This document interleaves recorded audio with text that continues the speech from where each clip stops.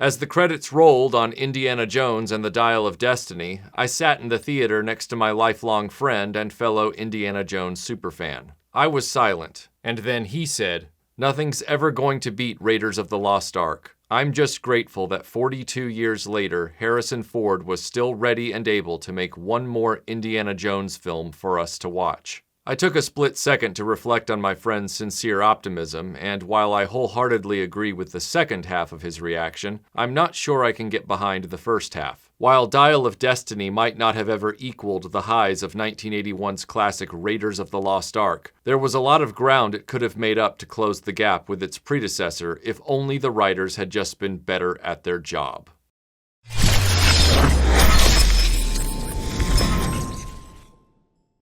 I don't believe in magic, but a few times in my life I've seen things I can't explain.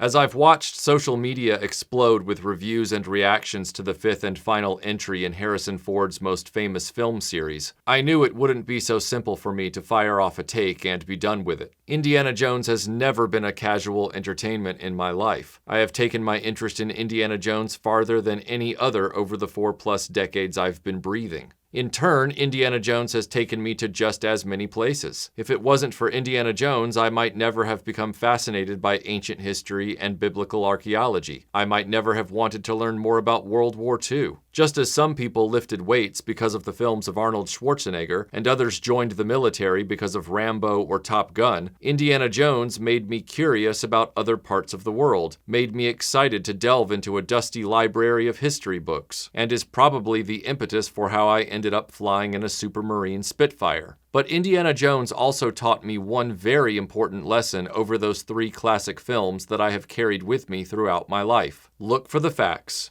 Never put your emotions before some healthy skepticism. Stay determined, but remain grounded. When it comes to viewing film, I don't believe in magic and hype-driven hocus pocus. And with a series like Indiana Jones that has incredible historical significance, if something up there on the screen goes wrong, I'm calling out the boogeyman. Raiders of the Lost Ark is unique in many ways. So many, in fact, it deserves its own entire video to discuss. Suffice to say here, it was a perfect blend of character, mystery, intrigue, atmosphere, action, stunts, suspense, and breakneck pacing, ending on a shot that not only took the film from solving one mystery to immediately creating another compelling question, but punctuating a cinematic sentence that would become a mantra for an entire generation of film enthusiasts. The follow-up, 1984's Indiana Jones and the Temple of Doom, was equally daring, this time both in front of and behind the cameras, with a dark, esoteric story of horror. The filmmakers risked everything to set the story apart from Raiders of the Lost Ark. In doing so, it garnered a critical backlash at the time from filmgoers and parents groups that ultimately resulted in the creation of the PG-13 rating, and a reputation that hounds the film to this day. After a prolonged breather, audiences were treated to 1989's Indiana Jones and the Last Crusade, which lightened the mood considerably, taking the sprinkles of humor in the previous two and hanging an entire adventure on that tone, while also taking the unexpected move of deconstructing the central character by showing his origins, his childhood, and the strained relationship with his father.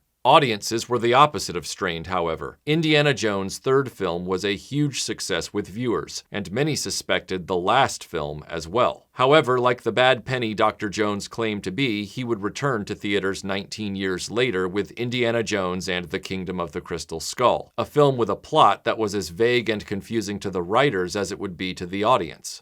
What is this thing? Taking the series to the edges of science fiction while trying to maintain the tone of Last Crusade by trading the estranged father for the son he didn't know he had. The end result was a film hotly debated by audiences now in the internet age, and until June of 2023, it was an argument for most people whether Temple of Doom or Crystal Skull was the least satisfying Indiana Jones film. For me personally, I liked the films in descending order, though I am in the minority on that, as most people put Last Crusade in either the number 2 or even number 1 spot on the chart. All of this is now up for debate once again, as Lucasfilm foists upon us the fifth, and according to Harrison Ford, final installment, Indiana Jones and the Dial of Destiny, a film that director James Mangold said intended to recapture the feel and spirit of Raiders of the Lost Ark. I had many concerns, the main one being how? How exactly did Mangold intend to achieve that ambition? Did he have a calculated plan, or was Lucasfilm making it up as they go, like they did with the Star Wars sequel trilogy?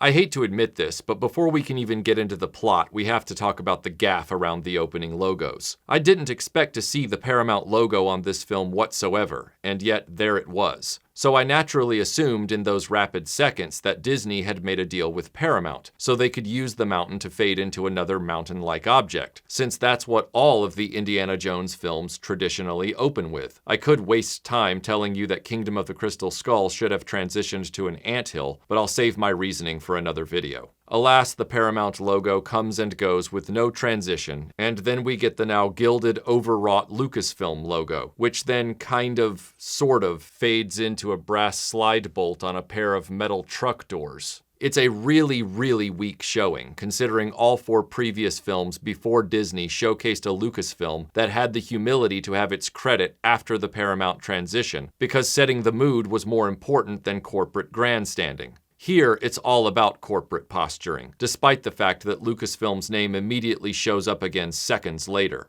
And my friends, this one moment really sets the tone for what the next 2.5 hours have in store for us. The film begins in the late days of World War II, as the Nazi forces are in frantic chaos and retreat. The Germans appear to be packing up and moving a lot of stolen art and equipment out of this castle ahead of the approaching Allies. At the same time, they make a big deal about finding a relic Hitler has been searching for. We're introduced to the main villain, Mads Mikkelsen's Jürgen Voller, as he informs the general he's found what Hitler seeks, the Holy Lance. And yet, it's already in a purpose-built crate with Nazi insignia and inventory numbers on it. Why would the Nazis be frantically searching for a lost artifact they've clearly already found? Now you might say, well, Michael, they lost it in their inventory. To which I'll say, the Holy Lance isn't something Hitler wouldn't be aware came into Nazi possession prior to asking for it. And in fact, there are multiple lances claiming to be the Holy Lance. The one depicted in this opening scene is a well-documented contender housed in Vienna, Austria, said to be part of the imperial regalia. However, while it was actually proven to be a 7th century spearhead and not the Holy Lance, Hitler had it transferred from Vienna to Nuremberg in 1938 for display during the Nazi Party Congress. The point is, this relic was never lost, and was in fact the one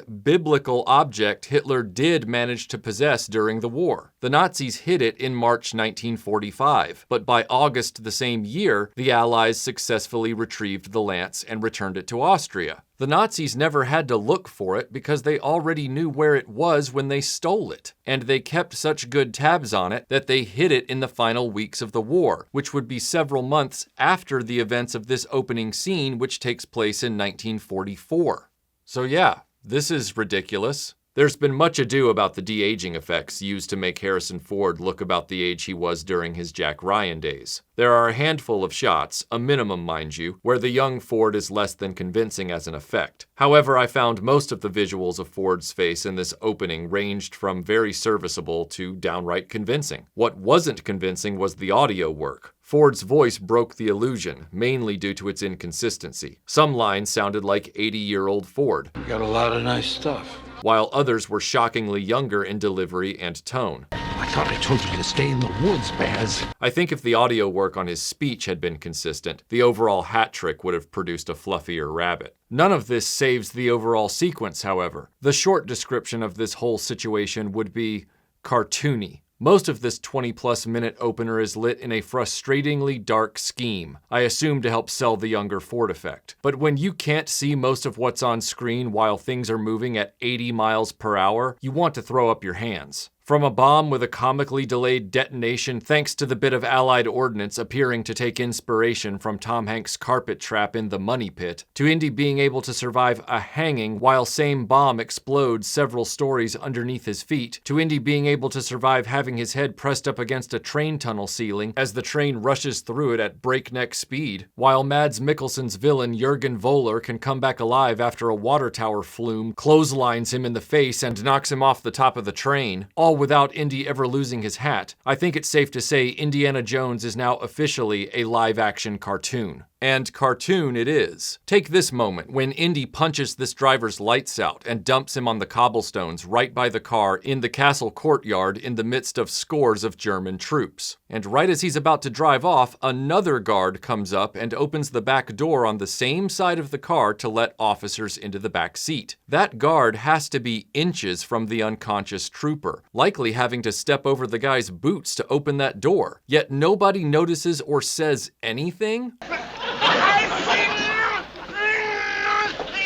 The dude is unconscious right by the front driver's side tire. But nope, they didn't see anything. Gone are the days when Indy acquired his German disguises in a dark, out-of-the-way corner and made sure the unconscious soldiers were dragged out of sight. Some have tried to defend the scenarios described in this opening sequence by citing the crazy situations Jones survives in previous films. They love to bring up the infamy of the falling raft in Temple of Doom, and of course, the use of a refrigerator to escape a nuclear blast in Kingdom of the Crystal Skull. Luck isn't a superpower.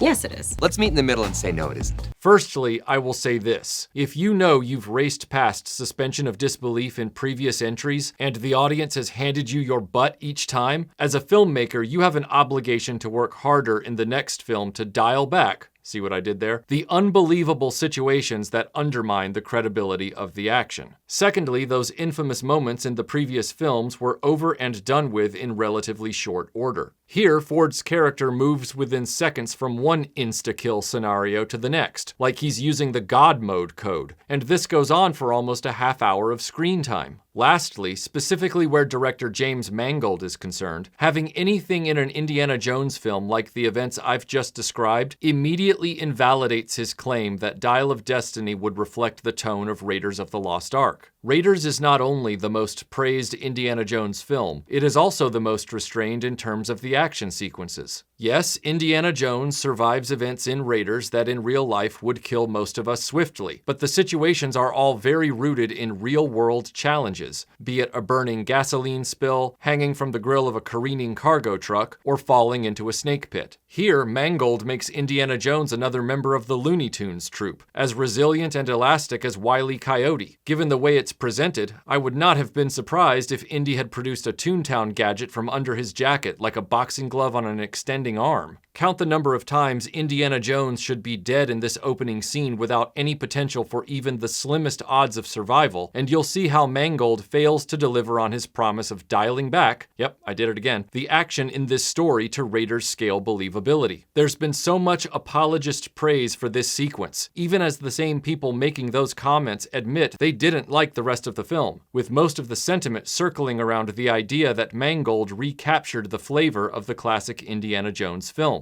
If that was the goal, and on some level it obviously was, why wasn't the opportunity taken to put Indy back in a situation with a more familiar sidekick, like Sallah? Basil Shaw, regardless of being well acted by Toby Jones, comes out of nowhere in the middle of a major adventure. The filmmakers could have set the opening for this film in the war-torn deserts of Nazi-occupied North Africa, where Salah's presence would have been not only ideal, but it also would have been geographically closer to where Archimedes' Antikythera device, the Dial of Destiny, might have been found. My other issue with Basil Shaw's presence is the scenario itself. This is World War II, and Indy is caught wearing a German uniform for a covert retrieval operation of the Holy Lance. I kept wondering why Ray Winstone's Mac wasn't included in this sequence. It's explicitly stated in Kingdom of the Crystal Skull that Indy and Mac did 30 covert missions together during the war. Well, we've been through worse. Yeah? When? Flensburg, there was twice as many. He was MI6 when I was in OSS. We did 30 missions together in Europe and the Pacific. Yet here we are, and Mac is nowhere to be found. I can hear you all now saying Mangold wanted to ignore anything to do with the maligned fourth film of the franchise. If the Indiana Jones films had been wiser and stuck to the pulp adventure playbook by keeping continuity elements out of the series, just as the classic James Bond films did for so many years, this wouldn't be a problem. However, instead of recasting the role and taking it back to the 1930s, which would have been the smarter move, they brought his childhood and his father into Last Crusade. The moment they acknowledged Indy's advancing age in Crystal Skull, You know, for an old man, you ain't bad in a fight. Thanks a lot.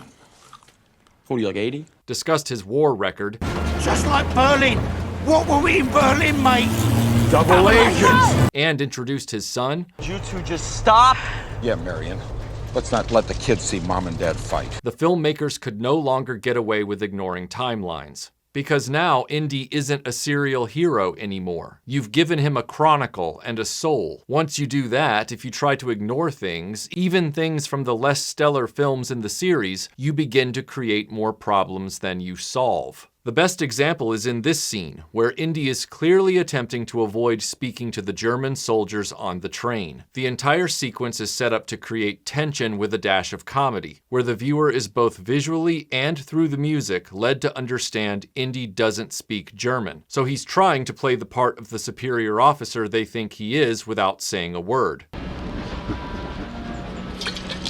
This is a guy who not only is shown understanding German, Dr. Jones, der Herr in der Bar möchte mit Ihnen sprechen. Kommen Sie bitte mit uns. he's shown speaking German. Verzeihen, meine Damen. Bitte. This is a guy who is a professor of archaeology and is seen speaking the native languages of every country he's in. You never told me you spoke my language, Dr. Jones. Saying when the sacred stone was taken, the village wells dried up and the river turned to sand. Did do it, nah?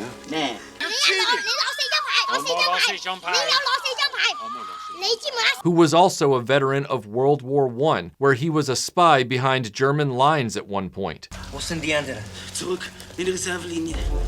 Wann sind sie wieder zurück? Morgen. Ich schwöre, das stimmt. Hat jemand gequatscht? And let me repeat again, was an agent with the Office of Strategic Services in World War II. He was MI6 when I was in OSS. We did 30 missions together in Europe and the Pacific. As part of their training, OSS agents were taught the languages of the places where they would be operating as spies. He speaks a dozen languages, knows every local custom. He'll blend in, disappear. You'll never see him again. That means they not only needed to speak these languages fluently, but well enough to blend in. And polyglots like Indiana Jones were particularly valuable and effective candidates for the OSS due to their language skills. So say again, Mangold, you want me to believe Indiana Jones doesn't speak fluent, immersive German? Bullshit.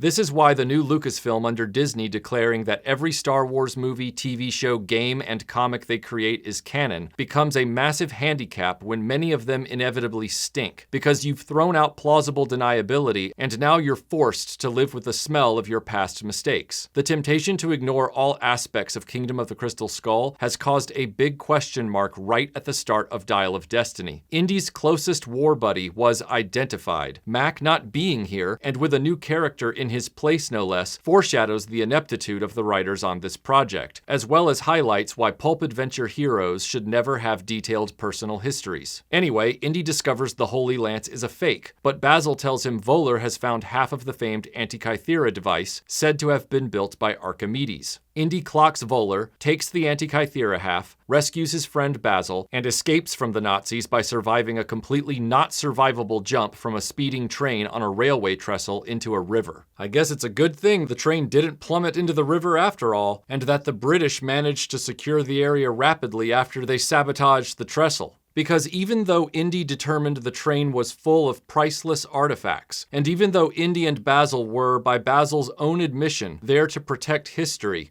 my friend and I were trying to save history. They made no attempt to stop that train from going off the bridge. This opening sequence is terrible, plain and simple. If you want a good movie about heroes stopping a Nazi train full of stolen art, I highly recommend the 1964 film The Train, inspired by actual events.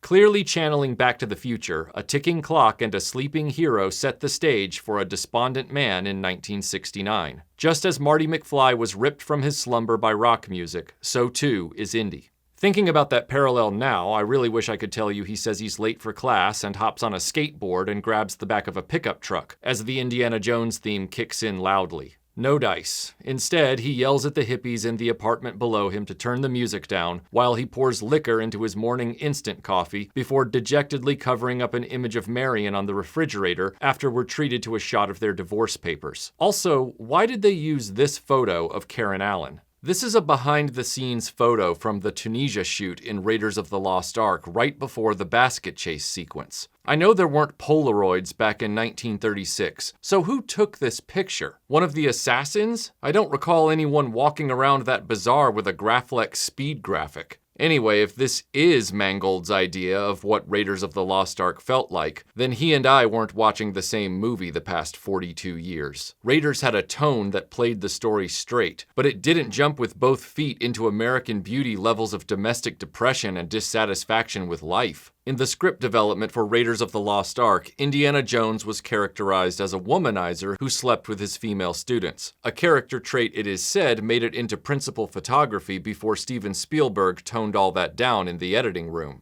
Marcus, be a pal. Give us 4 or 5 minutes. Will you go have a cup of coffee? Not now, dear. Professor Jones has a very important meeting. Come on. I can understand why he wanted that stuff gone, because if it stayed in the film, Marion's line of, "I was a child. I was in love. It was wrong and you knew it," would no longer have an interpretation that could be argued. Rather, in concert with this excised material with Indy's co-ed dalliance, it would mean literally what Marion stated. You knew what you were doing. Given how this film begins for Indy's present situation, I half expected him to get to his lecture hall and make advances on some young thing to avoid the fact that his life is in shambles. You don't recognize me, do you? Whatever I did, I apologize. Come on, Mangold, if you're really gonna set us up this way, don't just push that envelope. Stamp it and mail it by bringing some of those troublesome elements out of mothballs and make them uncomfortably relevant for all of us. I also want to say I'm sorry. Sorry for what? Well, for being a creepy old man. Honestly, though, this establishing sequence for the character and the series reeks of contrivance. Let's ignore the happy marriage to the love of his life that ended the previous film. Nah, we need Indiana Jones at the bottom of the barrel when this begins because, well, we just do. Whether it's Han Solo magically back to being a deadbeat, or Luke Skywalker hiding from the universe, or Jean-Luc Picard a galactic pariah, or James Bond jaded to the point that you wonder why he even goes to work anymore, the only thing that is clear is modern filmmakers don't want to work with the situations they inherit with franchises. They want to impose their own ideas on the material without earning it. And by that I mean without being creative enough to take Indiana Jones to a place of frustration and sadness within their own story organically. We're expected to take these auteurs' creative choices within these franchises at face value, but unfortunately that's something Indiana Jones himself expressly warned us against doing. We cannot afford to take mythology at face value. Before we leave Dr. Jones' apartment, I gotta ask why we're in a dingy apartment in the middle of New York City at all. This is 1969, the beginning of white flight from American urban centers, and we're supposed to believe that Dr. Henry Jones, renowned professor of archaeology at Marshall College with a very nice home in suburban Connecticut, would move here? Oh, wait, you serious? Let me laugh even harder.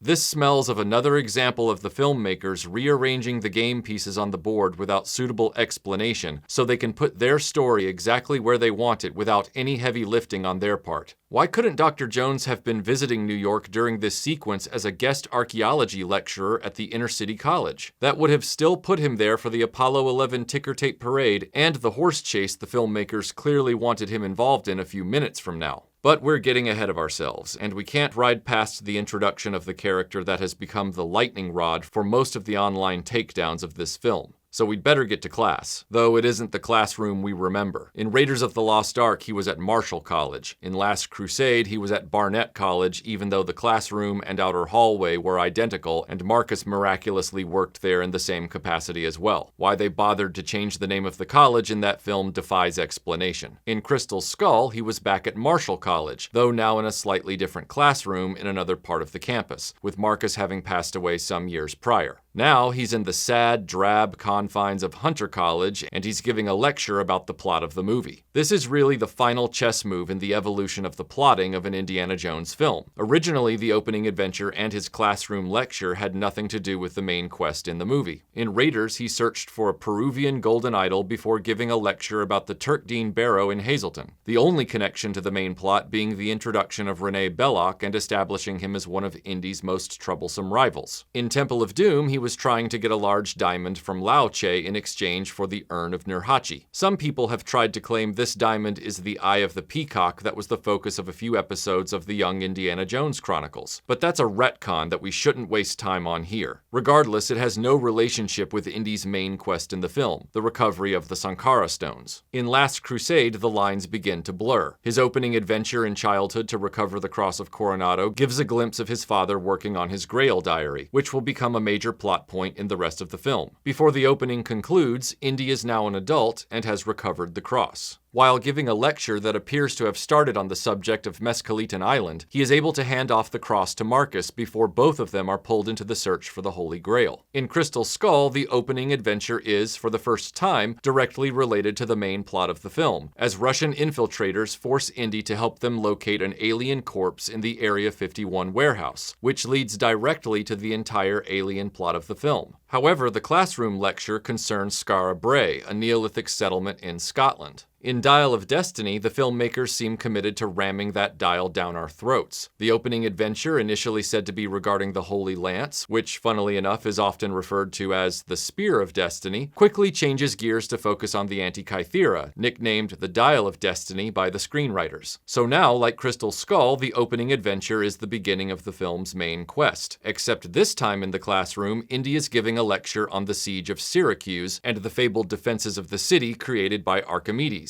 It is during this lecture, filled with bored students who care more about the parade about to take place in the streets below to celebrate the return of the Apollo 11 astronauts, that Dr. Jones is trying with passion and exuberance to get his audience interested in the siege, but no one will take the bait, except a random stranger in the back row. This is our introduction to Helena Shaw, played by Phoebe Waller-Bridge. Before we get on the subject of Shaw, let's take note of the fact that her answers to Indy's questions, which his own students don't give a crap in paying attention to, are once again about the Dial of Destiny. Indy asks the class how archaeology might prove that Archimedes was able to create such advanced defensive weapons for the city since no evidence survives outside of the folklore. Shaw confidently exclaims, "The Antikythera." For the first and only time in the history of the Indiana Jones series, the opening adventure and the classroom lecture are directly connected to the main quest of the film. Remember how Mangold said he wanted this movie to feel like Raiders of the Lost Ark again? Another complete miss. I can't help but feel like the filmmakers did this because they knew their quest object was relatively esoteric and uninteresting, and required more explanation than previous stories. I would argue Kingdom of the Crystal Skull didn't know how to explain the quest object of its own story, so any and every explanation in the film felt insufficient.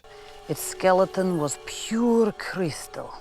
A distant cousin, perhaps. But in Dial of Destiny, we have a different problem. We have the story of an artifact the general audience won't be terribly familiar with, that will have layers and layers of fictionalized power heaped onto it by the screenwriters. And then the same screenwriters try to convince us that Indy is totally fixated on it. And how do they do that? By having Helena Shaw appear in his classroom looking for the Dial of Destiny, coincidentally on the same day Dr. Jones is giving a lecture about the events that, according to the film, prompted the creation of the Antikythera in the first place. This is thin, Riggs. This is very thin. This is anorexic. You see why him being a guest lecturer might have made this more credible? Because then Helena Shaw could have read that Indiana Jones was giving a lecture about the siege of Syracuse at Hunter College and made sure she was there that day to talk to him about the Dial of Destiny. To make matters worse, the artifact in question that the film's story is based around isn't the actual object of their quest. As we will see later in the film, Indy and Helena Shaw discuss the historical Antikythera separately in a few throwaway lines before getting back to their very fictional Dial of Destiny, which they also refer to as the Antikythera.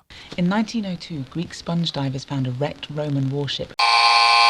Sealed in wax was a clock-like mechanism, finely tooled, purpose unknown. So in the universe of Indiana Jones, there are two Antikythera devices. The actual one found by archaeologists in a 2,000-year-old shipwreck off the coast of Greece in 1901, and now this second one, which also has the nickname Dial of Destiny. That would be like having Raiders of the Lost Ark's characters discuss the Ark of the Covenant before then saying, but the Ark we're looking for is the other Ark of the Covenant. What made the original Indiana Jones quest objects so compelling is the fact that they possibly actually existed at one time, had been lost, and nobody had ever found their final resting places. In this case, the writers picked an artifact that, while somewhat intellectually mysterious, has already been found and well documented, and tossed it to the side in favor of their totally made-up quest object. However, in pulp adventure stories, made-up artifacts are never as interesting for the audience. Even if the viewer isn't a history buff, the magic of pulp adventure stories comes from the wonder of possibility. When the audience sees a story so fun and effective in conveying the slimmest chance that such a magical object might once have existed in our real world, it makes the story come alive for the viewer in a way other genres often cannot. All of that hangs on a focus around something from humanity's collective folklore being the main plot point. If you just make it up, you lose that entire storytelling advantage. You throw the magic away, because magic hinges on people believing it might be real. That's why the first Tomb Raider game about the search for Atlantis is a more effective adventure story than Tomb Raider 2, which is about a magic Chinese dagger that can turn the user into a dragon. We all know the story of Atlantis from humanity's ancient surviving folklore. Meanwhile, a totally made-up magic dagger is a whatever quest object for the average viewer, just a cheap device to hang an action story on. One tale holds real magic for the audience beyond the movie, while the other only has magic because the film says it does. The exact same thing happened with the Tomb Raider films 20 years ago, if you recall. One film was rooted in our collective mythology about a legendary ancient vessel that, if found and opened, could pose grave danger for all of humanity. The other film was about a completely made-up ancient object. This object's alleged power was that it allowed the user to control time. The object was split into two halves and lost. They split the triangle into two pieces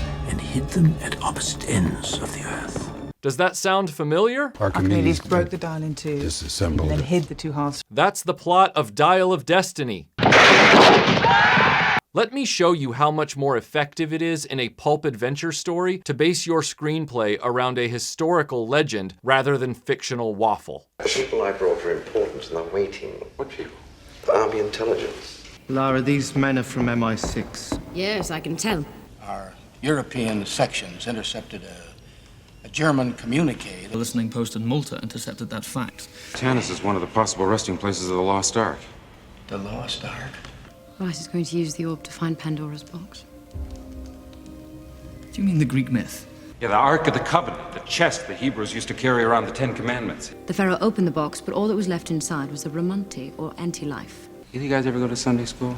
That's the Sunday school version, yes. However, an Egyptian pharaoh Shishak. Yes, invaded the city of Jerusalem around about 980 BC. In 2300 BC, an Egyptian pharaoh found a place that he named the Cradle of Life. And he may have taken the ark back to the city of Tanis. The pharaoh's son dispatched his finest soldier to take the box and transport it to the end of the world. And hidden it in a secret chamber called the Well of Souls.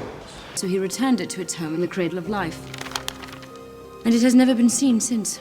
Wiped clean by the wrath of God. The orb is the map. Hidden in the Lunar Temple by Alexander.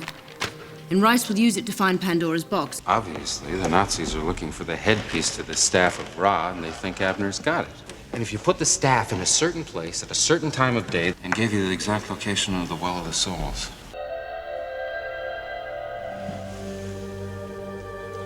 And when he does, when he opens it, he will unleash a weapon more powerful than you could ever imagine.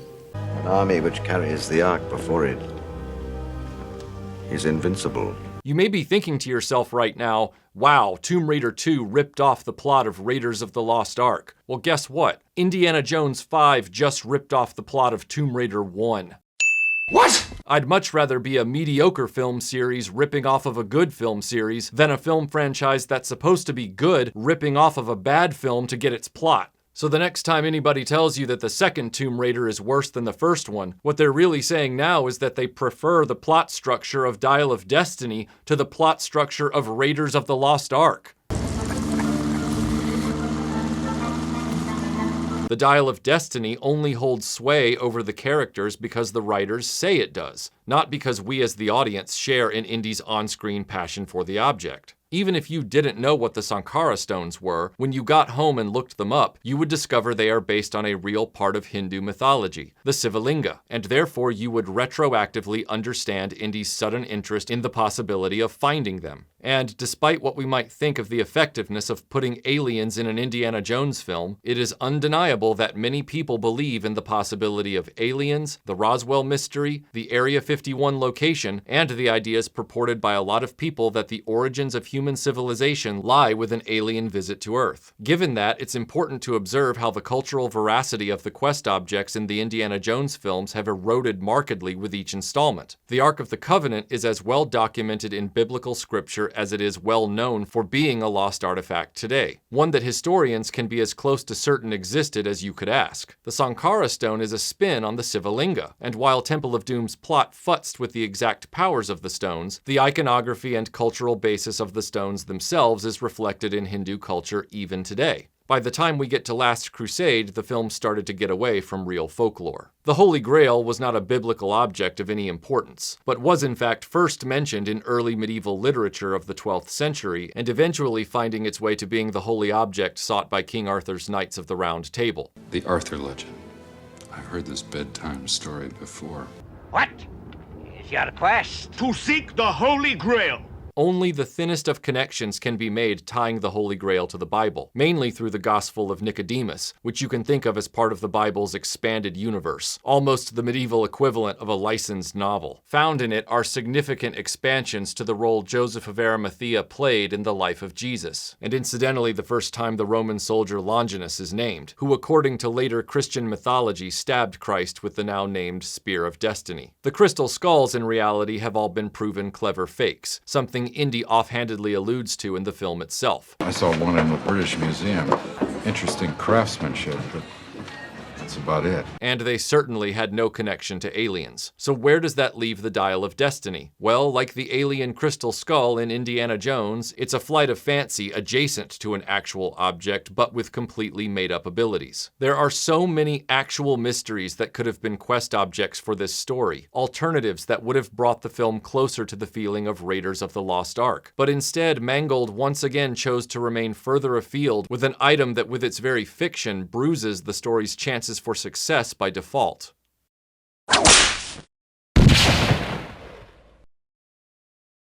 We can't avoid it any longer, so let's confront the newest character in the Indiana Jones series, Helena Shaw. I was confused when she piped up in the back of the classroom why Dr. Jones, despite appreciating her answering his questions to the room, didn't ask her who she was and why she was squatting in his class. I guess he could have assumed she was auditing it, but then why would she show up at the last class before the final? Whatever. Dr. Jones is given a lackluster retirement party by the staff at Hunter College. Once again, a huge missed opportunity here to have had his retirement at Marshall College, if for nothing else to bring Jim Broadbent back to give him a warm send-off. Then Helena follows him to a New York bar where he's drinking away his woes. Here she reveals herself to be his goddaughter, the daughter of Basil Shaw. She's now the second major personality that's allegedly been a part of Indy's life, but only introduced in this film a few seconds ago. I must once again reiterate, this is why you don't give pulp heroes personal lives and familial continuities. If they'd kept Indiana Jones a serial hero without all that continuity baggage, Helena could have been anyone you like and it wouldn't have made a difference. Unfortunately, he has a continuity now, so introducing anyone new in the final film of Indy's career creates confusion and questions, especially when other characters like his wife and son are absent. Would it not have been more emotionally effective for the audience to make this character Sala's daughter? If you've got to introduce a new character in the final hour of this franchise that has awkwardly imposed a continuity on Indy since 1989, originate the new character from someone we already know and love within these films. Obviously, Sala being Muslim means he wouldn't have chosen godparents for his children, but we know how close Indy and Sala are, and it would have made sense while also giving us a different actress with a different performance at the same time. However, this is the hand we're dealt.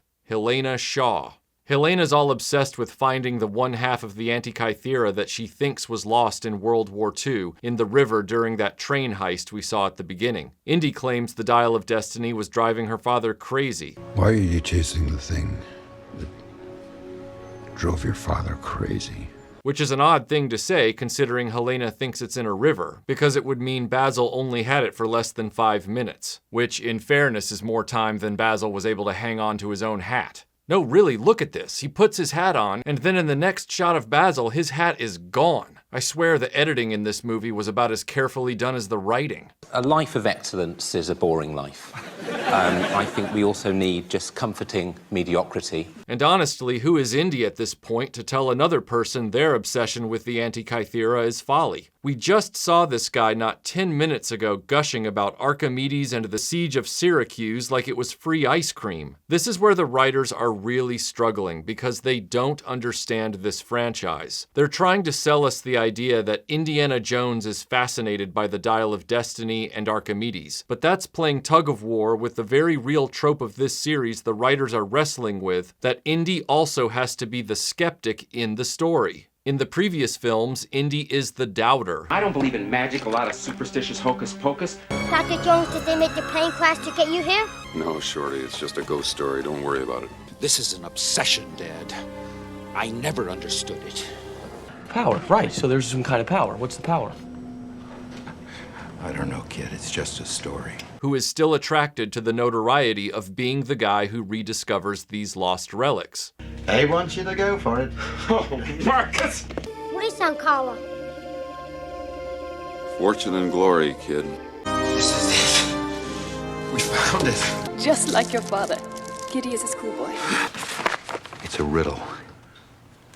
Leave it to Ox to write a riddle in a dead language. Here they've gotten all the water muddy. They've shown us an Indy who happily gave the dial away to Basil like it was no big deal to him. Then they show us an Indy pontificating about the history linked to the dial. Now they're showing us Indy trying to dissuade his goddaughter from pursuing the dial, and all of this will get even more confusing before the end. In this moment, the writers sub in Helena to play the role of the fortune and glory enthusiast. A final triumph. Because this is a beat where they need Indy to be the skeptic. Why are you chasing the thing that drove your father crazy?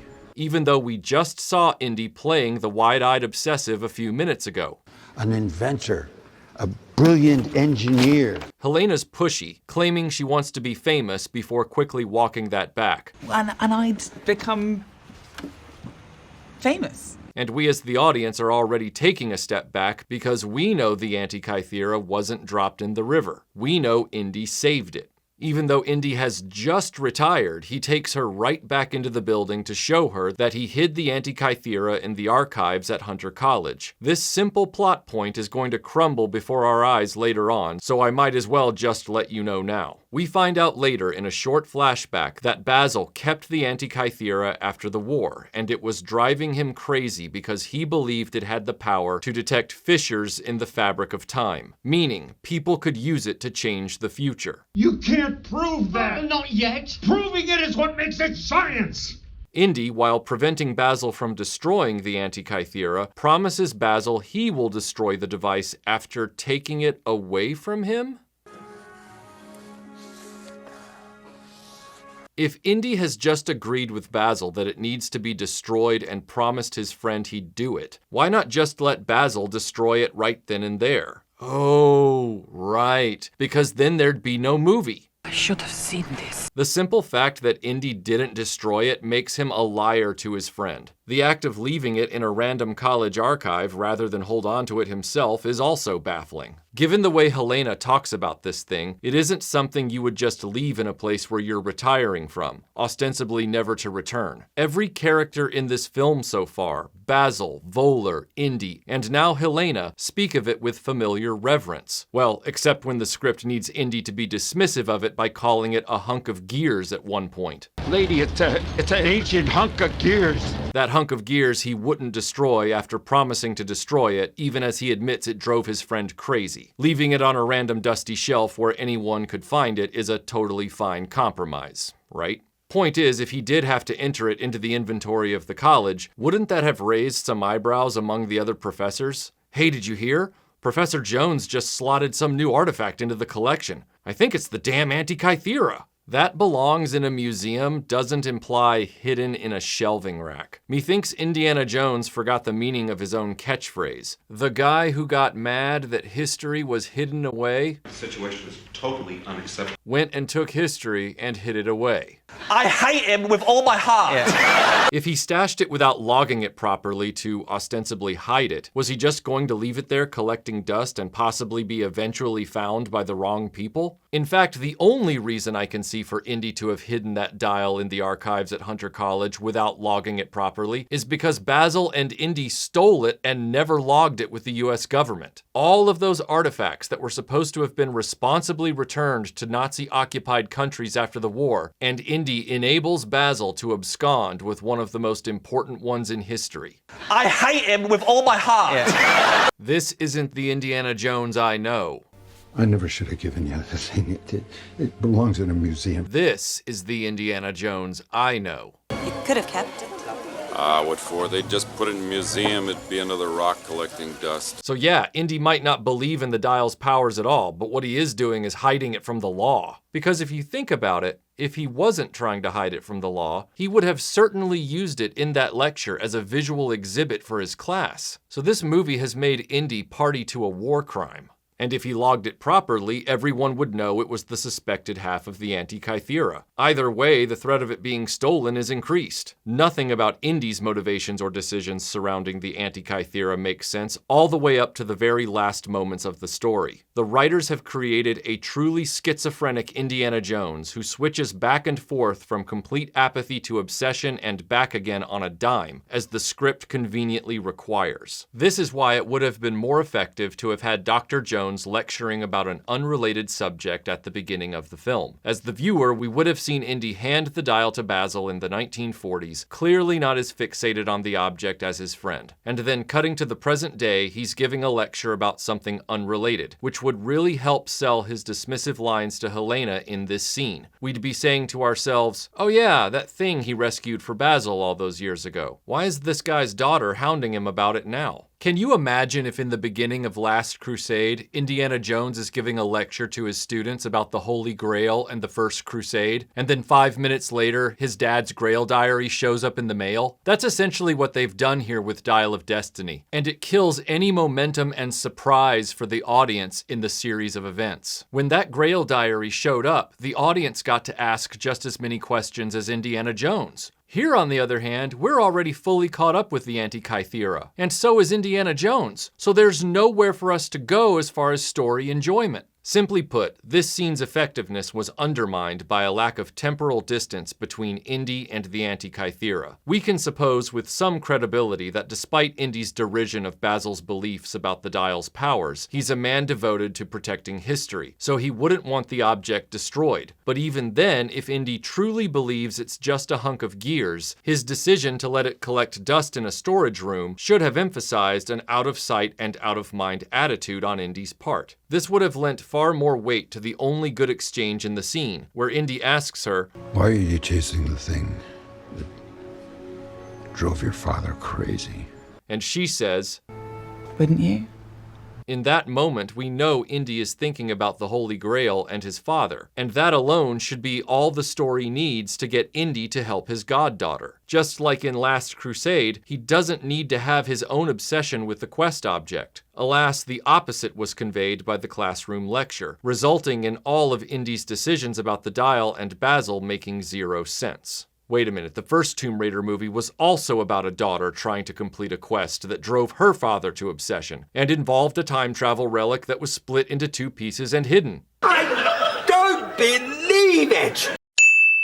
Anyway, Helena already knows Indy never lost the Dial of Destiny, and slips up again saying, I knew you wouldn't destroy it. Just as Indy remembers, she was there as a young girl the night he took the Antikythera from her father. You knew he didn't drop it in the river. Baz didn't tell you that. What was all that crap about the map? You've had too many whiskeys.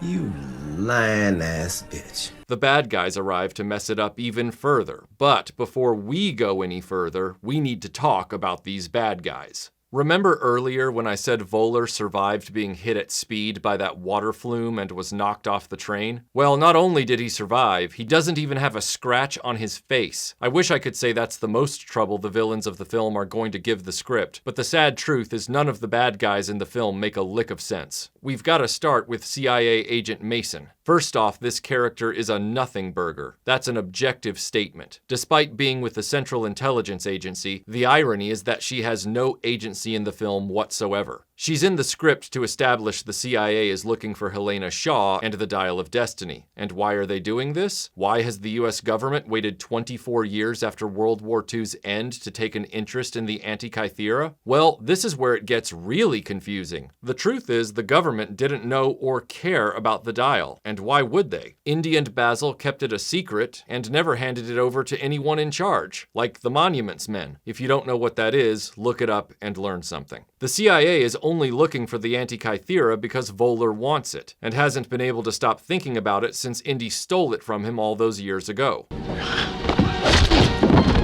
Voller has apparently helped the NASA scientists achieve the rocket technology that sent the Apollo astronauts to the moon. So according to this film, the US government in return is giving Voller access to CIA agents and resources for his personal quest to find the Dial. Voller's stated goal is to complete the Antikythera, get back to 1939, and kill Hitler so he can personally ensure the Nazis win World War II. That's the limit of his depth.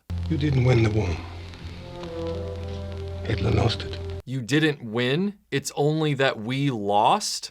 What makes a Nazi? This guy is supposed to be a brilliant physicist, but he's forming arguments with the sophistication of a grade schooler that just lost a game of tag. It's the reductive emotional defense. If I'd have been faster, you wouldn't have caught me. I hear these stupid arguments about Nazi Germany all the time on social media from pseudo-intellectuals. If Hitler had done X instead of Y, Britain would have fallen. If the Nazis had done A instead of B at Normandy, D-Day would have failed.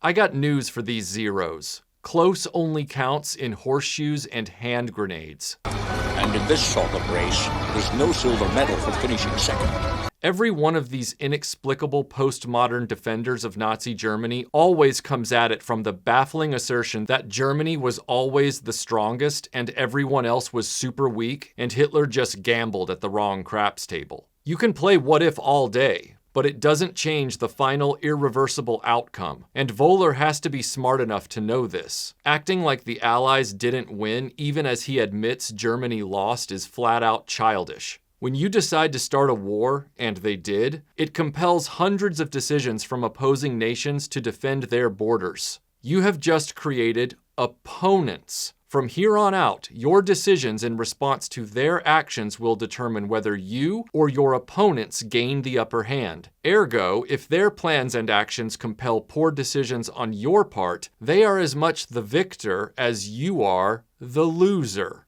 Turning on London could be the Germans' biggest blunder. Voller acts like World War II was a Rubik's Cube, where there is no opponent, and Hitler was simply competing with himself. And while the unlikely argument could be made the writers might have done this to deliberately reflect the attitudes of some armchair historians today, it makes this film's main antagonist seem dim and shallow. Despite being a literal rocket scientist, it doesn't take rocket science to write this kind of villain. What kind of Nazi kills a Führer? The kind that believes in victory. That's not to say all of the previous Indiana Jones villains were more sophisticated. Some were, and some weren't. René Belloc certainly was, a man who wanted to know the secrets of the Lost Ark and had ulterior motives to retain the Ark long enough to unlock those secrets before handing it over to his Nazi benefactors. What about your boss, Der Führer? All in good time. When I'm finished with it. This was a nuanced character with a complex persona. Mola Ram? He was your quintessential mustache-twirling villain, literally tying damsels to the train tracks. But it was all done with such theatrical glee that it compensated for his very basic wants-to-rule-the-world motivation. In other words, Mola Ram is a joy to watch, and that's why he's remembered so fondly by movie buffs. Walter Donovan played into Last Crusade's preoccupation with betrayal. Elsa betrayed Indy, and then seconds later, Donovan was betraying Indy. Like a lot of things in Last Crusade being diet soda versions of elements from Raiders of the Lost Ark, Donovan was a less developed René Belloc. He was a man willing to work with Nazis, but secretly just wanted the prize for his own selfish aspirations. Hitler can have the world, but he can't take it with him. I'm going to be drinking my own health when he's gone the way of the dodo. Irina Spalko was more akin to Mola Ram. Both of them tried to hypnotize Indiana Jones with skulls to brainwash him to their side. However, unlike Mola Ram, Spalko was rather clueless about what she sought. Mola Ram knew what power he yearned for. Soon we will have all the 5 Shankara stones, and the Thuggies will be all powerful. While Spalko stepped into her own demise unwittingly. Power over the mind of man. Be careful. You might get exactly what you wish for. Even as the writers packed the script with lines to give the impression she was as smart as she was ruthless. Because I know things. I know them before anyone else. Voller? Well, he's a fervent Nazi, so despite his contempt for Hitler's perceived incompetence, he's not exactly working for himself like Belloc and Donovan. You didn't win the war. Hitler lost it. He's also a literal rocket scientist, so he's not a dilettante like Spalko. But there's also no charisma to his character. And look, I'm not at all saying Nazi villains should be entertainingly theatrical. But if you're going to write a character, give them a personality of some kind. I don't think anyone with an ounce of conscience would say they admire Mola Ram. But you'd have to be dead to not remember and be entertained by the heart-ripping lunatic's conflict with Indiana Jones. Let her go! Drop them, Dr. Jones! They will be found! You won't!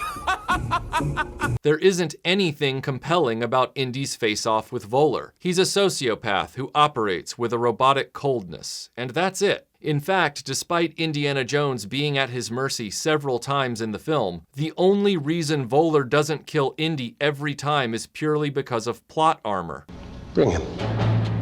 Because his character, as presented, definitely wouldn't hesitate to kill Dr. Jones the moment he didn't need him anymore. In the background, Voller has his own personal entourage of armed thugs that are allowed to work alongside Agent Mason without a shred of explanation. We see one of them, a southern prick named Kleber, learning to speak German in Voller's hotel room. So he's obviously some neo-Nazi analog, an American fascist. The other dude is this giant named Hauk. If you're hoping Hauk will continue the tradition of Indy facing off against a massive brute in each movie,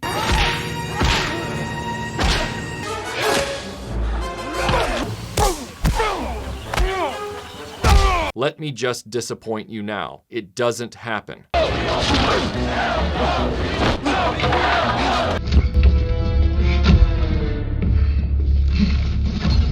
By the way, for those of you about to try and educate me that Indy didn't fight a brute in Last Crusade, well, he was supposed to on the Zeppelin. It was filmed, but cut out in the edit. And Colonel Vogel's fight with Indy on the tank stood as the big fist fight encounter in the film. Anyway, the question we need to be asking ourselves is why the government would give this guy a private army to run around on personal business that involves illegal search and seizure, as well as violent actions against American citizens, including murder and abductions in the process. The screenwriters haven't just stretched suspension of disbelief here. They've ripped it in half. I urge you to cooperate and get your medal from the president.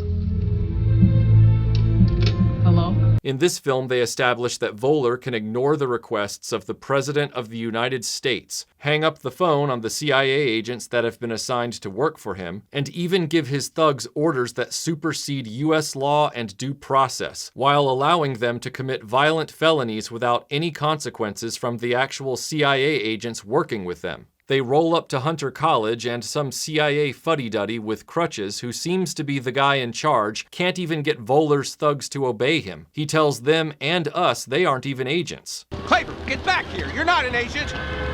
Damn it! Once in the college, as they look for Helena Shaw, some professors wonder who these strangers are and why they're prowling around. Mason tries to explain it's official government business, but Kleber decides to gun the woman down in cold blood instead. Then Houck immediately murders the next professor that shows up. It's at this point you can see how poorly written Agent Mason's character is, because when she pulls her revolver on Kleber and tells him to drop his weapon, he ignores her like she isn't a CIA agent with any authority over him at all, then claims he takes his orders from Voller, What the doctor tells me, Miss Mason. who also isn't a law enforcement officer of any kind. What does Mason do?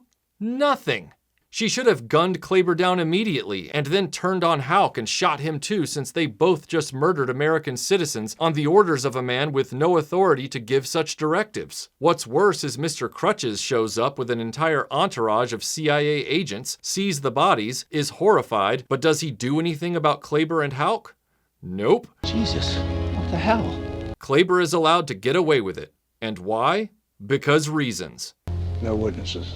If Mason had been written like an actual government agent, the villains would have been defeated right there in that hallway. That's how inept this script is. It's horrifying to see how poorly Lucasfilm actually treats any character played by a black actress. Consistently across their projects, these are characters with completely forgettable roles, conflicted motivations, and a total lack of agency. You could remove Agent Mason from this film entirely, and it wouldn't change the sequence of events whatsoever. To every black actress around the world, hear me now. If this person approaches you and offers you a role in one of her company's projects, f***ing run. If we remove the pancake stack of logic problems from this scene, we still have one more issue to address: the use of murdered innocents to build suspense in an Indiana Jones film. Now, before you cry foul and claim Indiana Jones films have always been full of violence, you're missing the point by a long shot. In the entire history of Indiana Jones on the big screen prior to Dial of Destiny, there was only one time a person who wasn't a combatant or tied to Indiana Jones directly was killed by the villains. Yes, Indy's father was shot by Donovan to create suspense to find the Grail, but he's a main character. And yes, Kazim and his men were killed, but they were armed opponents against the Nazi villains in the film. The Russians murder the US MPs guarding Area 51, and that too felt kind of out of place. But even then it was uniformed enemy combatants against the soldiers of a rival nation. Only the poor guy who gets his heart ripped out by Molaram could be classified as a random bystander who gets murdered. But that was a centerpiece moment for the film to showcase the dark power Molaram was able to harness using the Sankara stones, to show Indiana Jones why the stones needed to be taken from this lunatic. What happens in Dial of Destiny is unlike any kind of violence seen before in an Indiana Jones film. Using the ruthless, pointless murder of innocent people to create tension and stakes was never necessary in this franchise. The suspense always came from knowing about the awesome power of the quest object. The Bible speaks of the ark leveling mountains and laying waste to entire regions. What the bad people wanted to do with that power, To place our thoughts into the minds of your leaders. and the odds Indiana Jones faced trying to get the object away from them. Oh, shit. To use gamer slang, in these films, Indiana Jones himself could be relied on to pull all the aggro in the story. Get out of here! Go! Go! Go!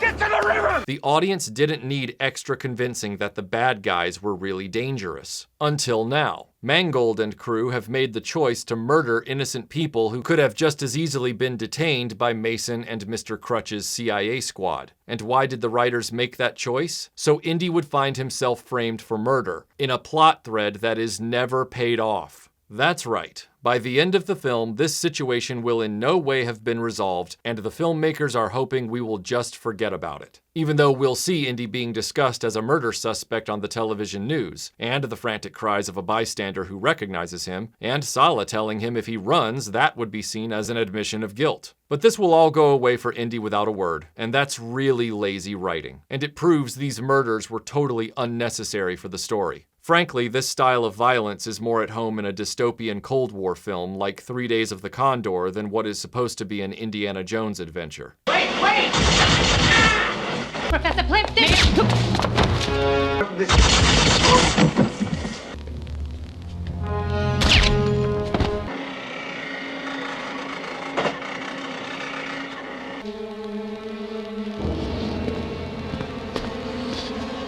It feels completely out of place here, and certainly doesn't feel like Raiders of the Lost Ark. Bad move, Mangold.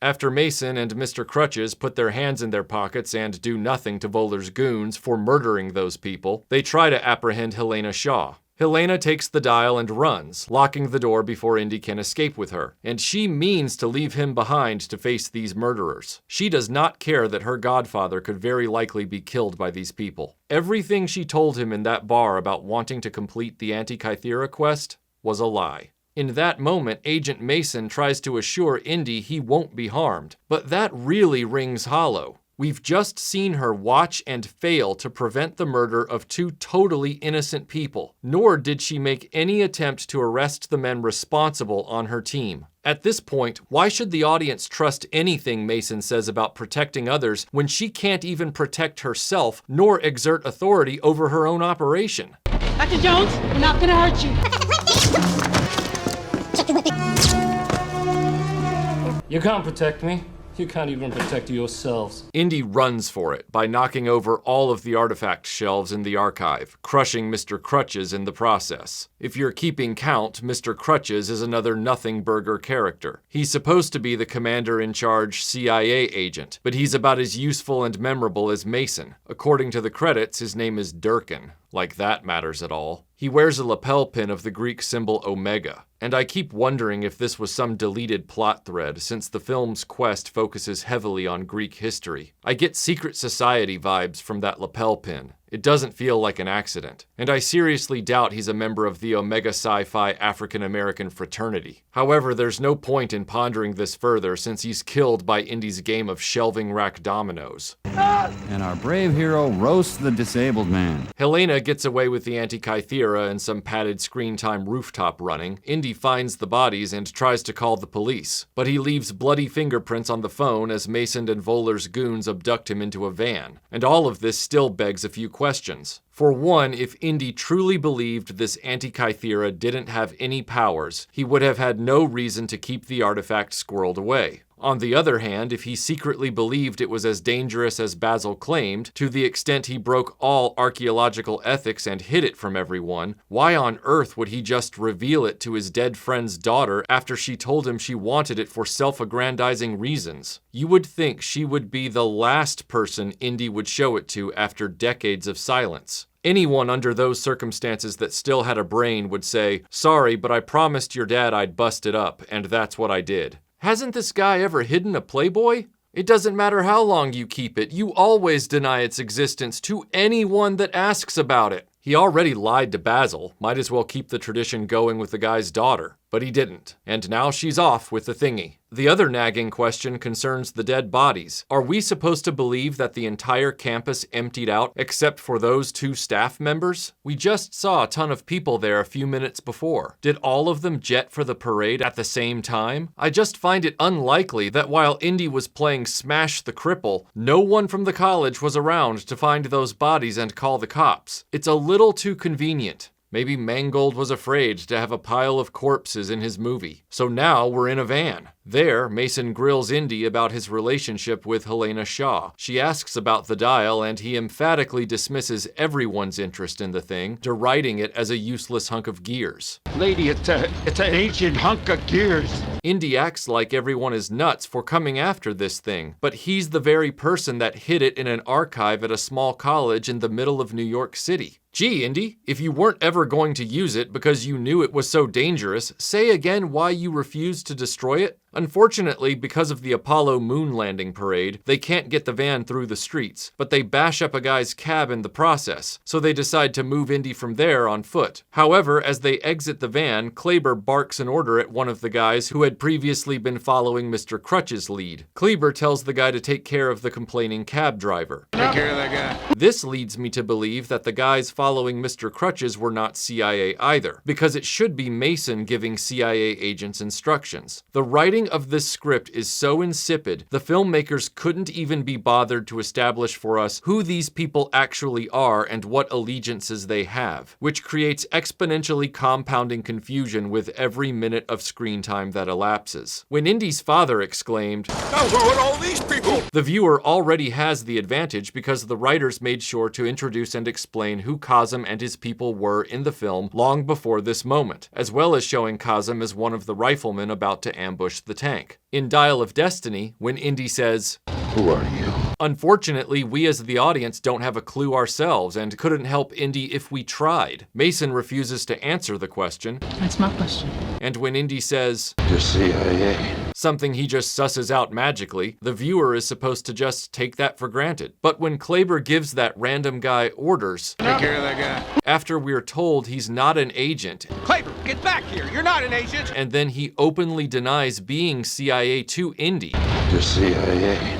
Not me, man. it means the only person we know for sure is a government agent in that van is Mason. So why the hell is Voller allowed to have a private army of thugs? And why would the CIA allow those thugs to be part of any operations in which their own agents are already involved? The script will not tell us because it cannot tell us. The film is based on the expectation that the viewer take everything at face value and question nothing. So Kleber tells his goon to take care of the cab driver. We've just seen Kleber take part in the murder of 2 innocent people, so I was expecting to hear more muffled shots as they killed the cabbie and his fare. Don't get me wrong, I'm glad these 2 innocent people remain alive as far as we know, but why weren't they shot? Kleber made it very clear to Mason in the college that Voller wanted no witnesses to what they were up to. The camera does swing away, so it's possible they were killed in the script, and then that bit was deleted in post-production to lower the body count. But given what we know about Kleber and his goons, sparing those 2 randos makes no sense at all. Mangold, don't tell us how ruthless someone is and then do an unexplained about-face with the same character. It only makes your bad movie that much worse. Indy escapes their clutches by riling up a Vietnam protest during the parade. Kleber tries to shoot Indy in front of 1,000 people in the street, and Mason, despite being a CIA agent, once again doesn't take Kleber out.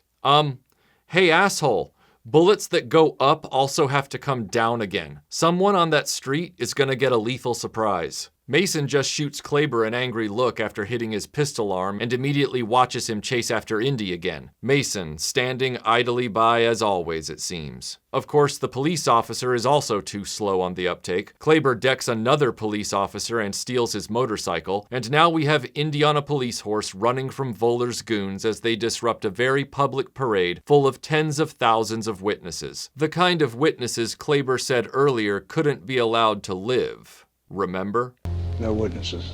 What ticks me off about this scene more than anything is this was clearly the reason they stuck Indy in New York City to begin with for this film. No one knows what it's like to be the sad man. They must have wanted a horse chase in a big parade that goes into the New York subway tunnels. They must have wanted a moment with Indy yelling at neighbors in an apartment complex, and they must have wanted Sala driving a yellow cab. Instead of looking for a logical way to put Indy in that location at the beginning of the film, like having him on a guest lecture circuit around universities in the northeastern United States, for example, they made the illogical choice of having him permanently relocated to a dingy apartment in late 1960s Big Apple, because that was the limit of their ability to realize their vision for a horse in a subway tunnel. The horse chase is very CGI assisted, looking rather fake when compared with the stunts and chases in Raiders of the Lost Ark. You remember, that film James Mangold said this movie would feel like. And soon Mason is informing Voller that Indy and Helena both escaped before demanding Voller return to DC at the president's request. Voller hangs up on her because there are literally no authorities that will take a single step to control him. With his magically limitless resources, Voller says he's taking a private plane to Morocco. Meanwhile, Indy is out on the street at night watching televisions through a store window report on him as a murder suspect. The guy next to him recognizes the resemblance. Harrison Ford channels a few seconds of his Richard Kimball days trying to deny he's the fugitive. And then Sala decks the guy and gets Indy into his yellow cab and hightails it out of the area.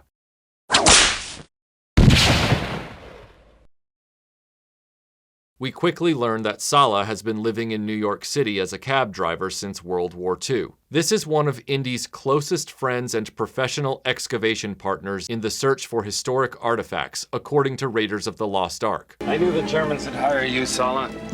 You're the best digger in Egypt. It demands the question, given Indy's connections in the archaeological profession, why Sallah wouldn't have been working as an Egyptology expert or in the field with Indy to this day. No. He's just a cabbie now, and he's also wearing that fez from Last Crusade again, because even though Mangold wanted to give this movie the feel of Raiders of the Lost Ark, Sallah apparently needs to give off some Last Crusade vibes. How and why Sallah came to the United States is even more troublesome. He tells his grandchildren, who inexplicably act like annoyed assholes by the way, just look at how this little snot answers his grandfather without even greeting a house guest. 1956. That Indy was the friend who helped Sallah's family immigrate to the United States during the war. This is the great man who brought our family to America during the war. My main question is, why would Sallah never have returned to Egypt after the war ended? While Cairo was bombed by the Germans in the early years of World War II, it was never occupied thanks to General Montgomery and the British Army. The British Army nice did it away with them. Sallah literally called Cairo City of the living, a paradise on earth. And he had a really nice place with a balcony view. But just like Indy giving up his lovely home in Connecticut, Sallah also threw it all away to live in a dingy flat in New York City. And while he's speaking positively about that life change in this scene, this is the great man who brought our family to America during the war. We're about to see another example of this film having characters talk out of two sides of their mouth, when he tells Indy at the airport later how he misses the desert. I miss the desert. I miss the sea. I can totally understand why Sallah would miss his home, given the shitboxes both he and Indy are living in now, with Sallah also driving a cab in a concrete jungle. It must be miserable. Additionally, if Sallah came to America during the war and Crystal Skull took place in 1957, why was Sallah not at Indy's wedding? Once again, this is why you don't give serial heroes personal lives and continuities. Mangold and the writers of Dial of Destiny ignoring the events of Crystal Skull yet again causes another question mark yet again.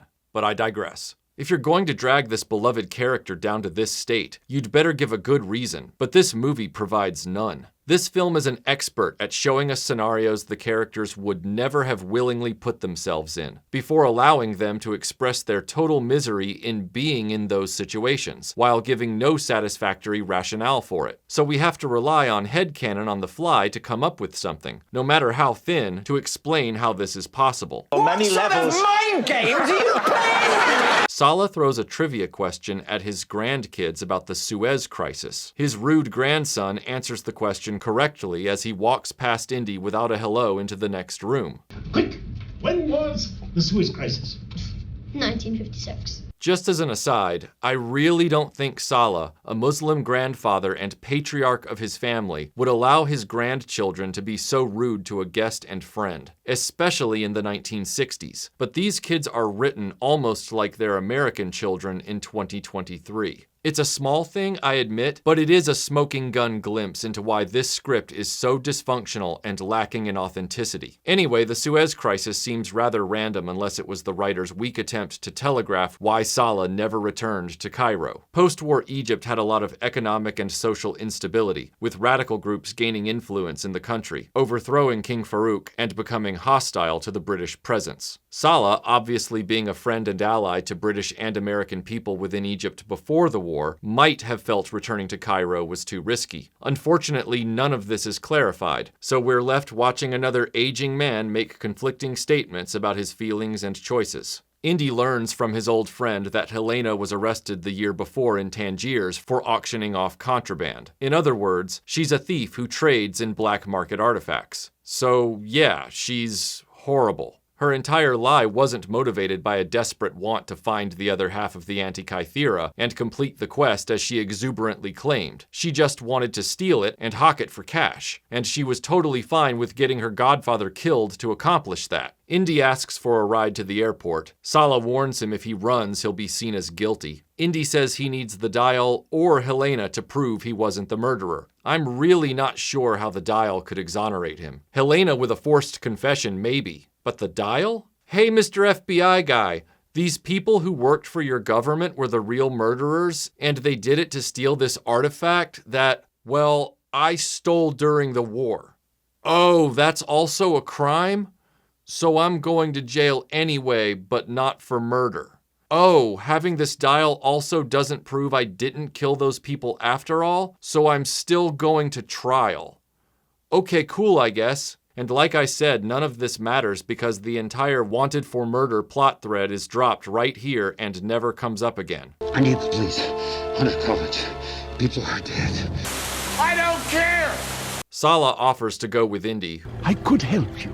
In Tangier? Wherever chance takes us. who flatly refuses to let his friend join him on one last expedition. While in the context of the film, we're supposed to believe Indy doesn't see this as an adventure, but a retrieval job, it shows a massive missed opportunity for the final Indiana Jones film. A miss that is identical to the main criticism from Disney Lucasfilm's Star Wars films that failed through sheer stupidity to reunite Luke, Han, and Leia for a final adventure. Why didn't they do this with Indy, Sala, and Marion? A final film of hijinks in the spirit and tone of Last Crusade might have been a little lightweight, but it would have been infinitely more enjoyable than the maudlin pablum this film serves up. With so many films like Space Cowboys and Grumpy Old Men bringing that comedic element to their stories, while also highlighting the hilarious trouble older people who refuse to submit to their age can get into, that could have been a unique and very enjoyable last ride for the franchise. Since Harrison Ford has already decided no one will play Indiana Jones on screen after this film, why not focus on the original Raiders trio for the ultimate conclusion and keep the atmosphere fun and more humorous like Last Crusade, where the audience has a greater chance of enjoying the experience? Sean Connery's Henry Jones Sr. was beloved in the third film, easily the best character in the movie, despite being the old guy and a doddering bookworm. Give us some of that Last Crusade magic again. Unfortunately, it's not in the cards, despite Sala suggesting Indy call Marion, and despite offering to accompany Indy to a region of the world where Sala's contacts and experience would have very much been invaluable. Indy shoots down both of his suggestions. We thought about calling Marion. She doesn't want to talk to me. I feel like James Mangold is a really big fan of Die Hard with a Vengeance for some reason. We're sort of separated. We had a fight on the phone, she hung up. I didn't call her back.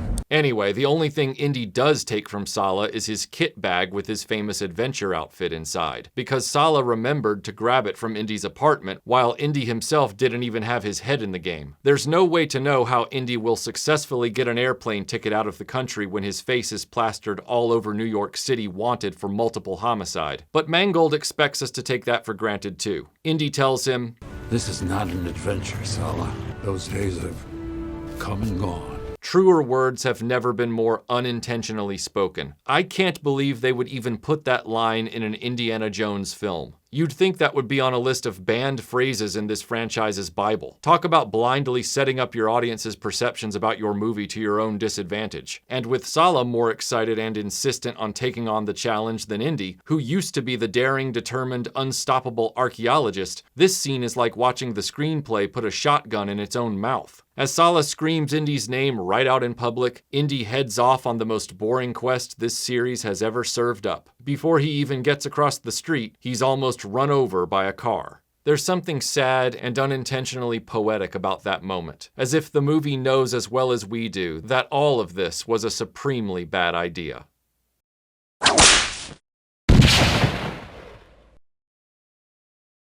Indy, Helena, and Voller are all now heading to Tangiers. Helena wants to sell the dial on the black market, Indy wants to retrieve the dial and clear his name for those murders, and Voller wants the dial because he believes it allows the user to travel through time, and he wants to travel back to 1939 and ensure the Nazis win World War II. Indy spends his time on the flight going over Basil's notes on the Antikythera that he grabbed from the archive before Voller's murder squad could take them. We get the aforementioned flashback where Basil is convinced the dial can time travel, where Indy basically calls him crazy, prevents Basil from destroying the dial, and then promises he will destroy the dial. It's a fairly damaging scene, all things considered. Its only accomplishment is to make Indy look like a manipulative liar to a friend who is having a moment of crisis. Indy rolls up to Hotel Atlantique, ready to get the Antikythera back from Helena before it disappears into the black market. Now take note of this shot. It looks like a rollicking club at the height of Tangier's nightlife. But in a few minutes, when they leave the hotel, it's gonna suddenly be the middle of the day. So I guess this is supposed to be right before sunrise? Thing is, I just don't buy it, because the goings-on in the hotel don't feel anything like everyone there pulled an all-nighter. Everything screams exclusive club nightlife.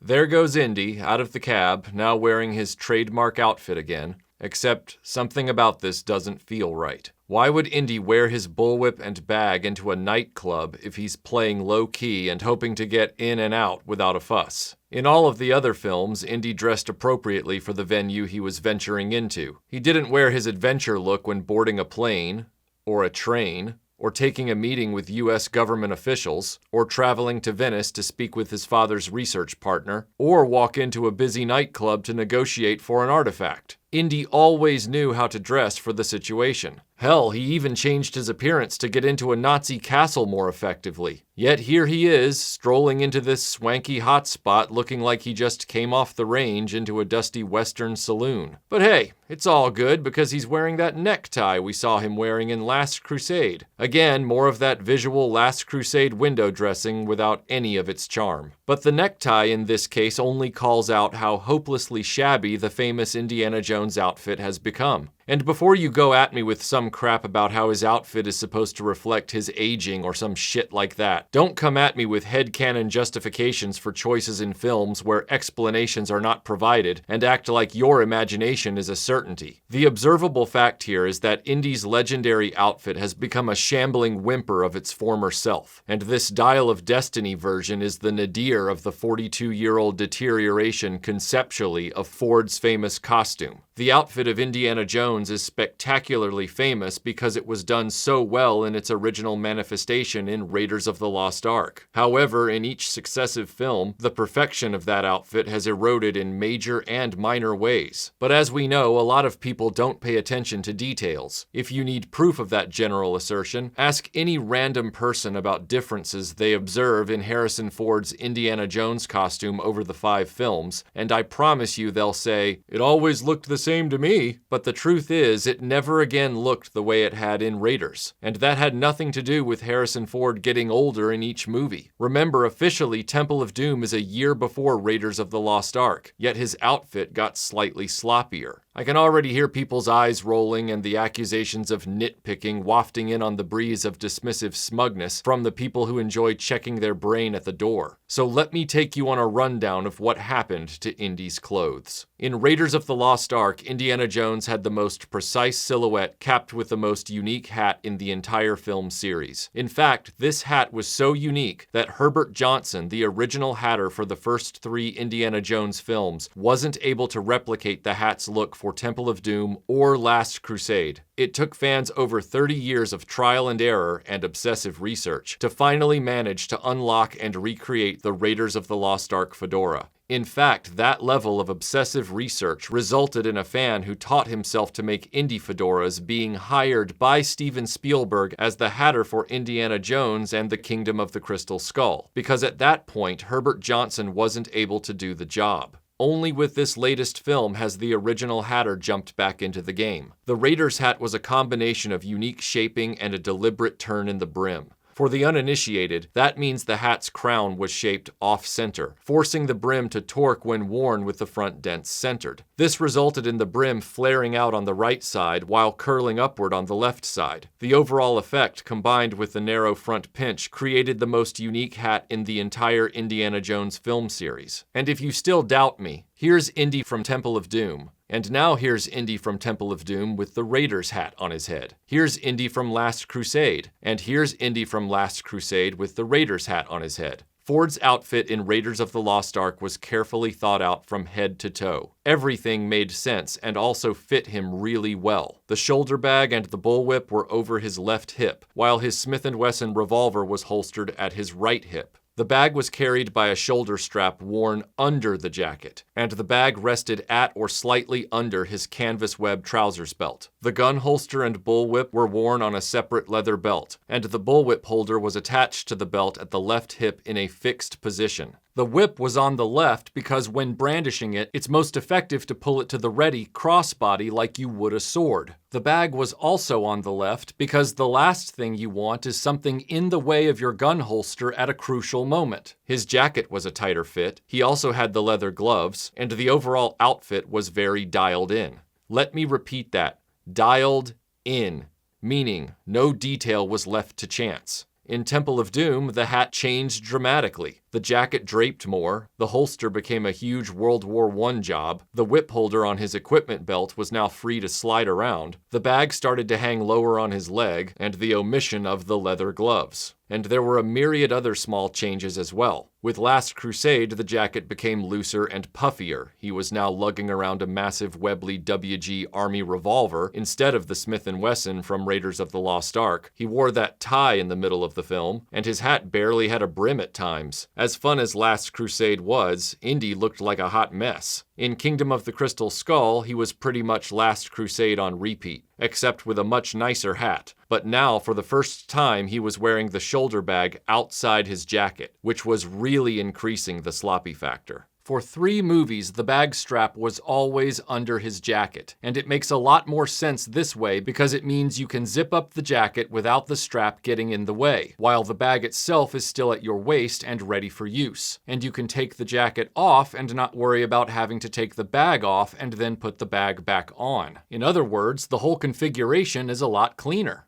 For half the film, he lost his equipment belt as well, it being taken by the Russians, which made his ability to hook his whip to his trouser belt for the rest of the film an even bigger mystery. See, he starts that adventure with his equipment belt with his gun. After they're captured by the Russians take his gun, whip, equipment belt, and his bag. When Indy escapes later on, he has his bag, his whip, and the whip holder that was previously on the equipment belt. But no equipment belt, nor his revolver. What? Did Indy say, "I'll take the whip, but screw the gun. I don't need it"? It's really ludicrous and reeks of Spielberg just trying to find a way to get the firearm away from the hero. With Dial of Destiny, I don't even know what we're looking at anymore. The hat appears to have had the Raiders' turned brim very slightly restored, but it's extremely subtle if it's actually there at all, as it's only visible in a few stills and shots. The jacket is basically the Return of the Raiders version of the jacket, just cheaper looking. Meanwhile, a lot has changed or flat disappeared underneath. For example, in 4 films, Harrison Ford's shirt had these strips of fabric that ran down the front on both sides, from the shoulder seams through the center of the pockets to the bottom. And at the beginning of Dial of Destiny, digital Indiana Jones also wears this exact shirt. But then we get to 1969, and now Indy's shirt no longer has that key detail. He's basically wearing a safari shirt from LL Bean. It looks like a standard field shirt you'd find in a Dickies catalog. The equipment belt is now entirely gone, as is his holster for his revolver. While you can argue in a post-war world, Indiana Jones would no longer be able to carry a firearm internationally, that doesn't seem to hinder anyone else in this pulp adventure film. So part of me keeps smelling the stink of Disney corporate interference here, since no explanation is given. Especially when you consider at the beginning of the film, in the midst of World War II, Indy is also without his revolver while fighting Nazis, and that makes no sense from any angle. Of course, he's also totally without his shoulder bag in that sequence, and not at all like a classic Indiana Jones movie would have presented the character. Not that the lack of a revolver matters much. Indiana Jones hasn't fired a revolver of his own since the tank chase in Last Crusade. This leaves his whip holder looped around his canvas web belt, which I can tell you from experience would not be advisable or functional in the long term, given that the weight of a rugged bullwhip would pull on that belt and probably crimp the webbing as it slowly tugged down the left side of Indy's trousers. This might explain why Indy's whip in Dial of Destiny is always a very thin, taut loop on his belt that doesn't look very substantial. The whip is black leather and looks really short. Frankly, it looks more like a sex whip or a costume whip than a functional bullwhip. Like it's just there so the filmmakers can check a box and say, Harrison Ford is wearing a hat and has a whip. Therefore, he is Indiana Jones. And that's not nothing. At the same time, it's not much. However, it's when we get to the shoulder bag that the implications of the low effort that went into Ford's outfit for Dial of Destiny really start to reveal themselves. Now, for the first time in the series, Ford wears the bag over his right hip and once again outside the jacket. You might say, so what? I also initially reacted to this with a dismissive thought that because he was no longer wearing a gun, it would balance out the outfit to now have the bag on the right side if the whip generally remained on the left. However, this doesn't seem to have been a wardrobe change with any thought put into it. See, Indiana Jones' shoulder bag has a buckle on the strap so it can be adjusted. This buckle is always facing the front and sits generally in the center of his shirt. The bag, a British World War II gas mask bag, has a metal disc on the side that faces behind Indy when worn from the right shoulder over the left hip. Flipping the bag to the left shoulder over the right hip results in the forward facing of that metal disc, which looks weird enough, but when you consider that the filmmakers didn't even bother to rethread the shoulder strap so the buckle would remain at the front, it starts to smell more and more like they just didn't care. The buckle rides against the back of Indy's jacket for the entirety of the film, and it just looks strange. Plus, they've now got it riding so low, it looks awful. It's practically at his knees. If they wanted to flip the bag, changing the direction of the strap so the buckle remains on the front only takes 3 minutes. I should know, I've threaded these straps many times, including once for a friend who wanted the bag oriented for the right hip. Not only should the buckle be in the front for aesthetic reasons, but from a practical sense, you want it in front of you so you can easily adjust the strap while wearing the bag. Someone approved Ford wearing it over the other hip for this film, but didn't take a minute of time to reset the strap, and that speaks volumes about how this entire film was handled. Indiana Jones' outfit in this movie has more in common with the official Halloween version of the outfit from Party City than it does with its progenitor, Raiders of the Lost Ark. And that is truly saddening. He looks like what a few corporate zeros would say if you asked them to describe Indiana Jones. Oh, he's got a hat, and a whip, and a leather jacket. But if we're being objective, the writing was on the wall for the deterioration of his costume since the credits rolled on Raiders of the Lost Ark. In Temple of Doom, we had Willie's crack at his wardrobe. So what are you supposed to be, a lion tamer? And there was the little joke about Indy grabbing his hat before the door came down. It was a fun moment until it became a trope in successive films. In Last Crusade, he wore it everywhere, even with his business suits, and it looked bizarre. And this was despite previous and subsequent films depicting him wearing a gray dress fedora with his formal attire. The tagline for Last Crusade was, "The man with the hat is back." And after losing it at one point, the hat magically lands at his feet minutes later. In Crystal Skull, he loses it again, and we're forced to watch giant ants almost carry it away. The filmmakers chose in the sequels to make his costume a punchline. Despite Dial of Destiny's many problems, I can say it's the first film since Raiders of the Lost Ark to not have visual jokes made in the movie about his outfit. Yeah, there's the moment when young Helena runs Indy's hat out to him because he forgot it, and Sala has to bring him his entire outfit because he didn't have it. And we do have Helena paying him a backhanded compliment about his hat in relation to his age. I like the hat, by the way.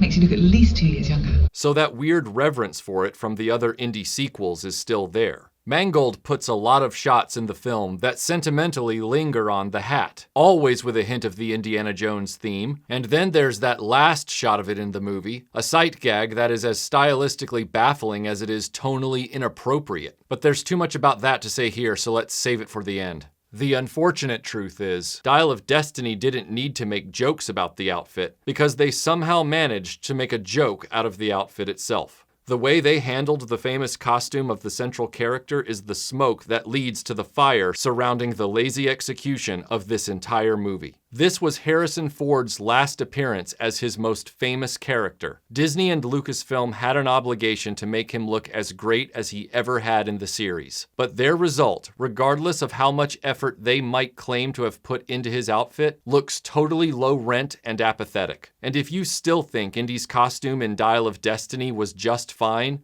consider. He went from this in 1981 to this.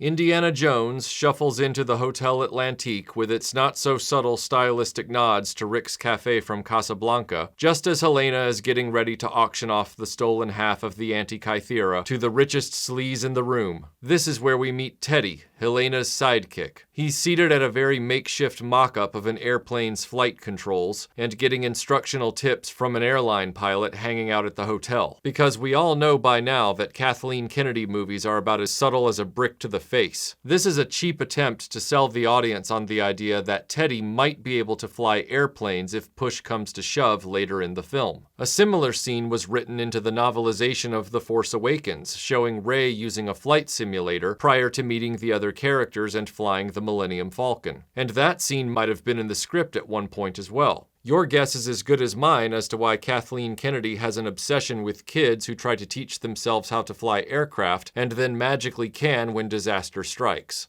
We need a pilot! We've got one! I think you can fly one of those.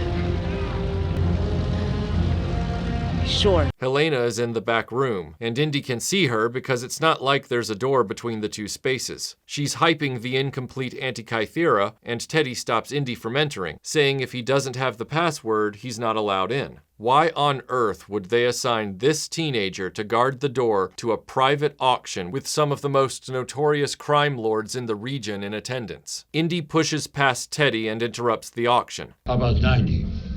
At this point, one has to wonder what Helena's logic is in coming here. Sala already told us this is the city she was arrested in the previous year for trying to sell stolen artifacts. She was bailed out by the son of the owner of the Hotel Atlantique, which is known for its annual auction of stolen antiquities, and this is the party Indy is about to crash. Now, there are 100 questions I have here, but I'll restrain myself and just ask 2 of them. 1. If you've already been arrested in a place for auctioning stolen antiquities, would you really attempt to auction another stolen antiquity in the same city mere months later? Doesn't seem like something a smart criminal would do. I got busted robbing that bank again. Why would you hold up the same bank twice? 2. If she was arrested in Tangiers for auctioning stolen artifacts, that would imply the police in Tangiers don't turn a blind eye to this kind of activity. However, this annual auction appears to be very well known and makes no attempt to be discreet. We're not in a basement under an alleyway here. One would think the police would have to shut this thing down given how they arrested Helena the year before. Helena claims she paid off the cops to allow this auction to go ahead. I wouldn't do that. You want to explain it to the cops at the bar? The ones I paid off. So why didn't she do that the last time? And as we'll see, the Tangiers police fold up and run when the hotel owner's son, the mobster Aziz Rahim, rolls up. So which is it, Mangold? Are the police cracking down on antiquity theft or not? Helena makes that quip about Indy's hat. He tells everyone the auction is over, and then she says, You're out of your depth, Jonesy. Hey, lady, you call him Dr. Jones. While it's true that Indy was first referred to as Jonesy by a few characters across the run of the Young Indiana Jones Chronicles. Well, let's get him up here. His name is Jonesy, Sax Man. For most people, the very first character heard calling Indy that was Mac in Kingdom of the Crystal Skull. Jonesy! And well, Mac betrayed him. Now here's another person who's betrayed Indy, and she's calling him Jonesy. Is this just an unfortunate writing coincidence? I don't know if it is, because Indy reacts angrily to the use of that name. Jonesy. I thought this movie was avoiding anything Crystal Skull wherever possible, so this one is a strange inclusion. Helena then pulls the dick move of telling everyone in the room he's wanted for murder in New York City. He's the one wanted for murder. Nice big picture in the New York Herald. 1:30. You lying ass bitch. Helena Shaw, just endearing herself to the audience like a champ once again. Indy protests his innocence and says the actual murderers are looking for the Antikythera, and then makes a very interesting comparison. What you got here is Pandora's box. Oh, if only it were, Indy. That might make for a better film. Pandora's box. Unfortunately, this isn't Tomb Raider 2. We've already established what you've got there is a ripoff of the Illuminati Triangle of Light from Tomb Raider 1.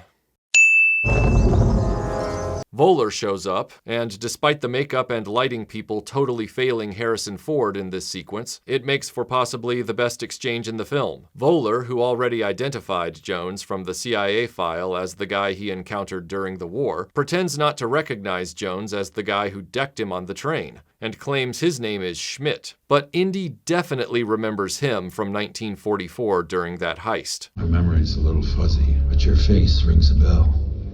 Are you still a Nazi? Then Voller claims to be from the University of Alabama and mentions he and Helena had a prior phone conversation about the dial at some point in the past. After our conversation, Michaud, I thought we'd come to an agreement about the dial. But when did this happen? Did he call her up right before she got on a plane to Tangiers with the freshly stolen dial? How'd he get a number for her? Did he call the hotel and just hope she was booked there? She hasn't been in Tangiers much longer than Indy at this point. Are you seriously saying that the fact that you could have physically made this phone call means I should believe that you did? Anyway, Helena tells Voller his offer was too low, so he's gonna have to bid to win. He claims it's his property. Indy says he stole it. Voller says Indy stole it. Helena then admits she stole it. Then Helena makes a crack about capitalism. You stole it. Then you stole it. And then I stole it. It's called capitalism. You know who was the last person to do this in an Indiana Jones movie? Mac. Why, Mac? I'm a capitalist, and I pay. You remember him, right? The same guy who was also Indy's closest comrade during the war that Mangold and crew wouldn't put in this film, but have now referenced him 3 times in Helena? Another character who calls Indy Jonesy, that betrays him, and does it in the name of capitalism. You hit the trifecta there. Seriously, Mangold, what are you guys doing in that writing room at Lucasfilm? Mac was one of the most hated characters introduced into Indiana Jones. He's practically the Jar Jar Binks of Indy's cinematic history. Sorry, Jonesy. So what are you, a triple agent? And you thought that the best way to endear your new Helena Shaw character to the audience was to mirror Mac? Eventually, they're gonna let me out of this chair, comrade, and when they do, I'm gonna break your nose. Are you insane or just that bad at this franchise? The other problem I have with this scene is the tone. The music underneath the sequence is being played for lighthearted laughs, and we're supposed to interpret the quips flying back and forth as jokey. As Indy calls Voller a Nazi and Helena almost does a spit take. Are you still a Nazi?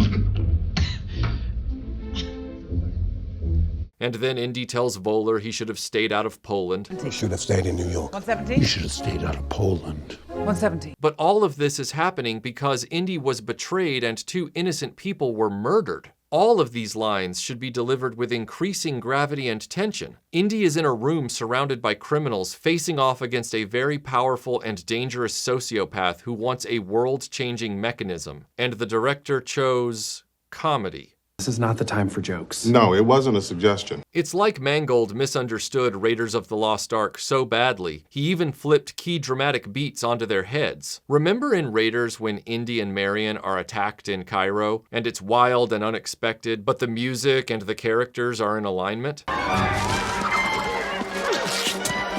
They have no idea what's happening, and they're trying to make sense of it all and stay alive. Right. The monkey is causing trouble. Indy knows Marion's in a basket, but suddenly he's in a whole square full of baskets. The swordsman works Indy's last nerve. Laughs abound for the viewer, until Indy thinks Marion has been killed. Then the shit gets real. Indy is drinking away his sorrows in a dive bar and is pulled into a very serious confrontation with Belloc that will get violent if it keeps going. No music is played over the scene. It's just Indy being needled by this Nazi bootlicker until he's beyond caring and ready to commit public murder to end this little toady in the wake of Marion's kidnapping and death. You want to talk to God? Let's go see him together. I've got nothing better to do. The lines in the scene here could have been played the same way to great effect, minus the whole who stole it first bit. But for all of this to work, you either have to commit to the sad tone established with those murders, or, more preferably, delete the murder thing entirely since it never gets resolved anyway. Play the entire Helena introduction and theft of the dial in a lighter tone, throw the jokes in there during the parade chase, then have the tension ratchet up when Indy arrives in that auction room minutes before Voller shows up. Helena can quip that Indy's in over his head, but she's totally ignorant that Voller is a dangerous Nazi, and then when she tries to downplay Indy's accusation at Voller, Indy can say, "You're in over your head, Wombat," being both serious while patronizing her at the same time, using her childhood nickname with the same intent to condescend her in front of these people the way she did using Jonesy. He knows who Voller is, and he knows about the dial's alleged abilities. This would be the beginning of Helena's character path to humility and redemption, building to the moment when Voller tells Indy he should have stayed in New York, and Indy then saying, "You should have stayed out of Poland," with the same intonation and grim determination when he told Belloc, "You want to talk to God? Let's go see him together." All without music, or a tense building undertone at the most. Alas, Mangold has decided it's time to move on tonally from the New York murders and start forcing levity into a film he built on a foundation of grim tragedy and the main character being victimized by everyone. It's all supposed to be funny now, because reasons. But this is the wrong time in this story to start making jokes. And it definitely is the right time to start forcing Helena Shaw to look at herself in the mirror. Sadly, as you'll see, no one in the film ever stands up to Helena and checks her bullshit. So her character rides out the film with no credible arc and no believable redemption. By the way, who is this asshole? He's just back there, staring through the window like an idiot. Did he sneak onto set? Was he on the production crew? Did nobody tell him he probably shouldn't be doing that during every single take? I hate him with all my heart. Yeah. Indy attempts to grab the dial off the table, but a rando who looks like Borat gets it instead before Voller's giant manhandles him. Wow, he's very nice. Randomly, the guy who appears to be the concierge of the hotel tells Helena she shouldn't have come back. Why didn't you just keep her out of the hotel the moment she showed up, genius? This script is so stupid. The dial rolls across the table and Indy throws it into his bag. All of the miscreants in the room stand up in protest and Indy breaks out the bullwhip and tells them to back off.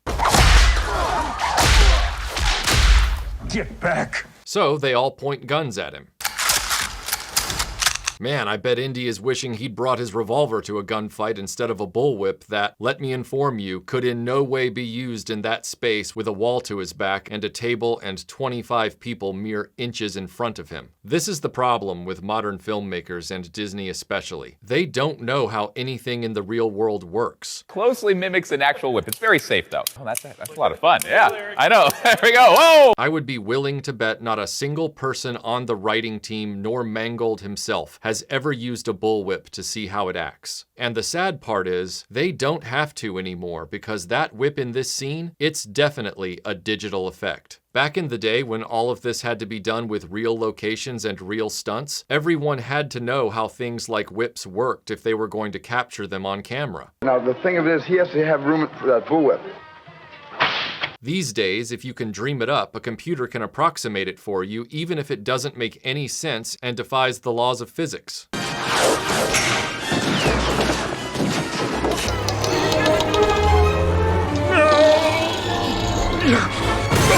And again, like I said before, if Indy's plan had been to steal the dial back if diplomacy failed, the Indy I remember would have brought backup. Good service here. Wuhan's an old friend. Game's not over, Lao. Or at least had a better defensive weapon for the situation. But we can't have Indy or his friends holding guns anymore, so we get this. And that's not even the biggest crime here. What if I told you that what you're seeing is the last time Indiana Jones ever uses his bullwhip?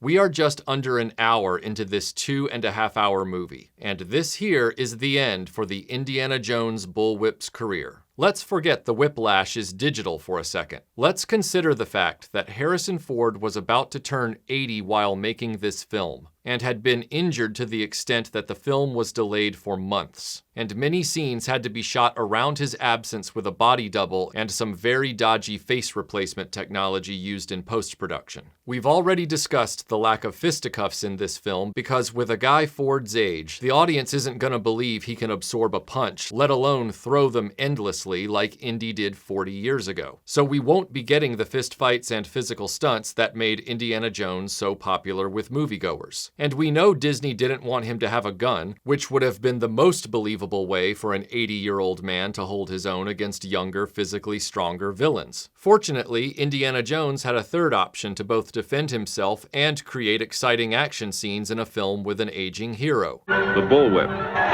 the colorful calling card of Indiana Jones. They could have done a lot with this throughout the film, and the audience wouldn't have batted an eye. Now, if you're about to say, an 80-year-old man would have a hard time cracking a bullwhip, you can piss off with that rationale. This is still an Indiana Jones film, where we've just seen the same guy careen atop falling shelving racks and ride a horse into a subway station, and in a few minutes leaping between two moving vehicles at 60 miles an hour. When you're in a situation where your star is imperiled by just being in fight scenes, to the extent he injured himself for 6 months during a rehearsal, the bullwhip would be your prime way out. And since Disney is using digital whip effects these days anyway, it's not like Harrison Ford's rotator cuff would be in any real danger. A lot of really clever uses for the whip could have been devised over the course of the film. However, as we've seen, the filmmakers don't have the kind of creativity needed on this kind of film, nor any first-hand experience with things like guns, or whips, or Indiana Jones, or hell, bloody history. It's such a wasted opportunity when you consider the poor marketing team had to use the only 2 whip stunts in the film in the trailer, likely because they were desperate to find anything exciting to cut a preview together with. Clever use of the bullwhip throughout this film could have kept Indiana Jones a viable action hero for this story, as it would be a plausible thing for an aging man to still accomplish and also justify him carrying it at all. And for the ignorant, I'm not suggesting him swinging around on it. I'm suggesting using it the way we saw him use it in Raiders of the Lost Ark and Temple of Doom.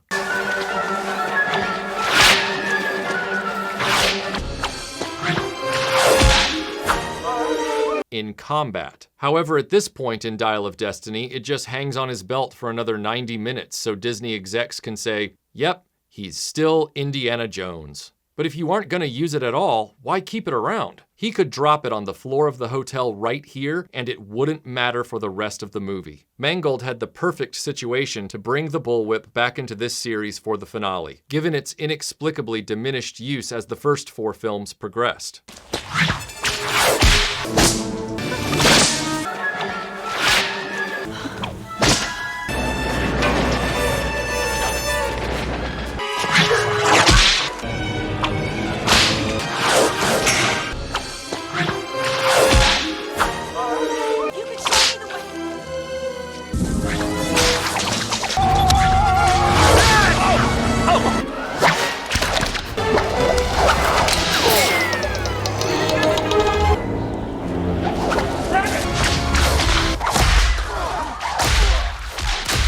But Mangold dropped the ball. Again. So now the mobsters start firing and Indy hits the deck. And this is where I really threw up my hands. The Antikythera is now in Indy's famous shoulder bag. While 30 criminals blow out each other's eardrums firing pistols right beside each other's heads, Teddy snatches the dial away from under the table. Now at first I thought, the dial must have fallen out of the bag when Indy ate pavement. I thought it was a little unlikely, but whatever, until I saw Teddy with Indy's entire satchel. The film that just tried to convince me you can crack a bullwhip in a very confined interior is now trying to trick me into believing Indy's entire crossbody strapped bag magically got away from his torso? The only way that could have happened plausibly is if he'd been carrying it hooked over the same shoulder like most women used to carry their purses. You're not really wearing that, are you? Wearing what? The man purse. It's not a man purse. It's called a satchel. Indiana Jones wears one. So does Joy Behar. And I'm gonna say again, if he'd had that bag strap under his jacket like he's supposed to, this definitely wouldn't have occurred. Admittedly, the Indiana Jones films have had a history of playing fast and loose with the magic bag strap. In Temple of Doom, I'm still not sure how Mola Ram got the bag off Indy's body to play tug-of-war with it while hanging from the bridge. In Last Crusade, when he falls off the tank, somehow the bag strap goes full Ant-Man and passes through the matter of the metal gun barrel to get looped around it when there's no way that could happen. Still, that's no excuse to do this crap in Indiana Jones 5. Indy and Voller chase Teddy through the hotel. Voller ends up with the dial. Indy gets his bag back. Both Indy and Helena can't catch Voller before he takes off in his car. As they look around for a way to chase him, the police surround them. Once again, Mangold and crew make Indy the guy who can't speak local languages. Tell him to back off. I just told him to shoot you. Hey Mangold, we're over an hour into this, and I'm still waiting for you to make this character likable. These movies are titled Indiana Jones for a reason. We come to see him, and we tend not to like characters in these films that treat him like crap. The way this is unfolding, the movie should be retitled Helena Shaw and Her Condescending Bullshit. So this bizarro universe version of Indiana Jones that can't speak any foreign languages tells them to lower their guns, and they respond by running away, because a very angry Aziz Rahim and his boys have shown up to get payback for bailing Helena out of jail. Apparently Helena accepted a proposal of marriage from Aziz, but pulled the runaway bride move and hawked the engagement ring at the same time. I presume you sold the ring? It didn't go for as much as I thought it would. What do you mean? She's a delight, isn't she? Lucasfilm continues its hypocritical bend of claiming to be all about representation in their PR while depicting another brown person poorly in their films. This time as an emotionally volatile, backward, violent psychopath who wants to cut Helena's head off as a trophy for his father. Come on, Kathy, just admit it. You're not about honest, credible inclusion. You just have this wish fulfillment thing with white British brunettes. They run for it, and the bickering begins. Indy chides her for being engaged to a mobster, and she fires back that he's an aging grave robber who did it not for selfless reasons, but for the buzz. Don't tell me all your escapades were noble, selfless quests. You did it for the buzz! I don't think I have to explain how fatally tone-deaf that comment is, coming from a person who literally steals antiquities to auction them off to rich crime lords. And saying it to Indy means she just called her dead father a grave robber as well. In terms of evidence about Indy being a grave robber, we heard about him being accused of that by authorities in Honduras. I seem to remember that in Honduras you were accused of being a grave robber rather than an archaeologist. Of course, then in Last Crusade and Kingdom of the Crystal Skull, he literally desecrated graves. And then there's this opinion. Indiana Jones is an archaeologist. In his spare time, he's a grave robber. Which would seem to carry some weight. But honestly, it's still a hypocritical jab from Helena in light of her own occupation, and an obvious attempt by the screenwriters to start deconstructing Indiana Jones beyond mere comedy. The other films had their dialogue about Indy's methods. Our methods have not differed as much as you pretend. And wasn't it the Sultan of Madagascar who threatened to cut your head off if you ever returned to his country? You call this archaeology? You still leaving a trail of human wreckage, or have you retired? This one takes out the joke and intends to wound the character fundamentally. I don't need morality lessons from an aging grave robber! Teddy's stolen a tuk-tuk, so they all jump in and race after Voller with angry Rahim in pursuit. The chase is overly long and filled with more bickering between Indy and Helena that wants to be like a screwball comedy, but just comes off unfunny and too on the nose. Indy comes off like a curmudgeon wagging a finger at a teenager when this situation is really not the time. His only daughter selling her soul for bail money. Sounds quite cool when you do it like that. The good Indy films knew chases were serious business because the characters didn't say anything. They were concentrating on staying alive and only spoke about the situation itself, yelling commands and warning each other of danger. All of that changed with Kingdom of the Crystal Skull, as Indy and Mac had to have an argument while Indy punched Mac in the face on an amphibious vehicle flying through the jungle at top speed. Once again, Mangold doesn't take a page from Raiders of the Lost Ark and instead learns all the worst lessons from Crystal Skull, the film he's avoided in all the wrong places. It's a chase. I wish I could be more enthusiastic, but it is what it is. Indy and Helena end up in separate tuk-tuks for a stretch. Helena throws herself onto Voller's car trying to get the dial back. Rahim's thugs eventually get wrecked. Indy moves like the Flash at one point to leap from one tuk-tuk to the other before a massive collision. It's hardly something an 80-year-old could probably do, but at this point your brain is numb, so whatever. Might as well let it go. If you want a really good chase in small vehicles on narrow streets, I recommend The Italian Job or The Bourne Identity instead. Indy rescues Helena from death by pulling her off Voller's car, but without the dial. They've escaped Rahim, but they don't have the Antikythera. And on top of that, their tuk-tuk is limping. And there's also this bit where Indy discovers Teddy stole his watch, and he throws a fit claiming it was his father's watch. You know, Sean Connery. Hey, look here. Give me that back. That was my father's watch.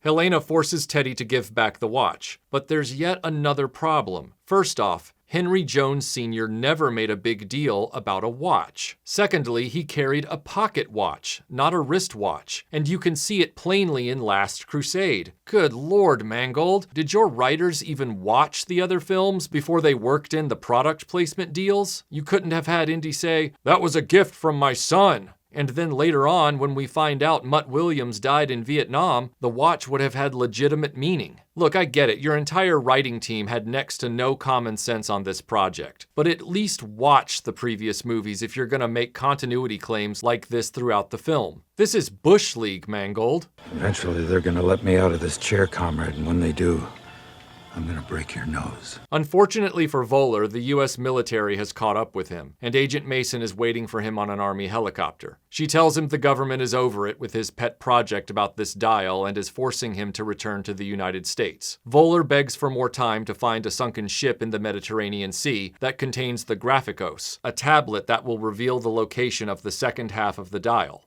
How did he know this? Well, that's hard to say. Indy says in a bit of dialogue with Helena that the Germans have all of Basil's notebooks. Nazis have half of Archimedes' dial and your father's notebooks. Thing is, Helena speaks of her father's notebooks in the past tense in New York City. Done your homework. Well, not me, Dad. He had all these journals, reams of notes about it. But very briefly, and she never explains why she doesn't have them anymore. And we know Indy saved the note pages from the archive because he was looking at them on the flight to Tangiers. Nowhere in the film could I find evidence of the notebooks being seized by Voller and his men. The last person to have them was Helena. This is a glaring plot hole, because it's the only way the bad guys know about the Graphicos and know where to go next. Helena claims she memorized all of the important parts of her father's notebooks, so she's in no need of them anymore. However, in order for the cat and mouse plot to continue, Voller needs that information somehow, and it seems that very crucial explanation got lost in the edit. Let's just deal with this hostility now. In Raiders of the Lost Ark, we know how Belloc found Tanis because Tote burned his hand on the headpiece, which is how they got some of the information. In Last Crusade, we know how Donovan found the location of the Grail Temple because he kidnapped Marcus, who had the map from the Grail Diary. And in Crystal Skull, we know the enemy knows where Akator is because, very oddly, Indy helps them figure it out. But in Dial of Destiny, I guess we just have to take Indy's word for it. Voller and his Aryan thugs have had enough of Agent Mason. They seize control of the helicopter, kill the military personnel, and Kleber murders Mason. Kleber also kicks this army dude out of the helicopter over the city. For a guy making a big deal about ensuring no witnesses, dropping a uniformed US Army soldier out of the sky into a populated area seems like a very stupid move. A stolen army chopper and a dead soldier that crashed through someone's house would raise a lot of attention. And why was Mason still in charge once the army got involved? Aren't they wondering where their lost crew and helicopter went? With her final breaths, Voller reveals he's not actually Schmidt, and Lucasfilm reveals all of their claims of representation and inclusion are hollow, as they give into the tired cinema trope that the one black character always dies. I seen this movie. The black dude dies first. I mean, hell, they didn't even do that in 1981, and they had Nazis threatening to do it, in a story set in 1936. We will take what we wish, and then decide whether or not to blow your ship from the water. Agent Mason, the only black woman to ever have a speaking role in an Indiana Jones film, dies on a helicopter having had no effect on the plot whatsoever. Way to live your progressive truth, Mrs. Kennedy. Crackerjack team you've got making these films. It's a wonder why they aren't successful. As Voller heads for the Mediterranean, Helena commits to finding the Graphicos and getting the other half of the dial before Voller does. Indy invites himself along because he has a friend who has a boat that can take them to the coordinates where the sunken ship might be that Basil's notebooks postulated had the Graphicos on board. At this point, I'm just not sure what Helena's intentions are aside from finding another half of the dial to auction off. It's not like she's gonna let Indy have it, and they don't have the other half back, which Helena demonstrated she was willing to sell incomplete without the second half. So she's never been truly motivated to reunite the two halves of the Antikythera anyway. Is this still about the money? Seems like it. Helena has exhibited no honest desire or reason to complete the Antikythera. She and Teddy are just out for money, and it seems there would be 100 better ways as thieves to make money than going up against Nazis that have already stolen half the dial and nearly killed them multiple times. Plus, she can't go back to Tangiers now with the police and Rahim after her. I would think a person like Helena would see this as a sign to cut her losses and bounce. But no, she's just kind of going after the other half that she didn't make any effort to find in the first place before selling the first half. So why is she doing this? Unfortunately for the film, I'm well past caring.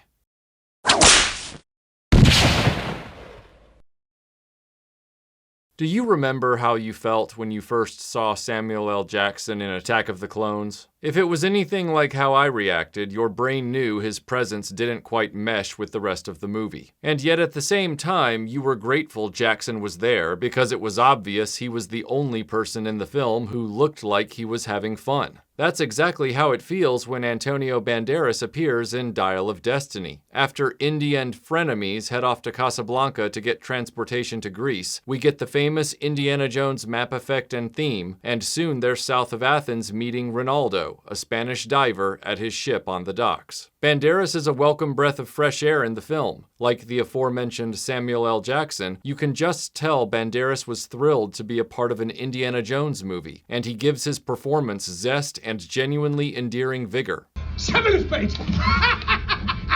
No, she's magic. The shame of it is, it makes his character almost an anachronism within the established tone of this plot. And true to the film's forever misguided decisions, Banderas won't be around for long. The moment you see him, you desperately hope he'll stick around, and the moment he's gone, you're ready to throw things at the screen. It's clear Ronaldo and Indy did a lot of archaeological exploration work together over the years, much like how clear it was during Salah's introduction in Raiders of the Lost Ark that they'd been comrades on a lot of digs in Egypt. Unlike Indy's present character, Ronaldo still has that youthful energy and idealism despite his age and despite his bum leg. He's gleefully fascinated by Helena's card tricks. How do you do that? Something we know the older, grumpier Harrison Ford takes no enjoyment in.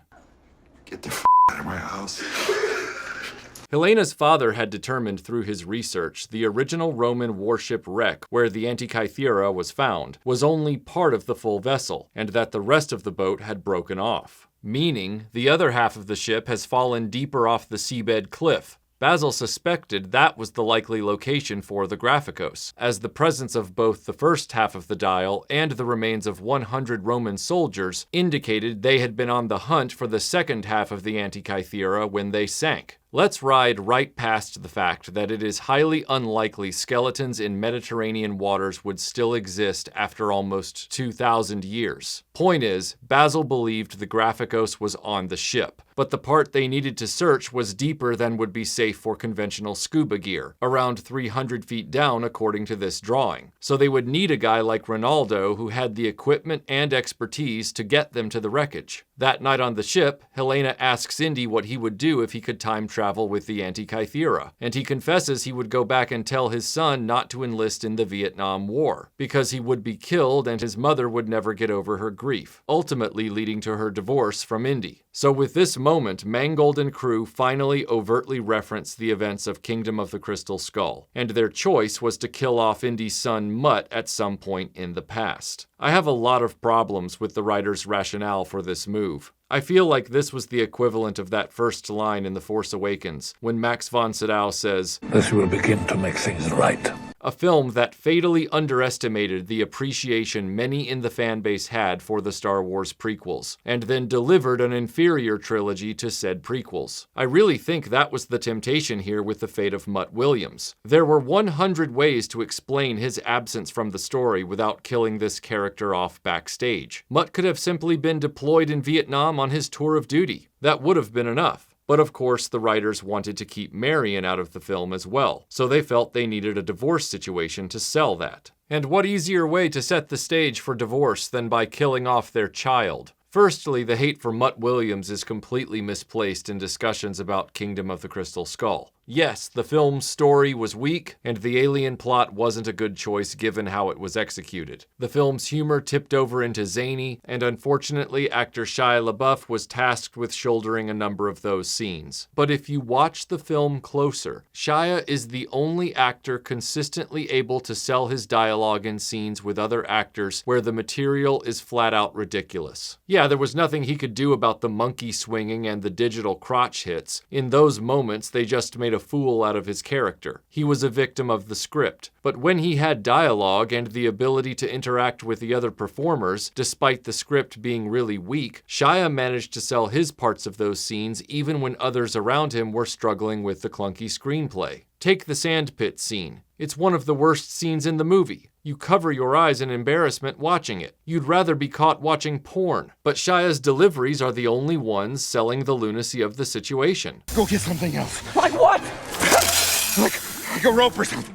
There's no Sears and Roebuck here. Grab the snake. Everyone else is kind of at a loss and doing their best. It's brought us nothing but trouble. I have to return it.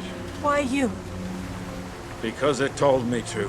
The character of Mutt Williams is blameless in the failure of Kingdom of the Crystal Skull. That all came down to the plot. So for Mangold and his team of wizards to kill off Mutt feels like a spiteful shot at the wrong target in a desperate bid to score points with the fan base that scapegoated Mutt Williams. And then to hear Indy's reason why Mutt enlisted is even more inexplicable. No, he signed up to piss me off. This leaves no room for interpretation. Indy didn't want Mutt going to war. I guess Mangold wasn't aware of Indy's service in World War I and World War II. Do you have any idea how many medals this son of a bitch won? Great many, I'm sure. But does he deserve them?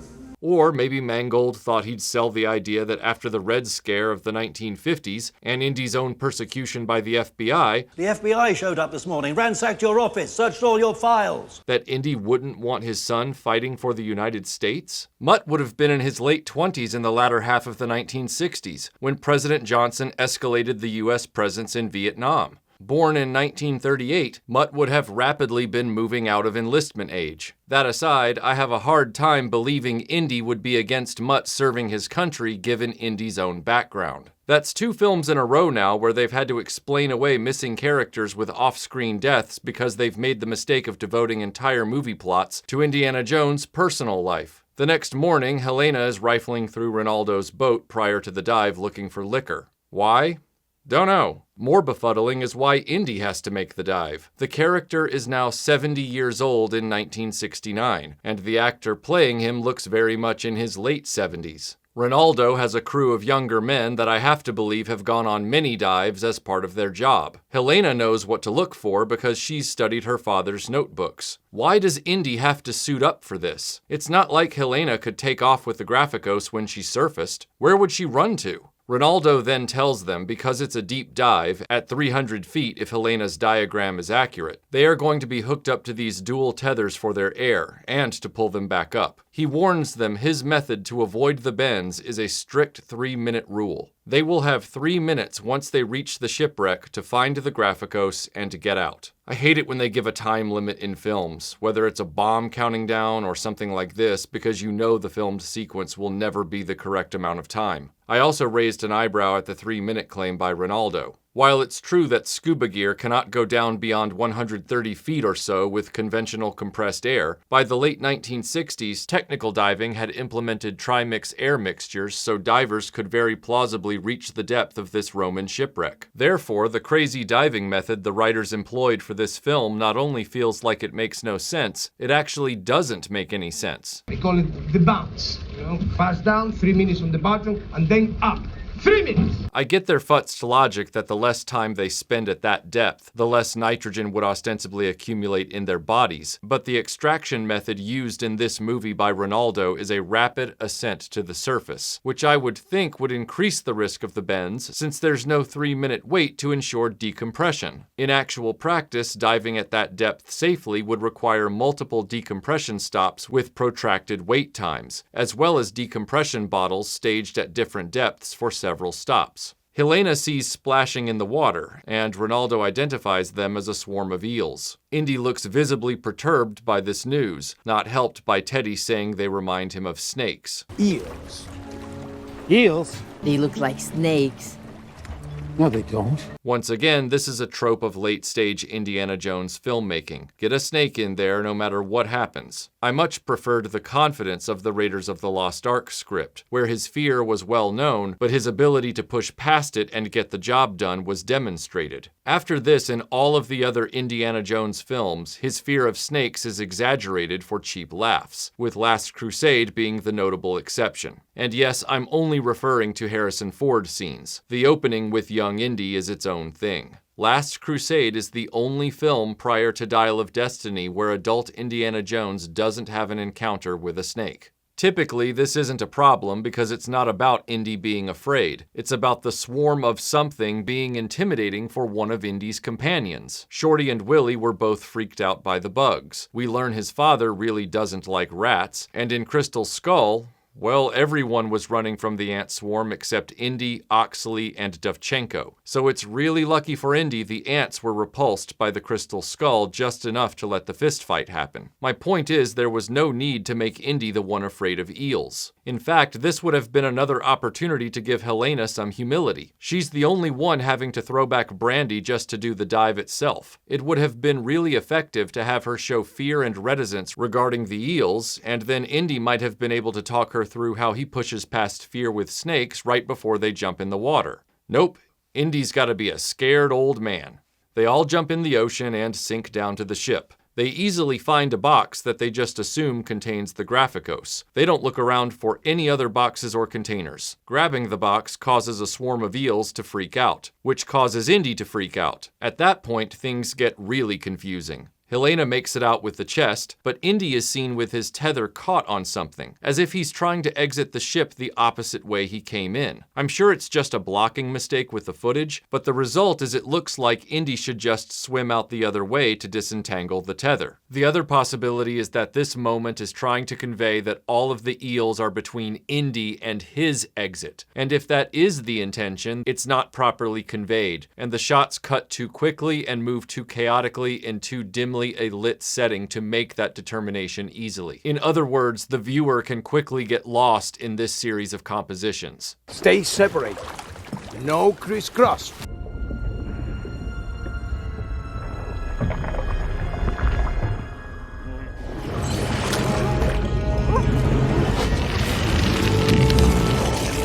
What kind of fucked up toy is this? Now Indy is trapped by the eels, and remember, he's only got 3 minutes to be there. But miracle of miracles, Helena comes back for him and pulls him out of the shipwreck. Unfortunately, Voller and his goons have arrived at Ronaldo's ship on the surface, and the first thing they do is beyond logic. They cut the oxygen tether for Ronaldo's crewman, who goes plummeting off the sea cliff into the darkness. Voller and his men have no guarantee if the divers have found the Graphicos at all, but if Indy and crew have found it, Voller and company certainly have no idea who of the 4 tethers is holding it. So to cut one of those tethers and kill one of them for funsies is supremely stupid. That could have been the person holding the Graphicos. But remember, it's one of those movies where things don't make sense and we're just supposed to go with it because exciting music cue and special effects. Ronaldo, Indy, and Helena rocket to the surface to ostensibly avoid the same fate. Even though if they cut the rest of the tethers, how would they get the Graphicos after that? The writers have tried to build tension with a scenario that, if actually followed through on, would end the film completely. This script is so stupid.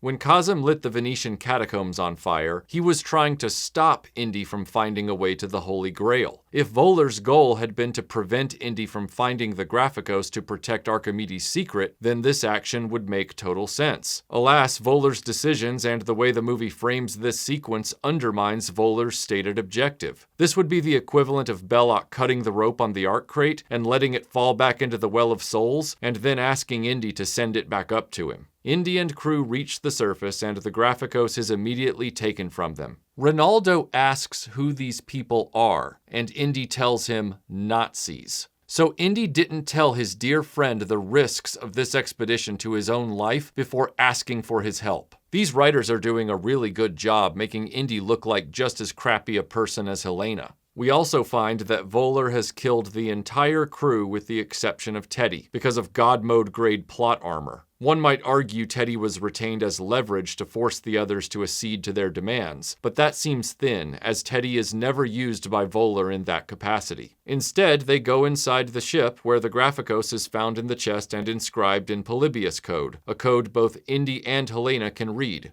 To the code. What code? Archimedes used 2 codes, linear B and Polybius square. You can't read it. Dad taught me Polybius when I was 9. What if it's linear B? 50 quid, it's Polybius. I really love the look on Ronaldo's face in this scene. It's possibly the most authentic reaction in the movie, because he is staring daggers through Indiana Jones, hating his friend for not telling him what he was getting his crew into. His friend has just ruined his career and his life, and taken the lives of his friends in the process. You're being a really bad friend! In this moment, Indy does the stupidest thing I've ever seen. The code. Polybius. Not familiar with Polybius cipher? No, but it appears you are. You should never reveal your secret skills to your captors. But despite Indy having seen these people murder innocent teachers and now Ronaldo's entire crew, this is the moment when Indy decides to get cocky. Not familiar with Polybius cipher? No. He taunts Voller's ignorance and then arrogantly telegraphs his knowledge of Polybius right back to him. So of course Voller demands Indy translate the Graphicos. Now Indy refuses. No. Ronaldo then lunges at Voller and is executed without a thought. And all of this never would have happened. Ronaldo might still be alive if Indy had just kept his smug mouth shut. Let's consider for a minute that Indy never admits to knowing Polybius in front of Voller. What's Voller gonna do? Okay, he could threaten to start shooting people, which would be kinda pointless since he can't prove that anybody in that room knows Polybius. My point is that if the hostages just kept their mouths shut and didn't reveal any of their skills, the Germans would have nowhere to go. Sure, they could shoot them all, which would be maybe in character, and then spend a few weeks trying to find somebody that knows Polybius code, but that would at least impede their goal. Indy has done nothing to impede their goals at this point. He's actually greased the wheels. This moment is both insane and saddening. Can you imagine if Indy got Sala or Short Round killed? That's what made the scene in Last Crusade so impactful, was that his father had been shot, and the only way to save him was to do what the Nazi wanted. You can't save him when you're dead. Voller doesn't give Indy that option. He shoots him in the knee and then immediately murders him, rather than using a wounded Ronaldo as leverage. It makes no sense. Did you ever think you'd see a movie where the guy getting his friends killed was Indiana Jones? It is at this moment Helena jumps up and offers to translate the Graphicos for a price. She says she's not into all this noble death stuff, just as Indy is cuffed into silence by Hauk. Helena negotiates a deal with Voller to translate the Graphicos for cold hard cash. Voller agrees and then dumps a bag of diamonds into her hands. Diamonds? Diamonds.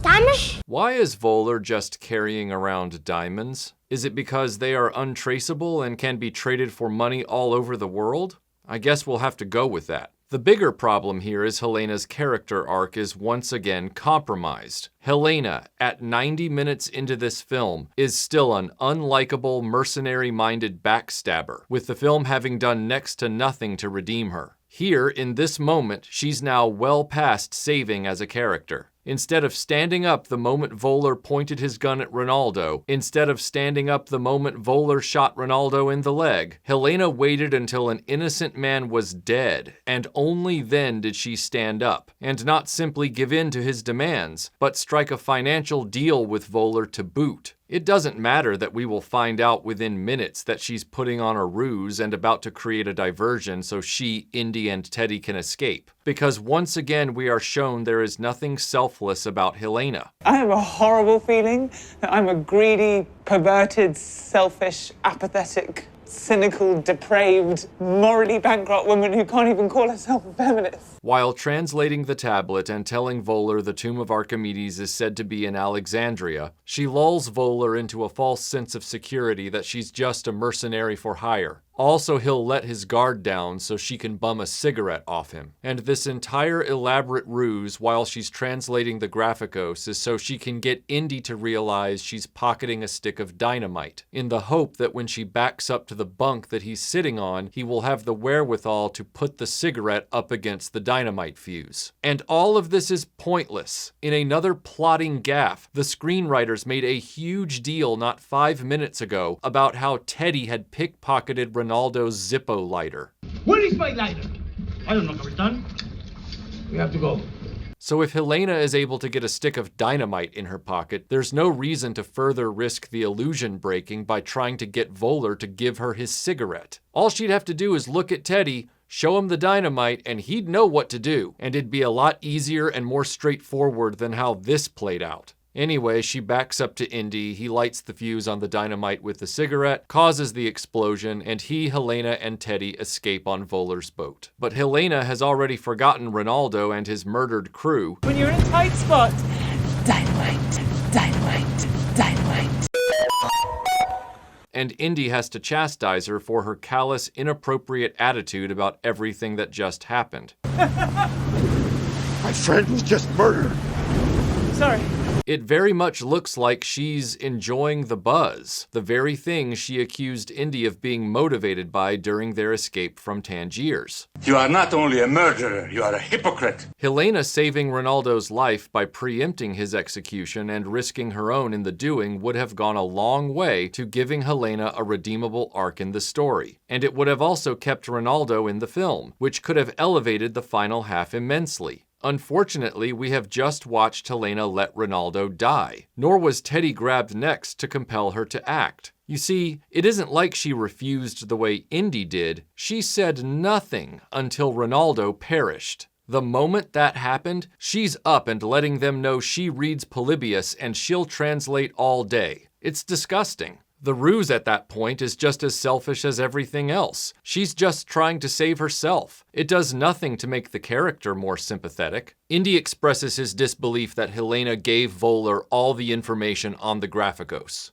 You told them everything. And she smugly responds, Word for word, but Archimedes didn't make it that easy. The tomb isn't in Alexandria. How does she know that? What, did she get to know Archimedes during fraternity sorority rush week or something? The writers just throw out that line expecting us to take it for granted. But she doesn't indicate there was something in Basil's notebooks that leads her to that belief. Her father said, find the Graphicos and it will tell you where to go. And she just dismissively assumes that the inscription on the Graphicos is a diversion. In Raiders of the Lost Ark, when they looked at the headpiece of the Staff of Ra, nobody stood up and said, Pharaoh Shishak would never have made it this easy. And in Temple of Doom, when the old man said, the Sankara stones are at Pankot Palace, nobody said, that old man would never make it that easy. And in Last Crusade, nobody said that any of the information in Henry's Grail diary was suspect, or that St. Anselm would never make it that easy. Once again, this is just poor writing, making this character omniscient for the contrivance of the script so we can have another twist that isn't earned. Anyway, Indy knows something is up with the Graphicos. It's a wax tablet, but he thinks it's hiding something else. So he does what any responsible archaeologist does in the age of X-ray technology. He sets the 2,000-year-old tablet on fire. Inside is a large medallion made of Egyptian gold. So of course, Helena and Teddy immediately intend to sell the golden disc, and Indy pushes back saying it's destined for a museum. Indy translates the disc, which I'm assuming must be in the other code they mentioned Archimedes used. Linear B and Polybius square. You can't read it. Dad taught me Polybius when I was 9. What if it's linear B? Because Helena seems to be dependent on Indy to translate it, but the film isn't clear on this point. The disc reveals the actual resting place of Archimedes' tomb, and with it the other half of the Antikythera, is actually in the cave of Dionysius, outside of Syracuse, and not in Alexandria. Immediately they head west instead of east, still within visual range of Voller's binoculars. You would think someone as cunning as Helena, or someone as experienced as Indy, would attempt to misdirect Voller upon learning that he has the wrong information. Remember when Indy sent a boat out into a river to distract the Germans while he and his father escaped on a motorcycle? We don't have any of that intelligence here. Instead of heading back to Athens and hoping to force Voller into a goose chase, then lose him and hop a plane to Sicily, they just gun it in a direct line where Voller can follow their wake. It's choices like these that make the script start to feel very rushed and even more pedestrian than the first half. Once at Syracuse, Indy is buying a lot of equipment for their intended exploration of the caves. Teddy is bitching at Helena that she's letting this old man call all the shots. He's accusing her of forgetting their goal of getting rich, and this really doesn't make sense. Did we and Teddy not just see Helena con a big handful of diamonds off Voller? And I don't think she gave them back. Their want to hawk the gold disc, and Teddy consigning the diamonds from 5 minutes ago to oblivion in his memory is a staggeringly poor showing of the writing in this screenplay. Anyway, Teddy pickpockets another kid, goes out for ice cream, wanders off, and gets abducted by the freshly arrived Nazis. Helena and Indy aren't fast enough to save him. Instead, they steal a newly married couple's wedding day car and head off to the caves of Dionysius. And Indy actually dismisses Teddy's kidnapping as, "They're not gonna hurt him. They're gonna use him." The only evidence we have in this film that they won't hurt Teddy is their inexplicable refusal to kill him on the boat. Otherwise, they've killed everyone else, including Indy's friend Ronaldo. They could just as easily torture Teddy for the information and then kill him. Who is writing this movie? Indy and Helena arrive at the caves loaded with all kinds of equipment that you would think would arouse suspicion from the guys letting in the tourists, but whatever. Incidentally, all of that equipment they bring, ropes and picks and flashlights and God knows what else, aside from the torches, they never use a damn bit of it. It's all for show in a backpack that is now the center of a lawsuit against Lucasfilm for not getting proper permission to use it in the film. And I doubt on an action figure either. Way to go, Kathy. What's it like running a company that used to be legendary, but is now a punchline in the film industry thanks to your failed leadership? Indy and Helena trundle past the ticket kiosk like VIPs and head into the caves equipped for gold mining. Maybe now we'll get some real Indiana Jones adventure, right? Not a chance. They enter the cave of Dionysius and it's filled with scaffolding and maintenance gear from the people running the place. Helena notes the echo inside, and Indy grumbles something about finding the place where you can hear whispers like a hurricane. Search where Dionysius hears each whisper like a hurricane. And then they start yelling and hooting. I wish I was lying about that.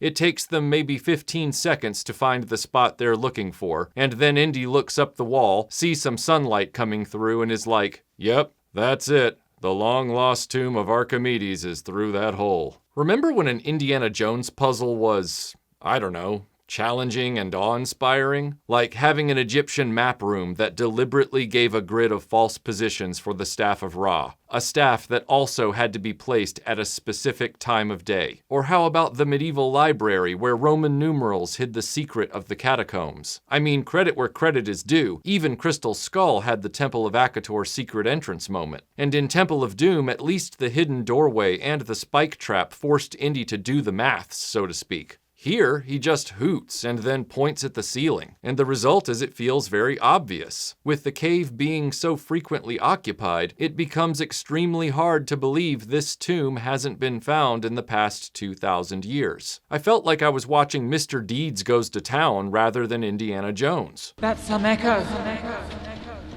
You hear that? What's that? Ah!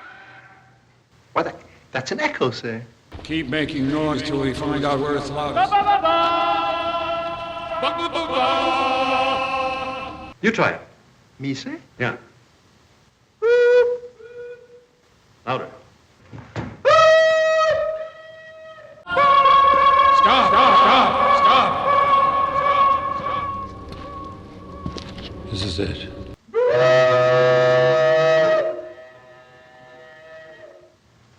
Let that be a lesson to you. So despite having all of this climbing gear, they just start freestyling up the rock face, with all that useful stuff on their backs. Indy bitches about having plates and screws in his legs, and claims he's been shot 9 times. 9 times? 9 times. things. Once again, where are the writers getting this? He was grazed twice in Raiders of the Lost Ark. He was shot in the chest once in the Young Indiana Jones Chronicles, but it deflected off a medallion he was wearing. And then he was shot at the beginning of Dial of Destiny by Basil. By my count, that's 4 times. And don't tell me they're counting instances from books, comics, and video games. First of all, these writers didn't even catch the detail of Indy's father carrying a pocket watch. So he's wearing his father's precious product placement wristwatch while climbing in caves. I seriously doubt this writing team would scour the licensed books and comics and video games for added lore. Secondly, Kathy Kennedy erased all of the Star Wars Expanded Universe material. So why on earth would they legitimize the relatively unknown Indiana Jones licensed fiction? Nah, this is just random. And with the mention of plates and screws, it seems the writers are indulging their own headcanon. He also mentions being forced to drink the blood of Kali, and asserting he was the victim of voodoo magic. Frankly, I'm shocked by this because that's 2 mentions of Temple of Doom in the same breath. A film that was all but disavowed by Spielberg and Lucas immediately after its release and never mentioned again in any of their sequels. They loved to reference Raiders of the Lost Ark. What's this one? The Ark of the Covenant. Are you sure? Pretty sure.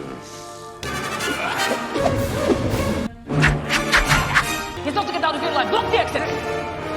And they took the time to reference Last Crusade, but never Temple of Doom. So once again, Mangold surprises me. Except this time it's a nice surprise. They cross a rope bridge that's miraculously able to bear weight after 2,000 years, and Helena tells Indy she found Teddy when he tried to steal her purse. After the other 2 Temple of Doom references, there was an opportunity here to mention Short Round, but alas, it does not happen. Indy challenges her that if she was really about the money, she wouldn't have kept Teddy around nor memorized her father's notebooks. Nobody memorizes every page of their dead father's notebooks.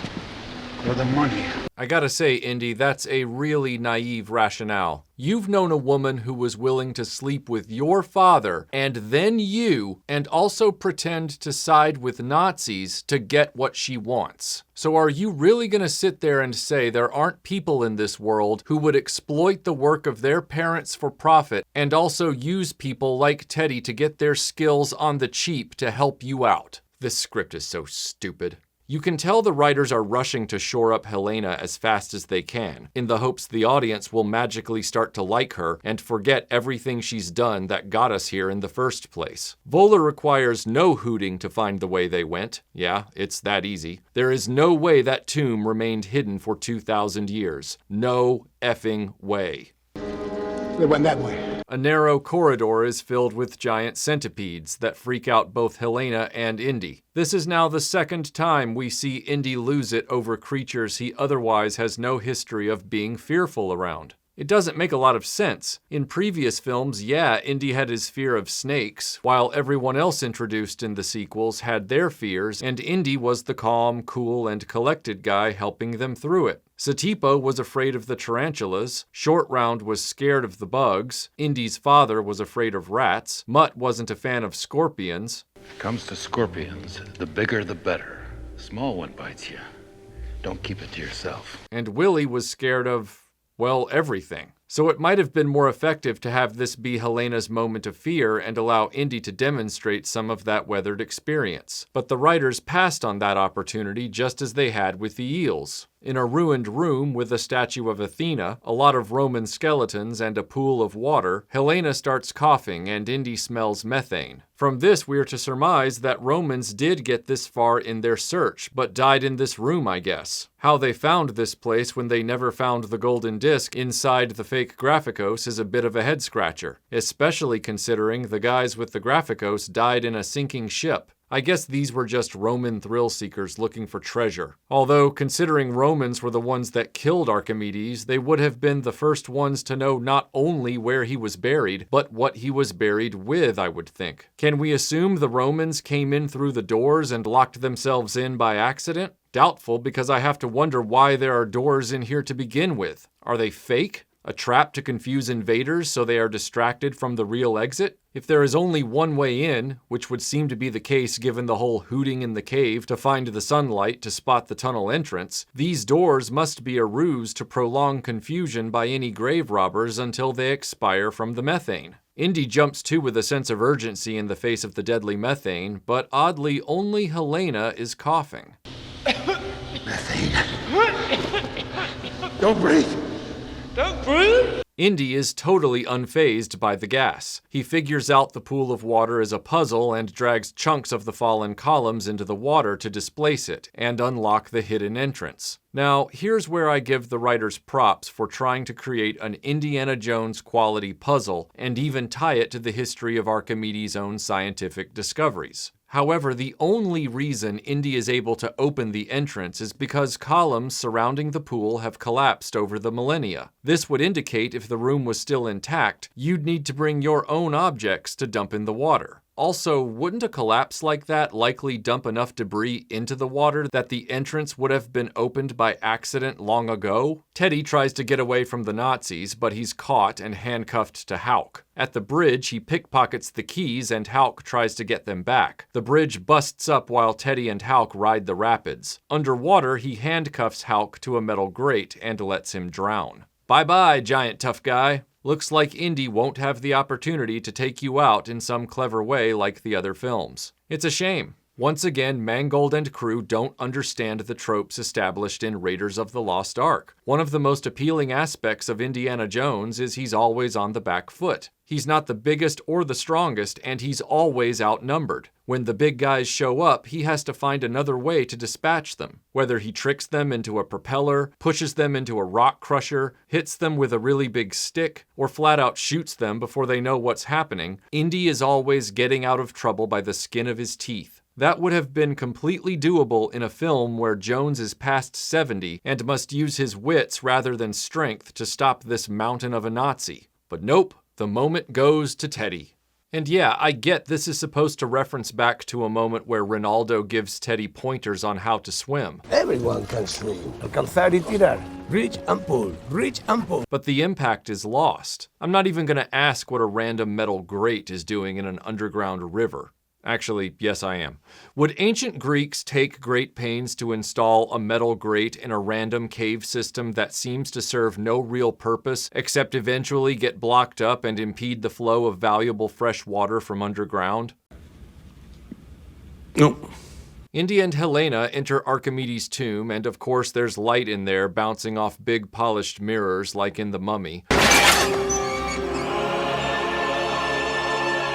And you start wondering where the sunlight is coming from and why, if there's a hole in the cave roof somewhere, this tomb hasn't been found long ago. But you're forced to dismiss— hold on! Wasn't there supposed to be another challenge in this journey? So far it's been a climb, a water puzzle, a tunnel with some bugs, another tunnel, and bam, we're in the tomb. Is that it? Hey, Beetle Push. The tomb. So what happened to this moment used in all the trailers? It looks like another Archimedes-themed physics puzzle involving a fulcrum and a big Raiders-style spherical boulder. Why on earth would they cut this scene? Mangold and crew are already running a steep deficit on Indiana Jones tropes already. He's barely punched anyone, the bullwhip is officially in retirement, and the count for ancient and awe-inspiring places, which is a major feature of the Indiana Jones series, is presently at an underwhelming 2. The tomb. And that methane antechamber. Raiders of the Lost Ark had a Peruvian temple, the map room, and the Well of Souls. Temple of Doom had the unbelievably massive Temple of Kali as its centerpiece. Last Crusade had the medieval church, the catacombs, the Grail Temple, both inside and out, and the Grail Sanctuary. Kingdom of the Crystal Skull had the cemetery, the waterfall cave, the Temple of Akator, and the chamber with all the thrones. This film? A couple of dimly lit corridors and an equally dimly lit pair of small chambers. There's no sense of awe or wonder here in Dial of Destiny, just damp claustrophobia with set pieces that look as if they gave them dark, muddy recesses because they simply didn't know how to imagine a space. You got no imagination. Indy and Helena pull back the shroud on Archimedes' tomb, a piece of cloth miraculously intact for being exposed to the air and moisture of an unsealed cave for 2,000 years. Inside, the preserved skeleton of Archimedes and the other half of the Antikythera. Let's think about this one more time. The Romans killed Archimedes at Syracuse in 212 BC in the aftermath of the siege. They knew who he was, and orders were to keep him alive. Alas, this did not happen thanks to an angry Roman centurion. Read Meathead. So the Romans killed Archimedes. Therefore, they would have had immediate access to his inventions and equipment, including the Dial of Destiny. Now, it's obvious he'd already split the dial in two and hidden the first half somewhere, or whatever. And according to the film, the Romans managed to find it. Why would they even need the Graphicos to find the other half? It would have been with him when he died because he was buried with it. All they would need to do is say, "Sorry, you can't bury that with him. We want it." We could suppose his friends secreted the other half before his murder and then sneaked it into his tomb, but once again, I feel like the close proximity of the Romans to this entire series of events would have allowed them to catch wind of this development and prevent it from happening. Point is, it doesn't make much sense that the Romans would be unaware of the location of the second half of the dial, and even less likely they'd ever have been without it in the first place. Indy and Helena take the dial, but notice the phoenix on his tomb has propellers, and they discover a modern wristwatch on Archimedes' arm. It should be obvious by now to anyone who's watched movies where this is going. We're being set up for a predestination paradox. If you've seen any film, you've seen this film. It is very similar to all films. That is the paradox we see in the first Terminator, where John Connor sends his friend Kyle Reese back in time to protect his mother in the past. In doing so, we learn Kyle is actually John's father. How can a person from the future exist when his father was born into the same generation and then must go back in time to conceive with the mother? Because it's one of those movies that assumes time isn't linear and everything is a closed loop and you can't change the past. It's not only a tired twist in films, it self-spoils the mediocre plot of this cinematic boondoggle, but we'll get to that later. Changing the past doesn't change the future. Helena seems to think Archimedes traveled through time using the dial, and that's how he got the watch. Speaking of the dial, Indy doesn't have it very long because Voller and crew roll in and take it from him. To accomplish this, Voller decides to threaten to shoot Helena. And despite this character having betrayed Indy and getting people killed at every turn, our aging hero rolls over yet again. It's a dumb play from Voller given all of his advantages here. He has youth, numbers, and weaponry on his side. If Indy refused to give him the dial, he could just shoot him and take it. Threatening to kill Helena is a pointless dramatic beat so he can stab Indy with mentions of his dead son and estranged wife. You've already lost your son, Dr. Jones. Your wife is gone. Do you really want to lose your godchild? I still don't understand why he doesn't just kill them both anyway. He doesn't need them anymore. Gee, I bet Indy wishes he'd brought his own gun by now. Might have evened the odds a bit. Threatening Helena might have actually been effective if Indy had had one of Voller's own boys in the crosshairs. As it is, Indy is zero threat to Voller. Voller puts the dial back together without a really good cleaning and lubrication first, which would seem essential for a gear system to work properly, but whatever. Then without any hesitation, he snatches a pendant off Archimedes' corpse, pulls the chain off it, and drops the object into the center of the dial. So now there are 3 components to the dial, not 2? And are we to assume that Voller just knew to do that because he read it in Basil's notebooks? The ones we still haven't a f***ing clue as to how he acquired them? Hey, you know what other time travel device had a third and final piece that the characters and the audience didn't know about until it was necessary for the plot? Tomb Raider 1. History's greatest moment. Its end.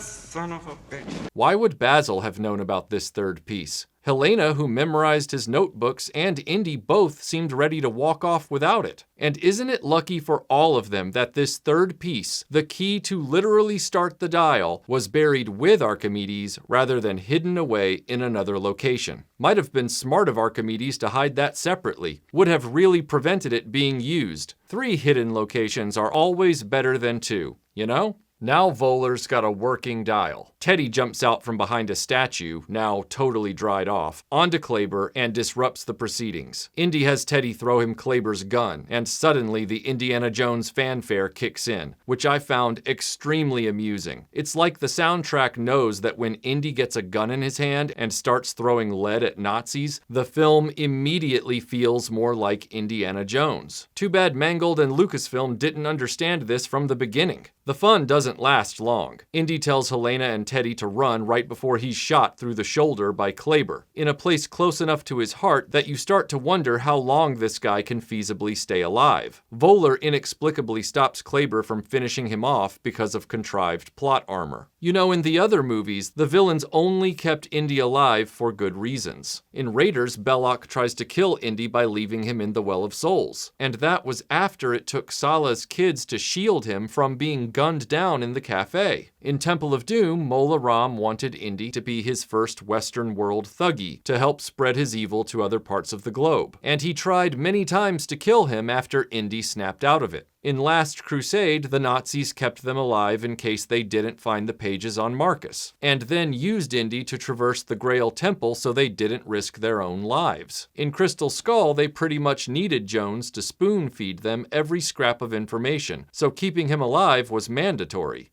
Auto-writing, I should have seen this. Voeller has Basil's notebooks, somehow, and he has all of the mathematical know-how and tons of resources. He doesn't need Indy at all anymore, but he keeps him alive without any attempt to tend to his bullet wound because that's the kind of movie this is, insulting the intelligence of everyone without shame. Teddy and Helena exit the tomb through a totally different tunnel, which is very convenient. I was under the impression this long-lost tomb would have one way in to reduce the chances of being found. However, thanks to the writers needing a mulligan to separate Helena and Teddy from the Germans, we get a magic second exit. Meanwhile, the Germans are able to cross back over the rope bridge without a problem. I'll admit at first I thought this was one of those magic continuity gaffes, where the rope bridge was totally broken and then magically fixed itself. But if you look closely at the footage, you'll see they try to explain it by having Kleber on the other side of the gap, pulling tightly on a rope to keep the other side of the bridge up. The first question I have is, how did he get back on the other side of the gap, since that piece of rope that's still spanning the gap on the other side of the bridge was just as old and rotten as the length that broke? The rope he's using is a brand new piece, which looks identical to the rope Indy bought and carried into the caves and never used. So congratulations, Indy, you just helped the Nazis get away. But it still doesn't explain not only how Kleber got across the gap, but tied this intricate series of lashes and knots in 5 minutes. And in addition to that, if he had the length of rope already done up on the other side, why didn't he just lash it to the pole? Why was he sitting there trying to act like a human counterweight?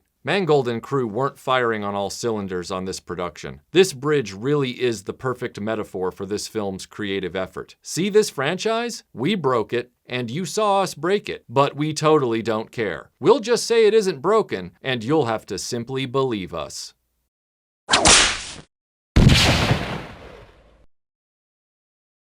Now that we're on the cusp of the endgame for this movie, let's quickly recap the past few minutes of this confusion. Indy has tracked down a lost tablet the Romans were using to find the second half of the Antikythera. However, the half they already had should have been the more difficult piece to find, as the second half was in Archimedes' tomb, and because the Romans killed the man themselves, it seems like they should know he was buried with it. Because the tomb is so elaborate, with what appear to be one-way entry mechanisms that have no easy way of being reset, the Romans surely would have noticed the Greeks' elaborate building project, asked what was going on, discovered the purpose of their plans, and taken the Antikythera parts. In short, the Romans should have had no need of the Graphicos, and when you consider that Archimedes Archimedes was clearly unsuccessful in getting the first half far enough away to stay out of Roman hands, this whole hidden tomb idea makes even less sense, especially since we know it wasn't Archimedes who built it. He was dead already, and he wasn't an Egyptian pharaoh who started building his final resting place before he died. His surviving friends would have had better luck hiding his grave and the Antikythera by just digging a nondescript hole at the base of a cliff. Worse still, the tomb had at least 4 ways into it. The first is your complex, need-a-secret golden disc scavenger hunt entrance that's shockingly easy to find without the golden disc, and then has one of 2 trap rooms, the second one being deleted, I guess. The second way in is the more simple, follow the underground river back upstream past the big dead Nazi until you come to a rope bridge and then turn right approach. The third way in is the hole somewhere in the top of the tomb that is letting in sunlight that could be abseiled into. And for number 4, we have the very direct tunnel that leads straight into the tomb that Teddy discovered without explanation that bypasses all the obstacles and traps and opens right outside near the tourist entrance to the caves. There's also a 5th possibility if those doors are real. Point being, this is the worst secret tomb I've ever seen. Weirder still is when you consider the Nazis took the most difficult way out, and they somehow got a seriously wounded 70-something Indiana Jones back down that cave wall at the same time.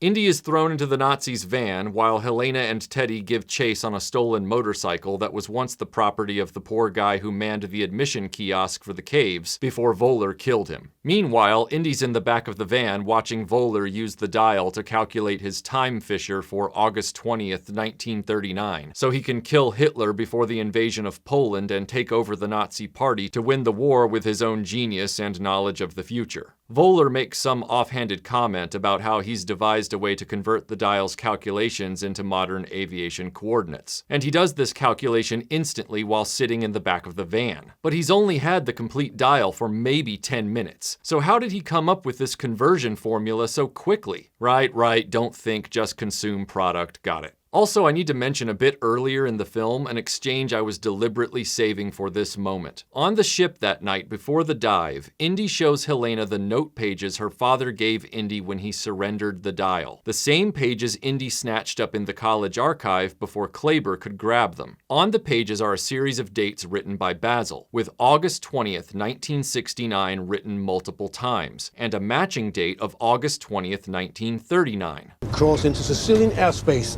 on August 20th, 1939. Voller never had access to these note pages, only the phantom notebooks that we the audience never truly get to see. And since Helena indicates to Indy she hasn't encountered any dates in her father's research, You remember seeing any dates in your father's notebooks?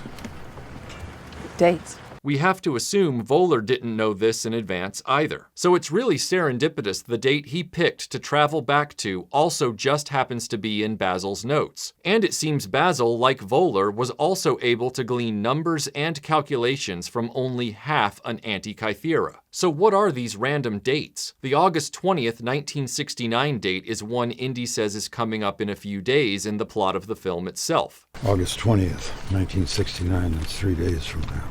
Are these dates all possible times and places you can catch a time fisher? Or are they all dates you can travel to? The dates listed here seem to be random, with nothing of major historical note happening on any of them. You should also note the dates are written the American way, with the month first and the day second, even though Basil was British, so you would think the day would come first. So that's weird. Anyway, keep these dates in your mind because we aren't done with them yet, unfortunately.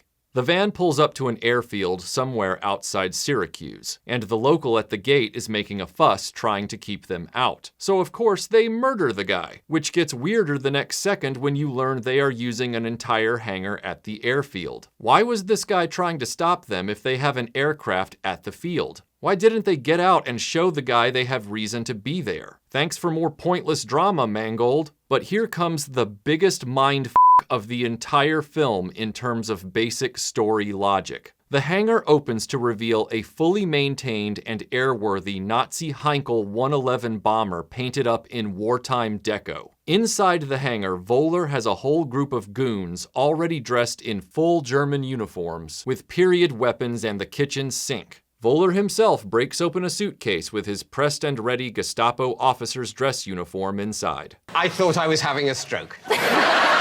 Okay, so let's try to think about this for a minute before the aneurysms kill us in the attempt. Voller did not know until Indy and crew turned that boat where they were heading. Voller himself arrived in Athens on that stolen army helicopter, and before that he chartered a private jet to take him to Tangiers. There is no mention in the film by Voller or his men of having more personnel and his personal aircraft rendezvous with them at various locations. So, are we supposed to believe that by sheer cosmic luck, Voller had been stowing his men and his preserved Nazi bomber just outside the same city where the final piece of the Graphicos just happened to be discovered? Because that's some luck. How long has he had this airplane? I mean, he's got all the automatic machine guns on that plane loaded and ready to go. Did he have a plane and soldiers like this in every city in the world as a contingency, since the Antikythera could have been discovered in thousands of different places? Does Voller have Heinkel bombers stashed all over the world? How does Voller fly into the airspaces of various nations with this armed vintage enemy aircraft and not get investigated and inspected by airport officials all over Europe? Why has Interpol not impounded this aircraft and imprisoned Voller years ago? We have to assume he's kept it hidden, so based on that thin logic, he just so happened to keep it in the backyard of the location of the final piece of the Antikythera, even though he had no clue where that final piece would be found.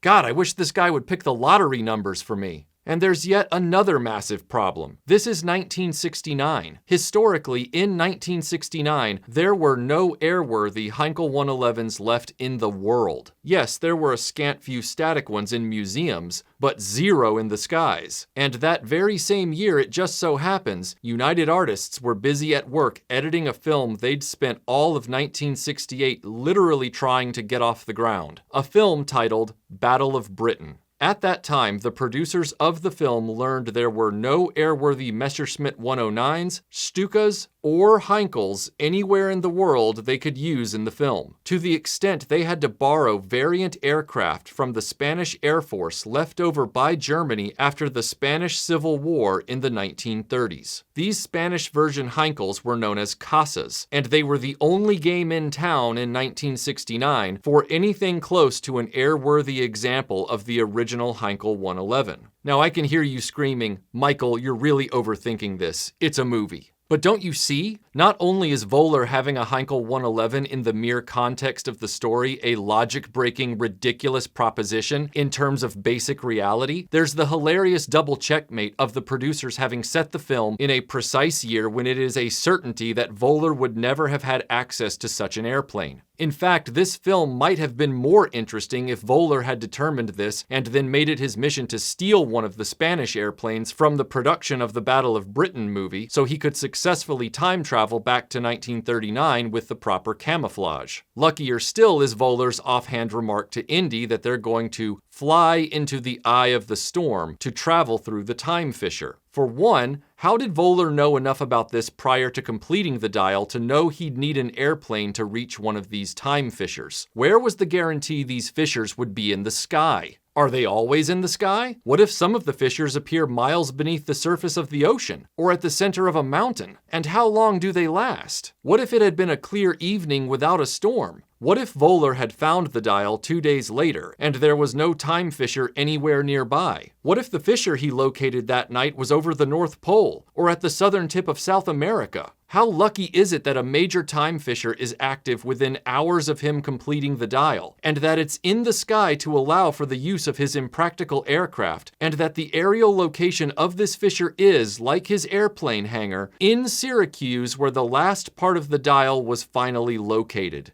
I would say, is it likely? No, it's not likely. And one final point that is really nagging at me. Voller changes into his Nazi uniform, and inside his case is a very distinctive wristwatch that he puts on. Indy clearly notices this and says nothing. And we as the audience, if you've been paying any attention, recognize it as the watch Archimedes' corpse was wearing. Voller was all up in the business of that bag of bones grabbing that pendant. Are you gonna tell us he didn't spot his own watch on that dusty bastard at the same time? This script is so stupid.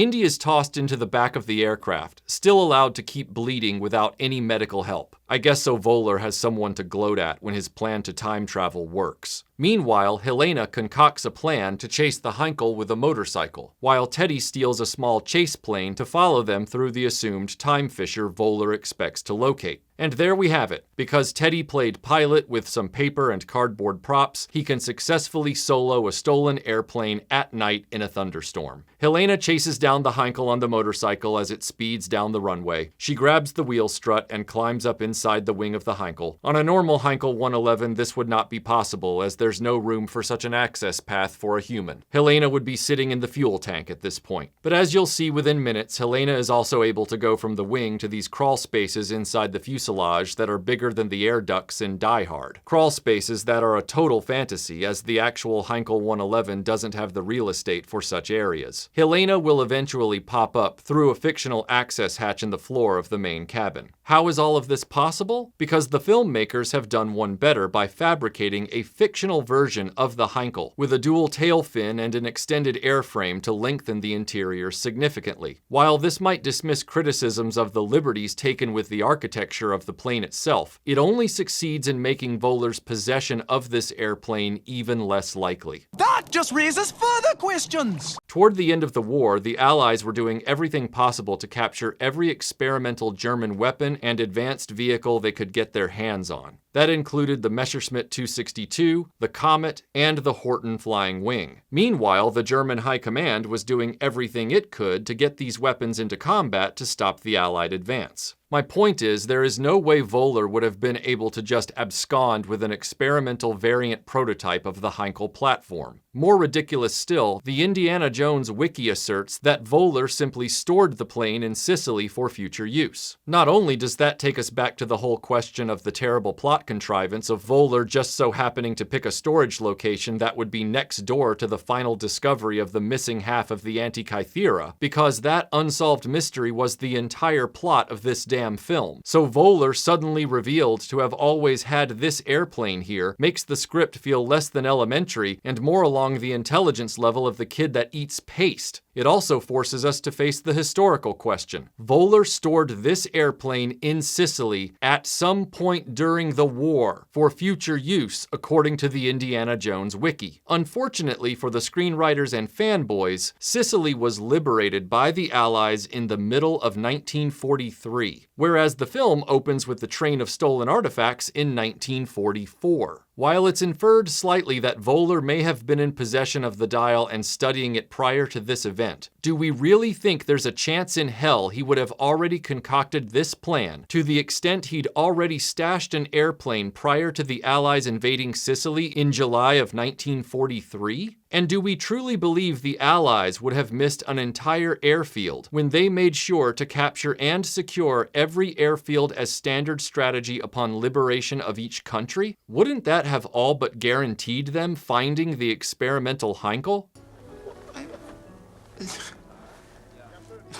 And let's say the Allies somehow missed this airplane, and let's say it really was stored here in Sicily sometime prior to the Allied liberation of 1943. And let's say Voller really did start putting this plan together long before there was any indication Germany would lose the war, despite his claims that his whole plan was based on correcting Hitler's mistakes. That doesn't explain how he would be able to get this airplane back into running condition so quickly after letting it sit for a quarter century. What, did he send a secret squirrel maintenance crew right over there in 1946 and put them on a regular schedule to keep the plane working at all times? This movie was already hobbling on a bum knee and a broken ankle plot-wise. The appearance of this Nazi bomber in 1969 in the location and context given by the screenwriters just broke the spine of this movie. Now Helena is inside the plane, and they're rocketing toward this big bright fissure in the sky that you could very likely see from the ground without the need for a damn Antikythera to show you the way. Hell, all Teddy has to do is follow the Heinkel and the white light in the sky. Voller gets all excited because he's about to achieve his ultimate dream, but Indy notices crap shaking around in the plane, and it reminds him of the continental drift phenomenon. So he starts screaming like a madman that Archimedes wasn't aware of continental drift, and because of that, somehow, it would throw off the calculations of the dial and they wouldn't end up in 1939. Archimedes didn't know about continental drift. What about Plato's tenfold error? You're off target. Your calculations are wrong. Most of Plato's numbers were way off target. It sure as hell ain't 1939. Maybe you're right. Now, as far as continental drift is concerned, I could see that resulting in their airplane ending up in a different location on the Earth than they expect. But at a different time? I would think Indy would have been more concerned with the movement of the Earth itself around the sun. See, if you go back in time, the Earth won't even be in the same place in its orbital path. Fly through a time fissure and you could fly right into the dead of space, unless there's some relationship between the time traveler and the Earth's gravity. Whatever. Indy causes Voller to panic and try to turn the plane around. Meanwhile, Teddy discovers the owner of the plane he stole was sleeping in the back, and now the real pilot is freaking out as they try to keep the plane steady on its way through the portal thingy. The plane goes through the time portal and arrives in daylight over Sicily. After a brief scare where the airplane's engines cut out and they fall into a dive while trying to get them restarted, Voller celebrates because he believes they've just arrived on August 20th, 1939. But very quickly he sees an armada of sailing vessels in the water below attacking the city of Syracuse. Instead of going back 30 years, they've gone 2,000 years into the past. Quietly, Indy steals Voller's paper with the coordinates. Now at this point, a person with half a brain would immediately turn around, try and gain altitude, and head back to the fissure in the sky. But these guys? No. They fly too low for too long and start getting a few massive spears through the Heinkel, damaging it fatally. So naturally, Kleber opens up the door of the plane and just starts shooting at Romans with his sidearm. This of course makes them even more of a target. So Kleber grabs an MG-34 machine gun, smashes out the glass nose window on the bomber, and keeps shooting at what looks to be thousands of Romans in the sea and on the beach below. You got to fire your big gun finally. Was it fun? Overrated. And I guess he would have had to smash that nose window, since the standard machine gun that's usually front and center through the nose of the Heinkel 111 is just not here. Probably for the added drama of Kleber getting to go all smashy on the glass. What purpose does this serve? Why does Voller not attempt to stop him? This is the emptiest excuse for action I've ever seen in a movie. Get some altitude the moment that first spear hits the plane and get out of there, and you'd have less cause for concern. If it hadn't been for that contrived engine failure dive, the bomber would still be really high up in the sky anyway. Kleber acting like a crazy fool is so pointless, you can't help but throw up your hands at the screen. Helena takes the opportunity in the chaos to send all the German troops out the bomb bay. Too bad they weren't wearing parachutes. Meanwhile, Voller is completely incapable of getting the pilots to turn around and head back to the fissure. The plane took a hit to the engine, and the pilots are adamant they can't get back, which only panics Voller even more as they fly over Syracuse like an aimless gnat. The Heinkel is not long for this world, so Indy starts looking for a parachute. Helena is struggling with the lone German that didn't fall out of the plane, and quips possibly her only good line in the film. Sorry, pal, but you're Nazi! But he gets a hold of her leg, and now she's about to fall out of the plane. Indy gets a hold of a Walther that is on the floor of the plane for some reason and shoots the guy off of her.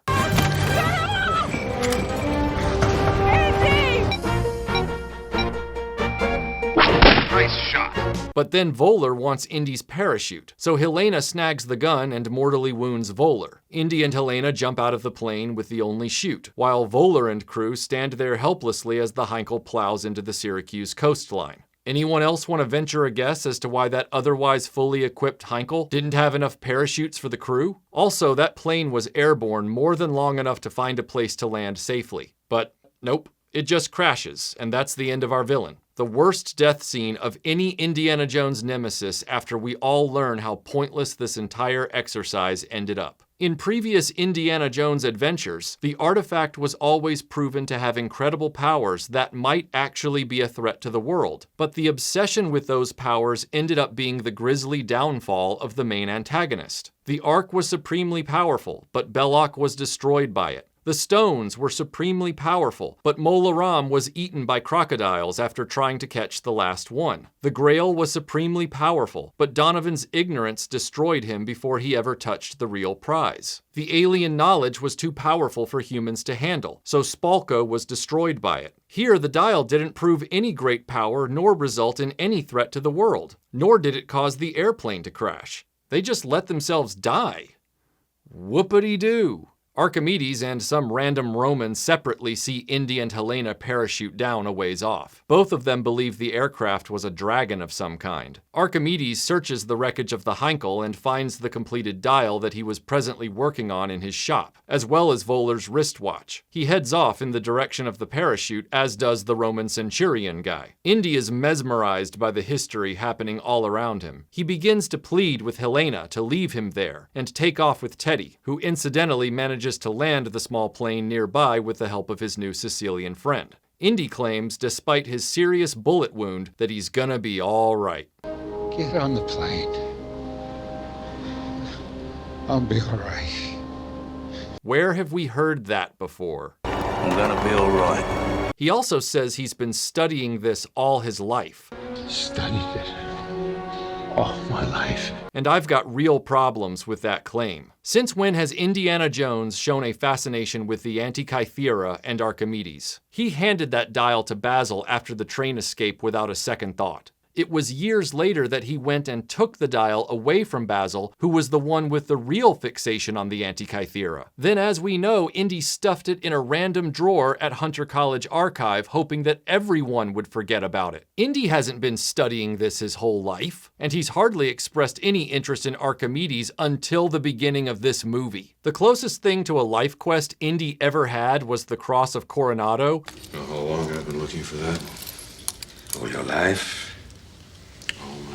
Or possibly the Eye of the Peacock Diamond, if again you take young Indy lore into account. But even though we see Indy as a young man encountering the cross and searching for that diamond, when have we ever heard Indy espouse his fixation on Archimedes? You can tell we're in the era of people thinking just saying words makes it true. How do we elevate our mediocre script in this series? I know, have Indy say out loud that this is his life's work. It's about as believable as Harrison Ford telling people in interviews that Indiana Jones was his life's work, even though he only did 5 movies over 42 years and skipped 2 decades entirely during that time. Anyway, Helena is trying to get Indy to snap out of it so they can get on the plane and get back to their time. The Roman centurion shows up and immediately tries to murder them, but is shot by Archimedes' archer friends. This is the moment when the writers decided Indy can finally speak foreign languages again, this time ancient Greek. Prospero. Elelatus. He's asking how far we've come. Which is really odd because English and ancient Greek were the only 2 languages Marcus knew how to speak. Does anyone here speak English? Or even ancient Greek? As we've established, Indy could speak many until this movie, and now he's suddenly and by sheer coincidence given the same linguistic limitations as Marcus.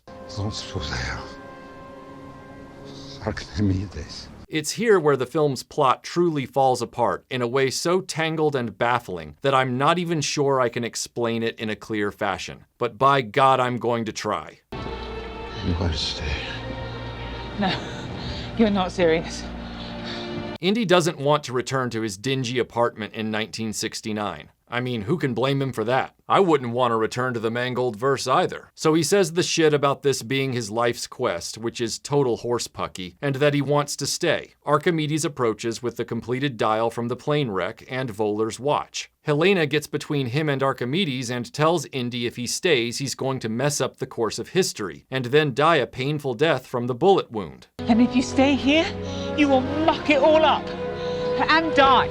What's weird about this statement from Helena about Indy messing up history if he stays is she immediately acknowledges that they have affected history by running off the Roman horde. Well, we just scared off the entire Roman Navy, so I think we've helped enough. Their ships are in retreat after the chaos of the arriving airplanes, and very likely Kleber gunning down Romans like a maniac. So even though the Romans will eventually capture Syracuse, I guess it won't be today thanks to the arrival of these time travelers? Or did they actually stop the siege for good? I doubt it because of what's about to happen next. Archimedes reveals the Antikythera was always going to bring the user to this exact time and place. That dial is a forced deck. It doesn't take us anywhere but here. Helena immediately reinforces to Indy the dial is, in her words, a trick deck. There was only one destination it would ever take anyone to: the siege of Syracuse. Indy says Archimedes built the dial in the hopes it would result in bringing help from the future to stop the Romans from taking the city. He built it to get help.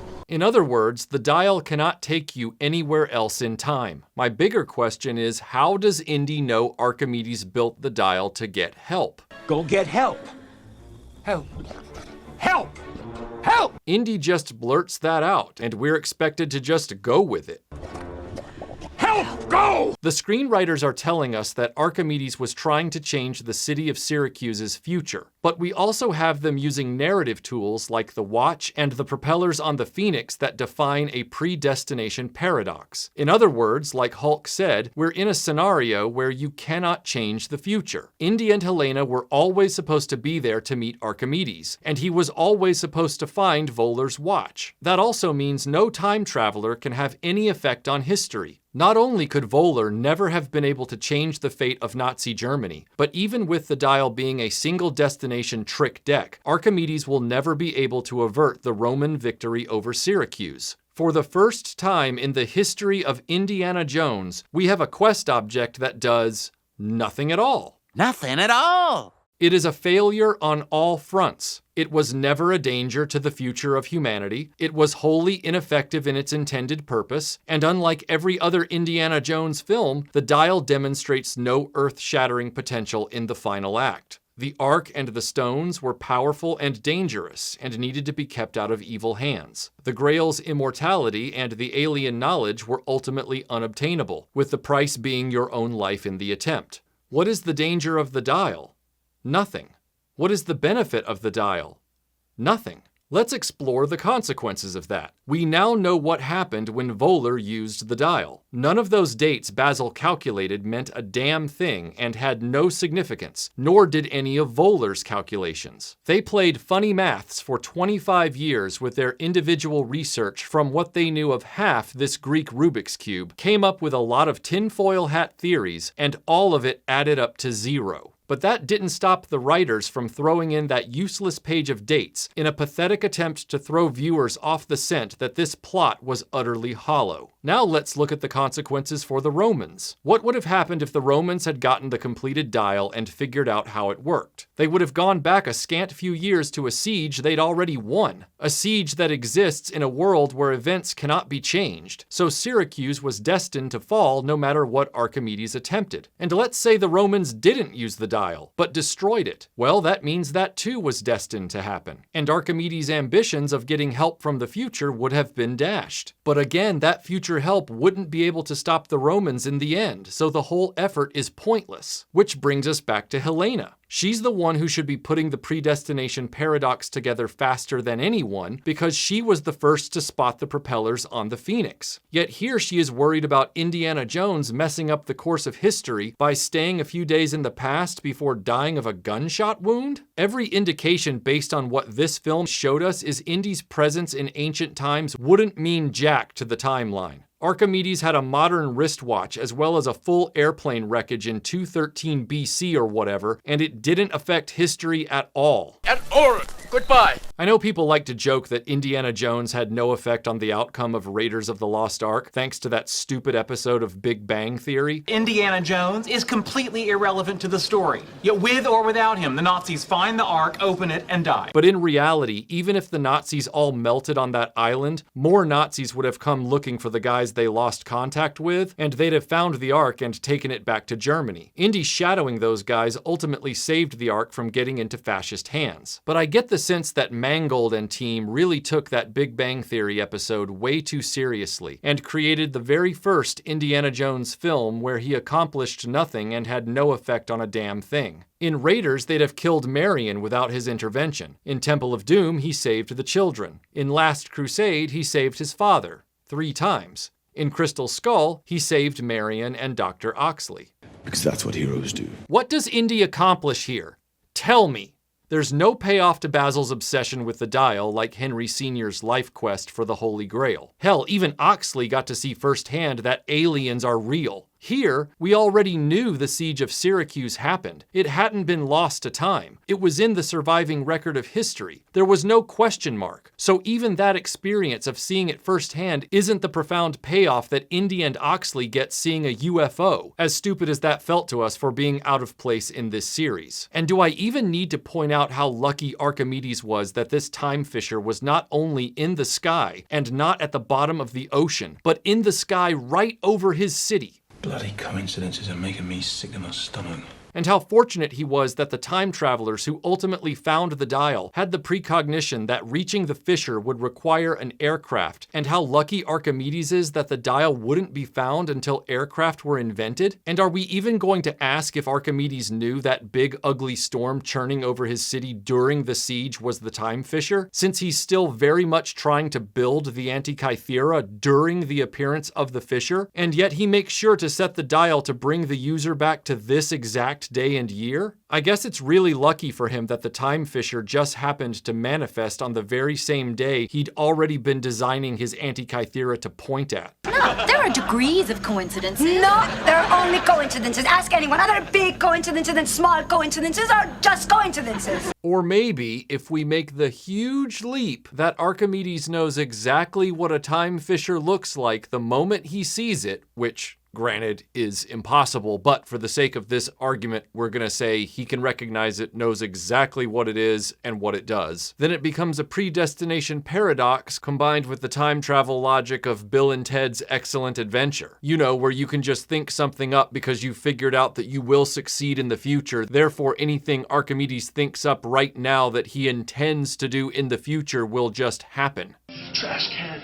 Remember the trash can. Trash can, what are you talking about? So there he is working on the dial, and then this fissure appears in the sky, this big storm, and he knows that it's a time travel fissure somehow. And even though he wasn't intending for that fissure to show up on that day, he's building the device to find said fissure, and so he says, oh, well, I'll just make sure to set my dial of destiny for today, since this fissure showed up today. How fortunate for me. And then because he thought it and intends to do it, at that very moment, the airplane shows up. Like I said, Bill and Ted logic. And if that's what the writers intended with this script, then that is really sad. But honestly, I don't think the writers were thinking, nor did they really understand how to write time travel at all. Now that all of that has been asked, even though we'll never get answers for any of it since the writers were prioritizing empty twists and emotional beats over any semblance of a logical series of events, we can turn our attention back to Helena and Indy. Archimedes shows them the finished dial and Volar's watch, and Helena says he's already got a dial and can't keep that one. I'm assuming they'll gift him the watch before they leave because it was in his tomb, even though we know Helena just said she didn't want to screw up history. Seems like giving him that watch would be a massive risk in that department, but whatever. Indy is all sad and blubbery and keeps telling Helena to leave him behind. He gives her Volar's coordinates and tells her to reverse them to get home. Helena starts imploring Archimedes to understand Indy's work in his time isn't done and blabbering about how he needs medicine and how he can't die here, and she starts trying not to cry. He cannot die here, he can't!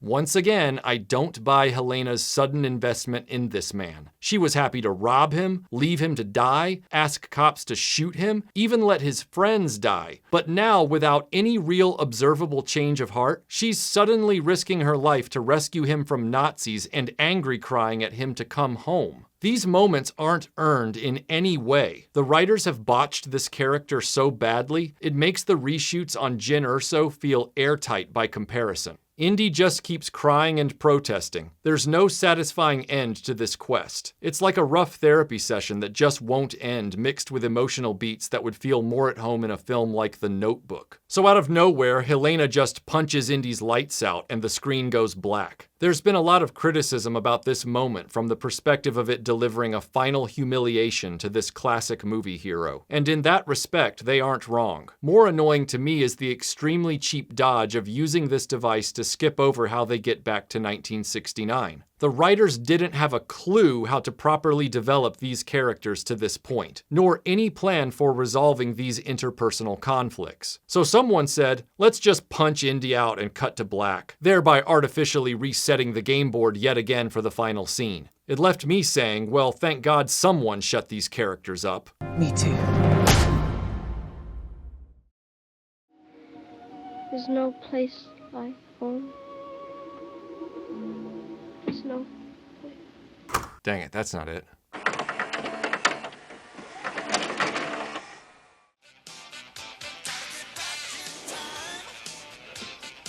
Nope, that's also the wrong ending.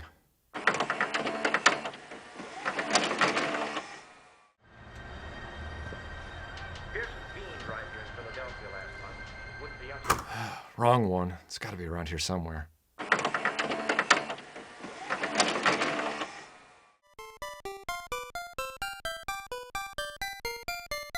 That is definitely not it. Okay, here we go.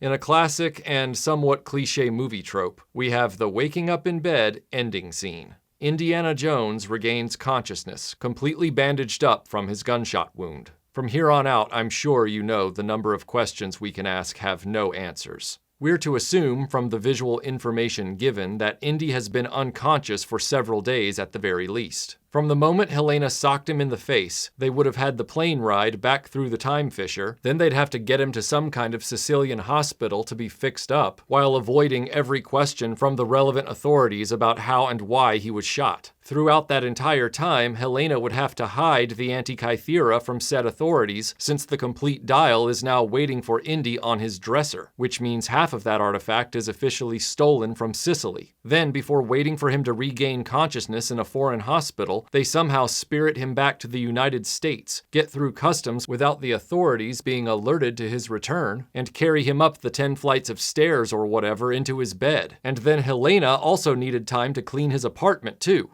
How many days of Indy being in a coma do you think that would require? Also, whatever happened to that super valuable Egyptian gold disc? They made a really big deal out of it, but we never see it again. I hope it managed to stay in Indy's satchel the entire time, seeing as how precious objects tend to fall out of it a lot. With the evidence very strong from statements made by both Harrison Ford and composer John Williams that the ending was reshot, it makes sense that this final scene opens in a way that feels extremely tacked on. We did a little work on the ending, which was the last thing that I shot. Indy gets his bearings and sees the Antikythera on his dresser, and since there are no cops banging on his door, I guess we can write off the whole wanted for murder plotline. It never comes up again. Headcanon or rationale for that to your heart's content. Maybe while they were Marie Kondoing Indy's apartment, Helena and Teddy smoothed everything over with the New York police, though without any evidence or the actual murderers, since they're dead in 214 BC, I'm shocked the police took the word of a black market artifact dealer with a record. Indy's fingerprints are embedded in the victim's blood at the scene of the crime. But hey. I need the police. Undercover. People are dead. I don't care! Indy sits up in bed and Helena comes into the room. They exchange some pithy dialogue that's trying to sound poignant about as effectively as two people in a horse costume passing for an actual steed. Indy, like a broken record, sadly insists he should have been left in 214 BC. You should have let me stay. I couldn't do that. As stupid as this line is, I don't get why he's indexing on it. Given that he has the dial, he could find another fissure and do it all over again if he really wanted to, I would think. He's Harrison Ford, he can fly planes, and definitely crash them. I didn't know you could fly a plane! Why, yes! Land? No! Helena doubles down on her assertion that Indy would have changed the course of history, even though it's obvious the city of Syracuse still fell to the Romans despite their time travel intervention, proving the predestination paradox is very much alive and well in this screenplay, even if the writers don't know what they created. Helena's all like, "You're meant to be here, Indy." And maudlin Indy replies, "For who?" And there's this wordless exchange where Helena appears to get tearful as if she knows Indy has nothing left. But then she switches to the beginnings of a smile. And that's when Karen Allen's Marion Ravenwood comes through the door carrying groceries. Indy's all shakes and hesitant mumbles, and Marion says, "Someone told me you were back." Heavily implying Helena contacted her and intervened in their crumbling relationship. Then Marion asks, "Are you back, Indy?" Excuse me? Where does Marion come off asking that question? Because we weren't privy to the argument or the domestic situation that led to the beginnings of their divorce, we can only go with what the movie has already shown us and told us. What it's shown us is divorce documentation making Marion the one who filed for separation from Indy. What it's told us is Marion couldn't get over the loss of her son, and it ultimately led to her deciding to end her marriage. His mother would find no end to her grief, and that the loss would put an end to their marriage.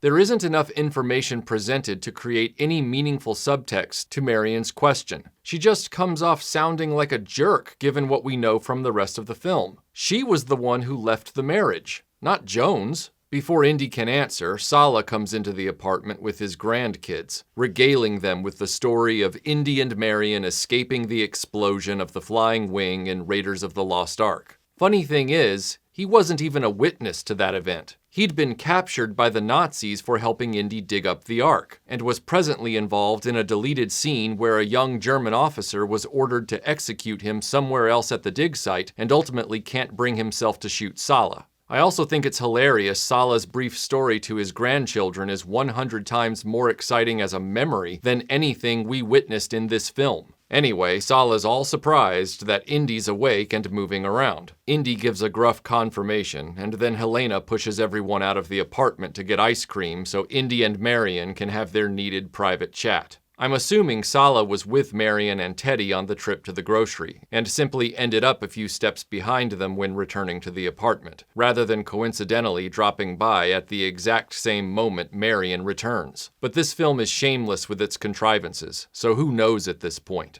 And this scene is particularly shameless for trying to cram in as many Raiders references as it can before the end. Because when Sala leaves the apartment, he begins singing the very same song he belted out on the docks in Raiders of the Lost Ark.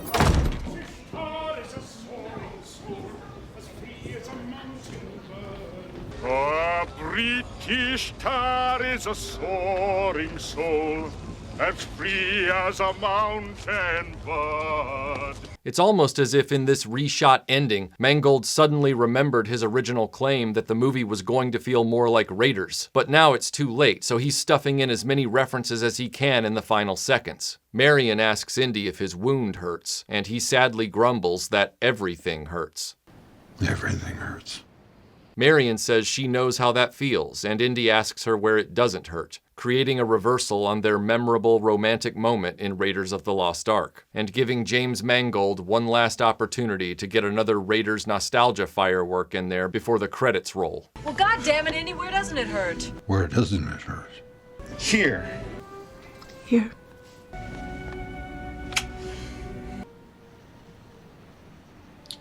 Here.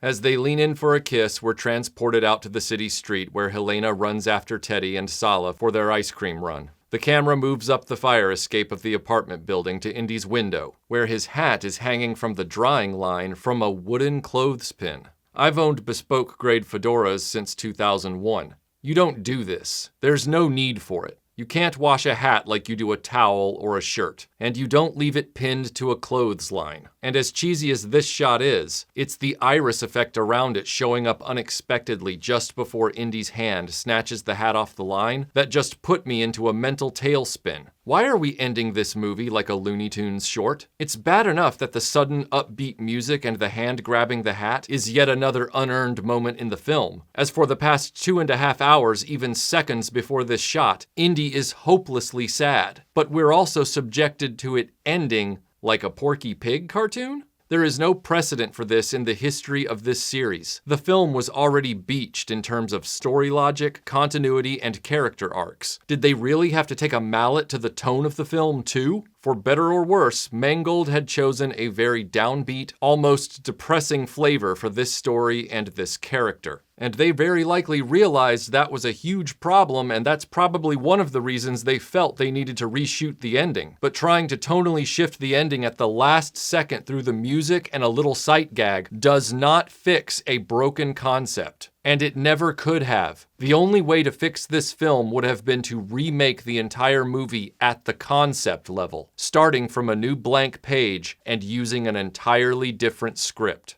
Mangold committed to this maudlin direction with few deviations, of which none amounted to a permanent lane change until this final shot. Never in my darkest dreams did I think Indiana Jones would end on a stylistic moment that would be more at home in a Roger Rabbit film. Using the music and the energy of the grab as clues, Indy seems to be happy again, but it all happened off screen before this empty gesture. The man just said he hurts everywhere, and he has a serious gunshot wound. Where's he about to adventure off to now with his hat? The couch? Or is he just grumpy someone put his hat out on the drying line? I mean, I would be. The entire sequence feels like an afterthought. Karen Allen has confirmed that in Spielberg's concept for Indiana Jones 5, she had a main role to play. But when he dragged his feet on the project and then kicked the can to Mangold, they took the script back to the blank page and she knew she was out. The implication being that getting the call to do this scene was unexpected, and its brevity was disappointing, and I totally understand her feelings. Marion's sudden and minimal presence is an attempted emotional distraction from the field of plot holes that the writers have made no attempt to resolve. And I get this was a reshoot, so maybe the writers had an ending that made a little more sense to their nonsensical plot, but were forced to accede to the studio notes. Either way, the result is a movie that is hopelessly broken, and if the original ending was so unworkable this was their solution to save the film, it only proves this entire concept was dead on arrival and should have been scrapped rather than having over $300 million thrown at it. The unresolved wanted for murder plot driver is bad enough. But to have an ending where Helena and Indy don't reconcile a damn thing that happened, they don't discuss her father, her actions, or Indy's perspective on everything they went through. And that feels cheap, quite frankly. This creative team wants out of this project at any price, and they're happy to break the windows to get gone. I couldn't believe the quest object was so deliberately impotent. I couldn't believe the villains were so ineffective and hollow given their ruthlessly out of place and over-the-top violence. I couldn't believe the title character had been reduced to this shambling sadness for the entire runtime. I couldn't believe this was it for Indiana Jones.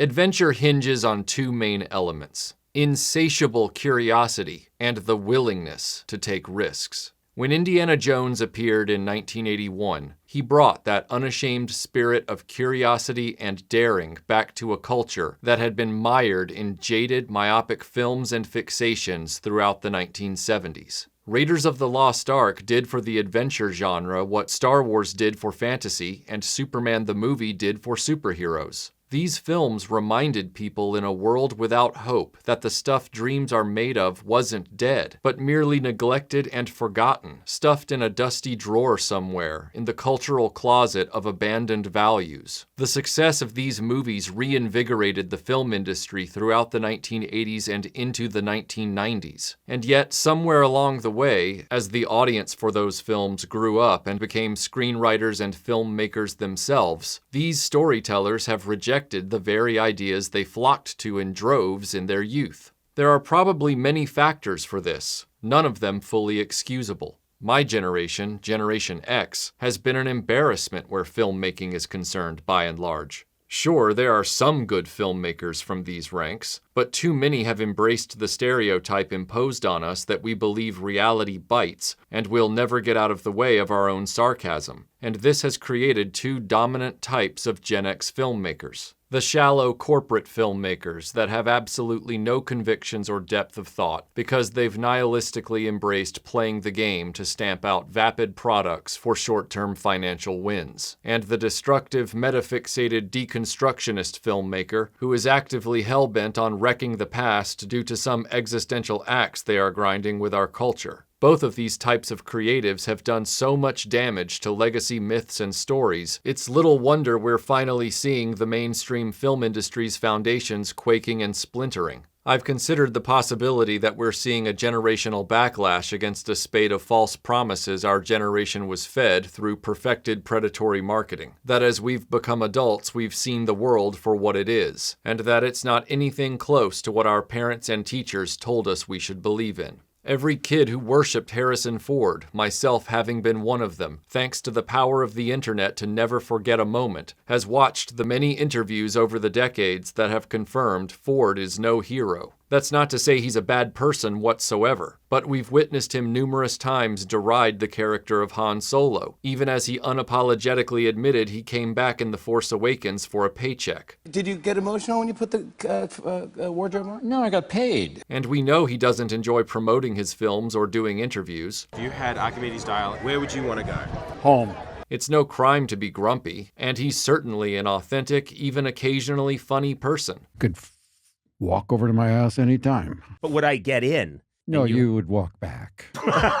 However, the effect it's had, over the past 25 years especially, is a dulling of the shine. Had you asked me at the age of 15 who Harrison Ford was, and I'd have told you he was the greatest actor of the latter half of the 20th century. Ask me who he was when I was 35, and my response became, he's an actor who works for big paychecks so he can crash airplanes. I used to go to movies just because Ford was in them, even when I knew the films looked rather mediocre otherwise. But as Ford continued to tell us how little he cared about the process, how much he resented discussing his films, and how all of this was really about the money, regardless of whether this was just him making jokes or being real, it dulled the shine of a Harrison Ford film. It resulted in me not really caring about Ford so much when a new film starring him came out, because I started to look more at the story being presented rather than the actor at the center of the product. It's a lesson many fanboys would benefit from learning. Despite all of this, fanboys continued to hold on to the idea that the one role Ford truly liked playing was Indiana Jones. And while even he maintains that myth to this day, by chance or design, he wasn't able to make as many of these films as he claimed to have wanted. So when you hear him tell a crowd of rabid fans at the launch of the first trailer for his last outing as his favorite character, "I will not fall down for you again," it's a very odd choice of wording.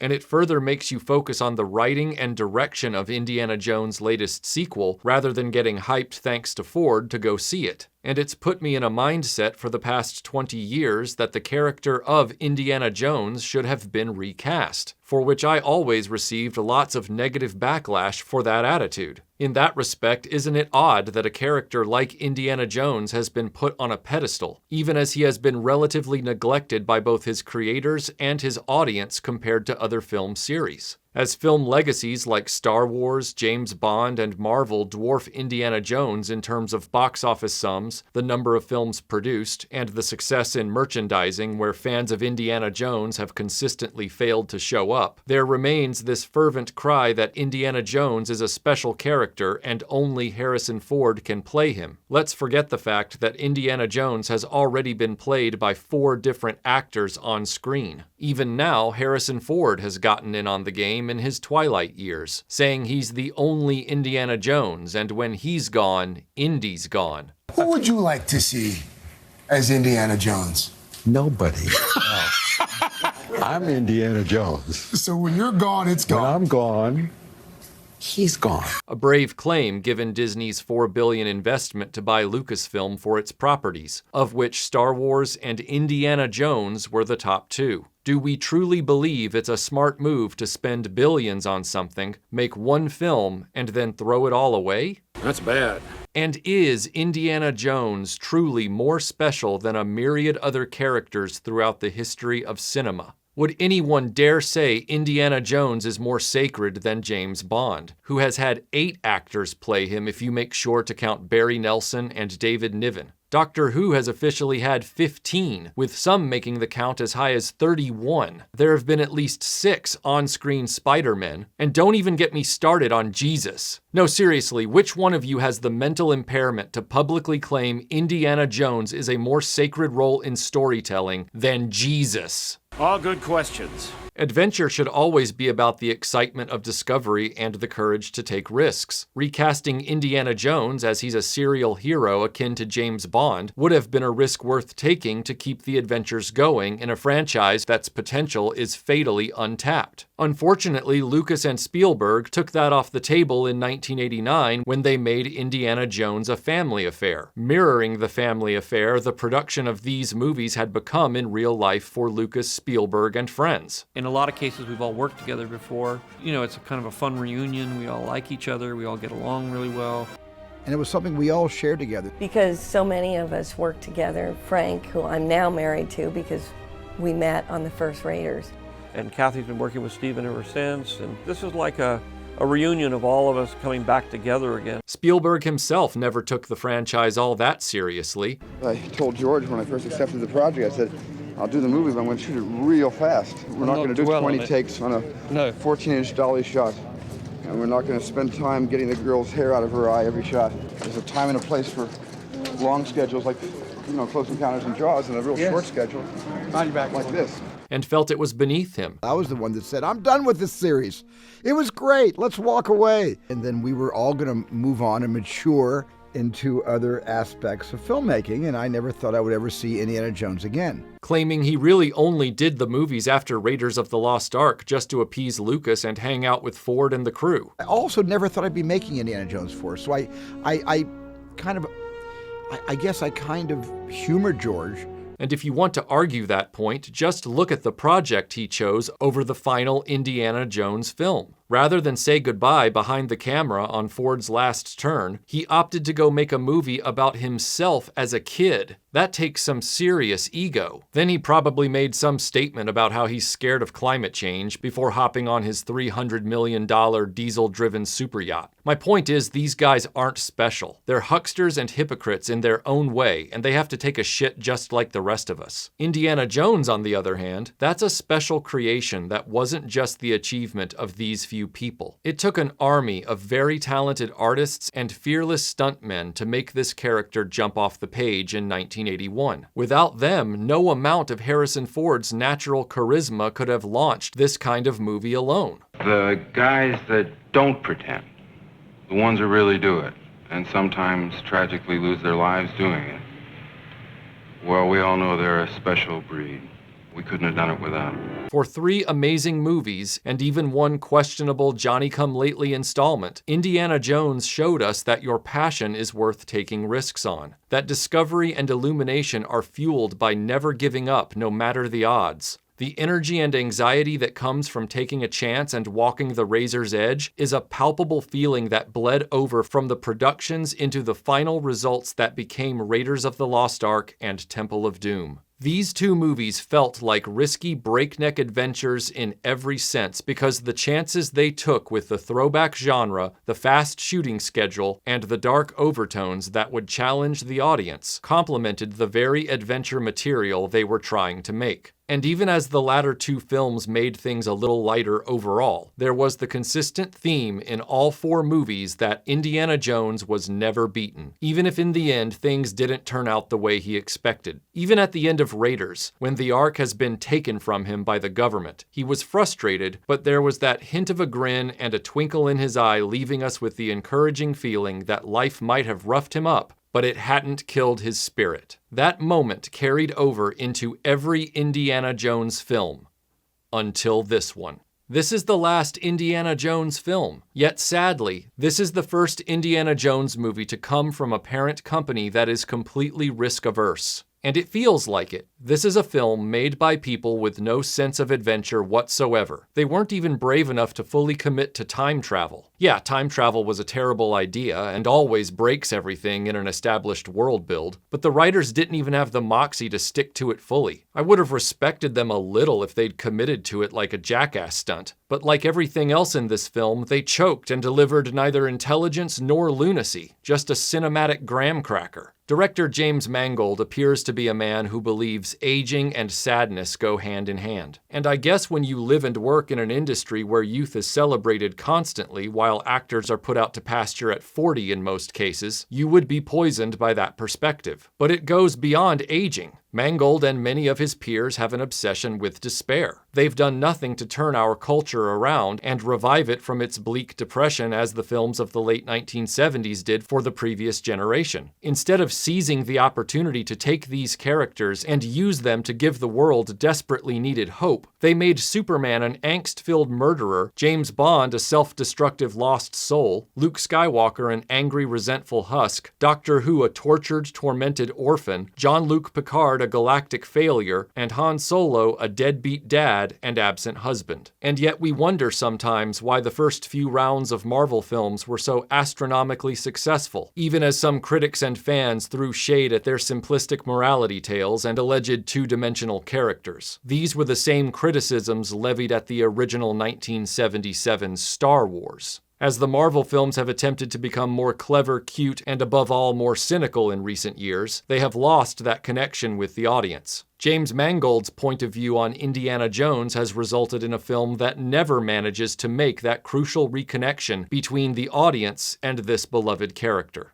You need that reconnection from the first minute, but it never comes. The uncanny valley effects to resurrect a younger Indy keep us at arm's length for 20 minutes, like we're watching a magic trick rather than a character, and we're looking for seam lines in the illusion rather than managing to become immersed. After that, Indiana Jones at his present age starts the film with a pallor of defeat, fatigue, and depression. There is no zeal in the performance, and he journeys through the entire film enveloped in this endless unhappiness. It's baked into the script, and hence into the performance, resulting in the only Indiana Jones ending where the character has no twinkle in his eye for the viewer. He conveys no sense of hope in this last on-screen moment. Instead, likely through some ham-fisted rewrite, they attempt to clunkily convey that possibility away from Ford's face with the use of a fedora and a cheesy iris effect, when what we need to see is the hero, not a hat. Some inspired genius in the writer's room raised their hand and said, "The very last time we see Indiana Jones, he should be in his pajamas in a dingy kitchen." And apparently Mangold and crew thought that was a good idea. He wanted to make a movie where Indiana Jones was broken down and saved at the end by his loved ones. But is that really a good decision when you are the one responsible for telling the final tale? Is this the kind of final adventure for a long-running character that people actually want to see? Perhaps this kind of story would have been better in the middle of the series rather than at the end. Because at the end of all things, he's not going to get a drink with Marion. He's not laughing and surrounded by exuberant, thankful children. He's not riding off into the sunset with his friends, nor being visibly grateful for his rediscovered family. Apparently, Indiana Jones' ultimate destiny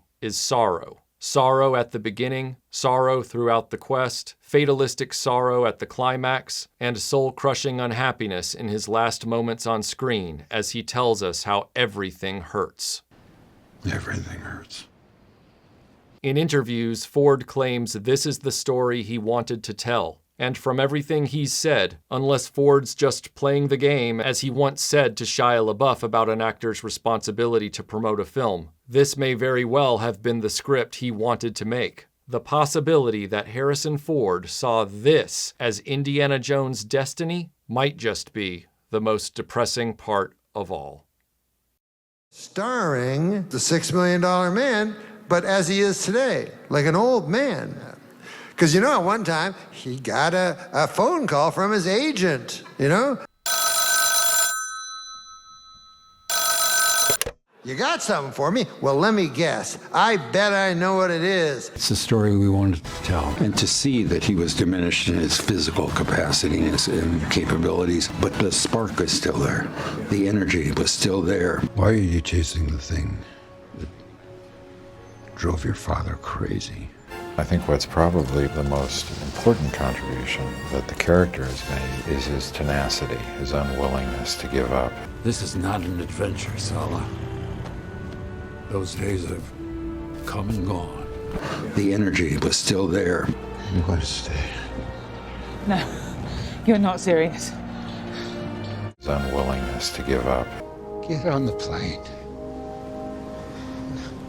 I'll be all right. The energy was still there. Everything hurts. Jerome, I have to ask you this. Is there any way in the contract that you can put in that I'm sad?